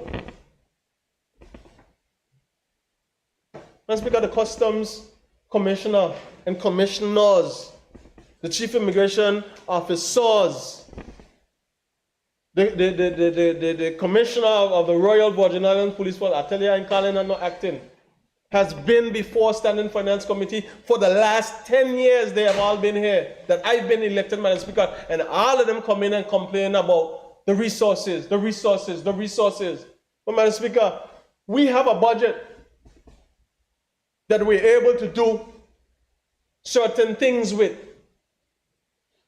And Madam Speaker, as I said, we gotta be a little bit more responsible in some of the things that we use our resources. We gotta tighten up a little bit, Madam Speaker. But in that state, we are still dependent on you for security. So don't just come, Madam Speaker, with this granting now because you want to beef up security and you want to join customs and immigration and police and all the things that you want to do, Madam Speaker, and then tell us we're pointing it under the governor. Because the governor is right. And we know how to do nothing. And while doing that, Madam Speaker, I think it's about 6 different bodies that they want us to set up, Madam Speaker. The opposition touch on them. 6 different additional bodies that they want us to set up. And they hit us to Donald Trump. Set up body number 1, number 2, number 3, number 4, number 5, and number 6. And here's the catch, Madam Speaker, and you gotta pay for it. Because all we have done, Madam Speaker, is disqualify the people of the Virgin Islands. Because you don't line it up that you don't line out that we don't have the expertise, we don't have the background, we don't have the years of service to be able to do some of these things that you want to do. So the police bill, remember the police bill, Madam Speaker? It's part of the narrative here. Continue to build. You're not giving us the resources to do it. You want us to do it, but you want us to pay for it. And who you're bringing in going to look like us, who's going to care to understand. But this is what we should do because you saying is right.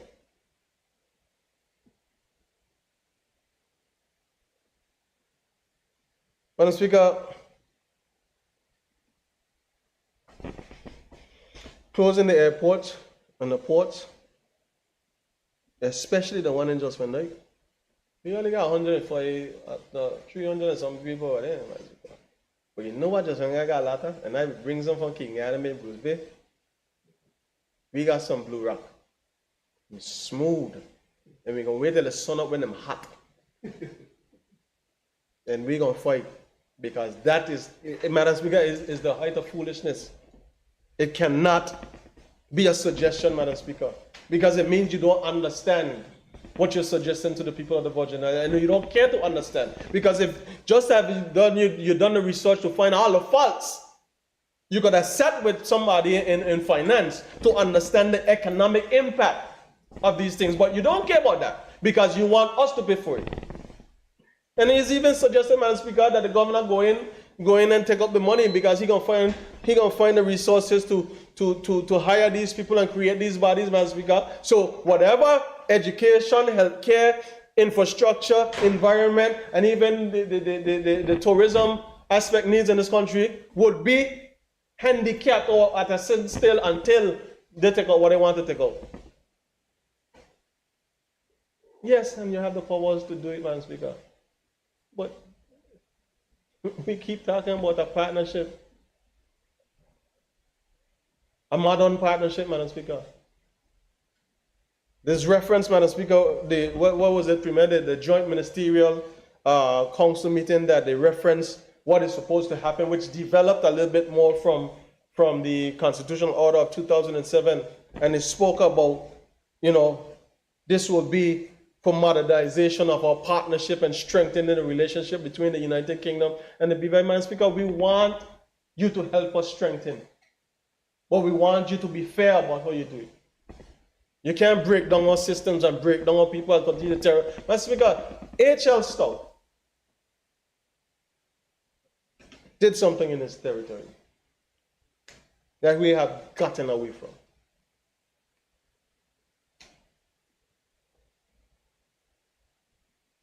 Limited education, not the tallest of the bunch, not the most brilliant in terms of his education, not understanding how to do it all, Madam Speaker, but what he had was what? A vision of what he wanted to see for the BVI.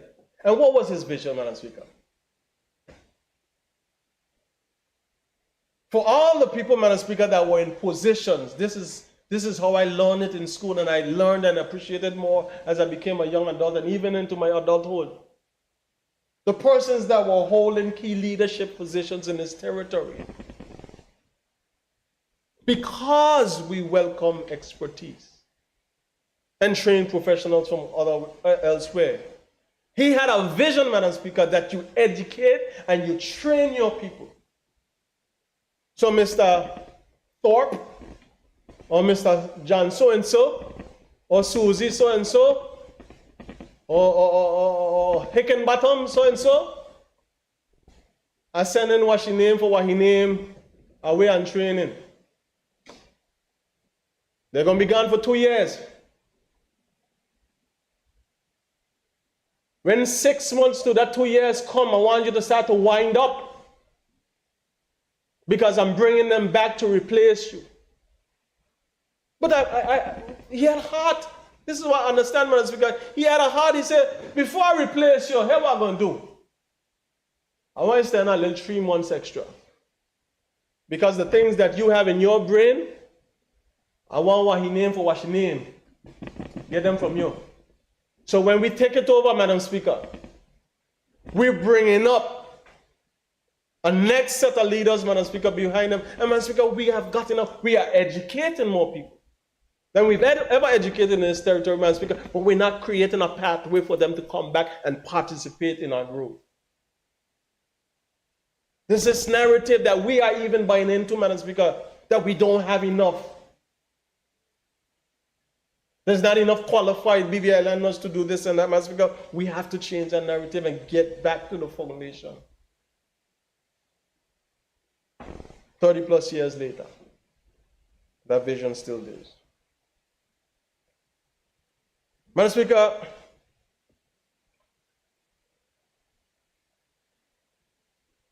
I spent the last 3.5 weeks, maybe even more than that, just completed the biography, the latest one, King, on Dr. Martin Luther King.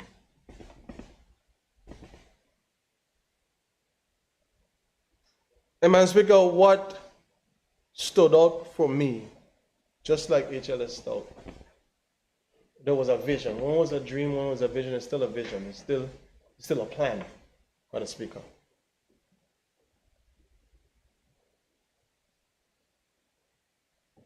And a plan must be developed for this territory to clearly identify and articulate to the United Kingdom what we're able or willing to accept or not accept for our people. Because you're setting a 10-year deadline for me to get certain things done. Premier, you know what should be done now? They got 10-year deadline on you.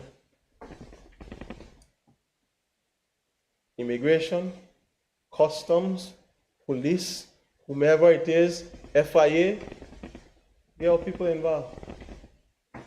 Whatever mechanisms they need to get further training and advancement, get them involved.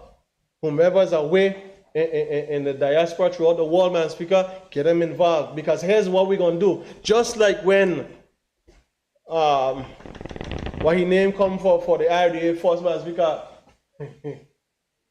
what was the CEO? Madam Speaker, the money raised a cent yet. But his budget was, he income, or what you call it, the pay, was set at over $600,000. He raised a red copper cent. And we had agreed, because it was set out, Madam Speaker, that this is why we should pay this man. Watch the flip. Watch the flip, Madam Speaker. We replaced him with our own, and I could almost guarantee that we ain't paying it close to half.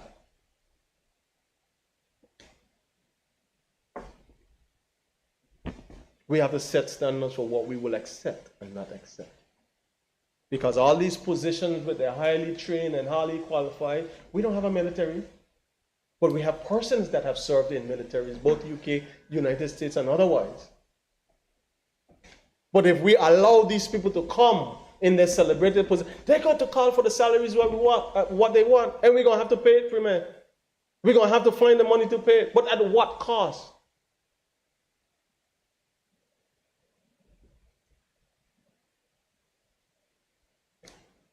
Madam Speaker, I'm going to wrap up with going to page 309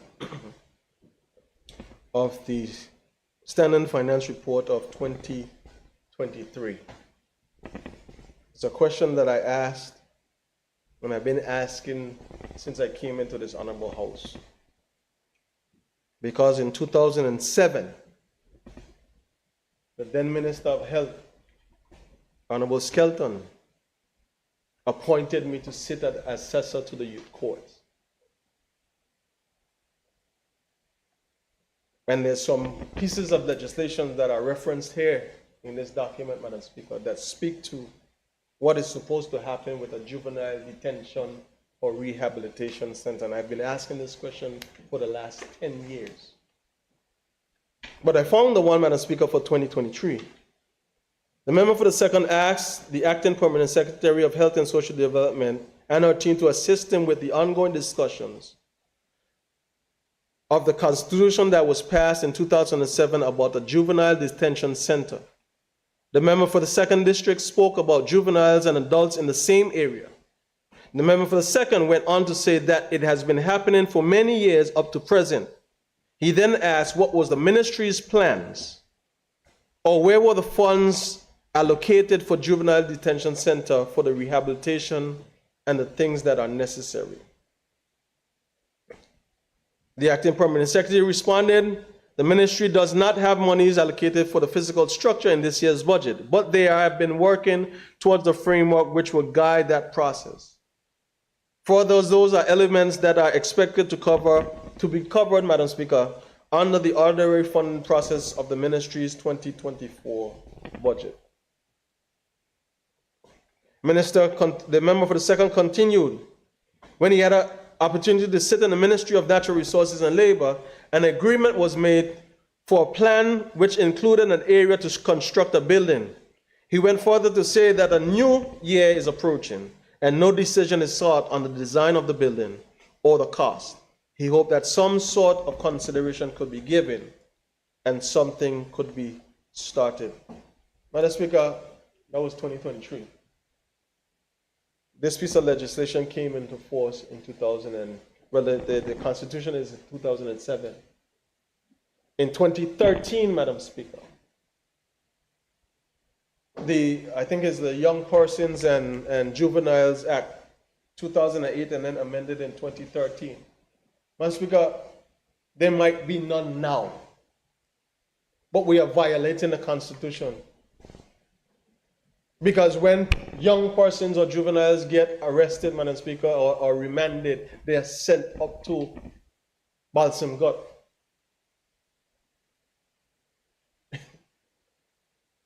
When females, Madam Speaker, here's the difference. What's able to happen is the young males are put on the female wing on the downstairs, on the female wing downstairs, and then the females, it's harder for them once they're females in there to be by themselves and not congregate with the adult females. Madam Speaker, we are violating. And if you're allowing juveniles who might go up to Balsam Gut on remand for something that they're waiting to be have their court case fast, and they're in that environment, what do you expect to happen, Madam Speaker?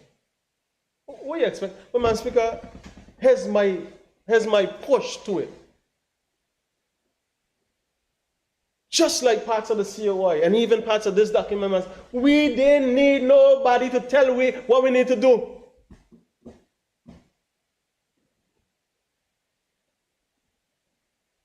We just keep getting beat over the head for the things that we know we need to do. Just do them, Madam Speaker.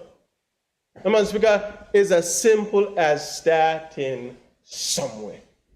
Develop a plan, a vision, a dream, an idea, and start somewhere, Madam Speaker.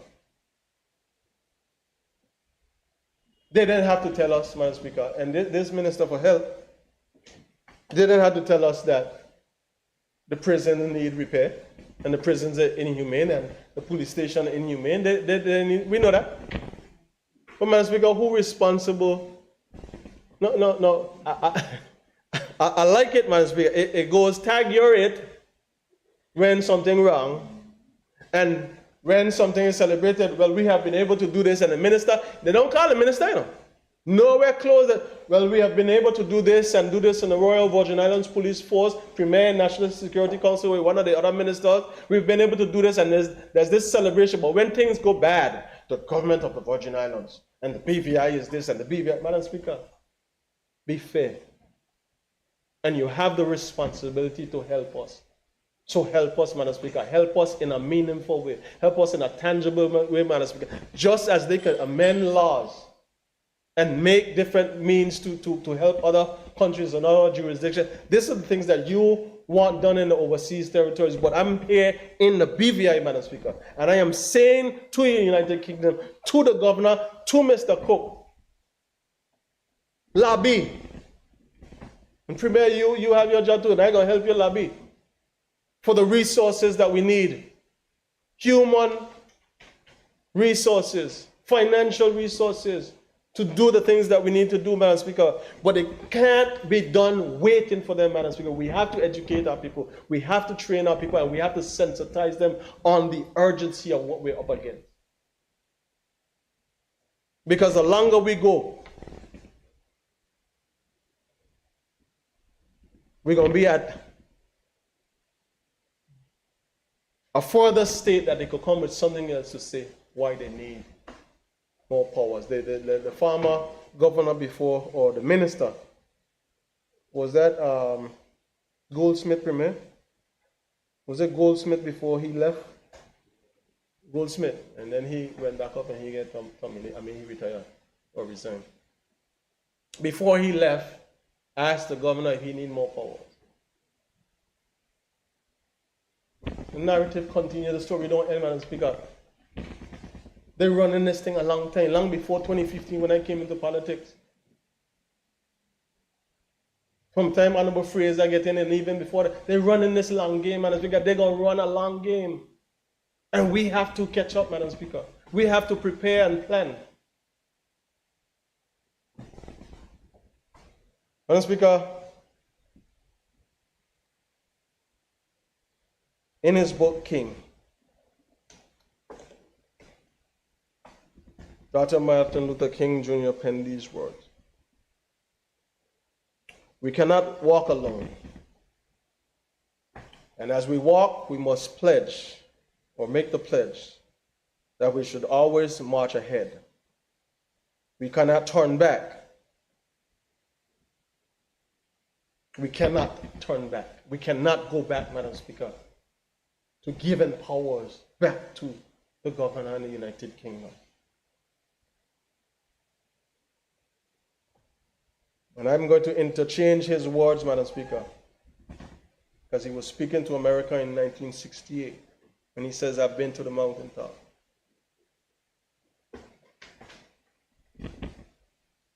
All I can say to this BVI, let us be true to what we have, to what is written in the Constitution.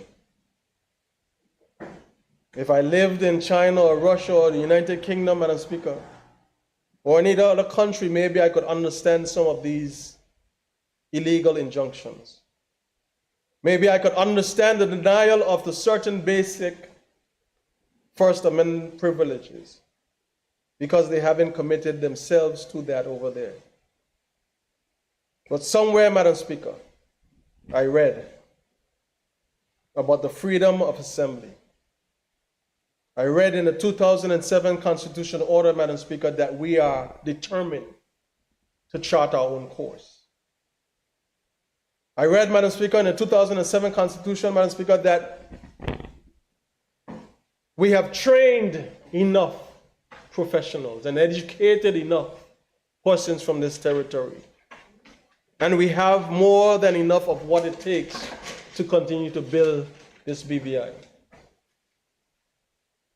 Madam Speaker, I say to us and to the people of the Virgin Islands, let us not lose hope, but let us all buckle up ourselves and do what needs to be done to ensure that we maintain the integrity of what was achieved in these Virgin Islands by our foreparents, because there's so much more to be achieved.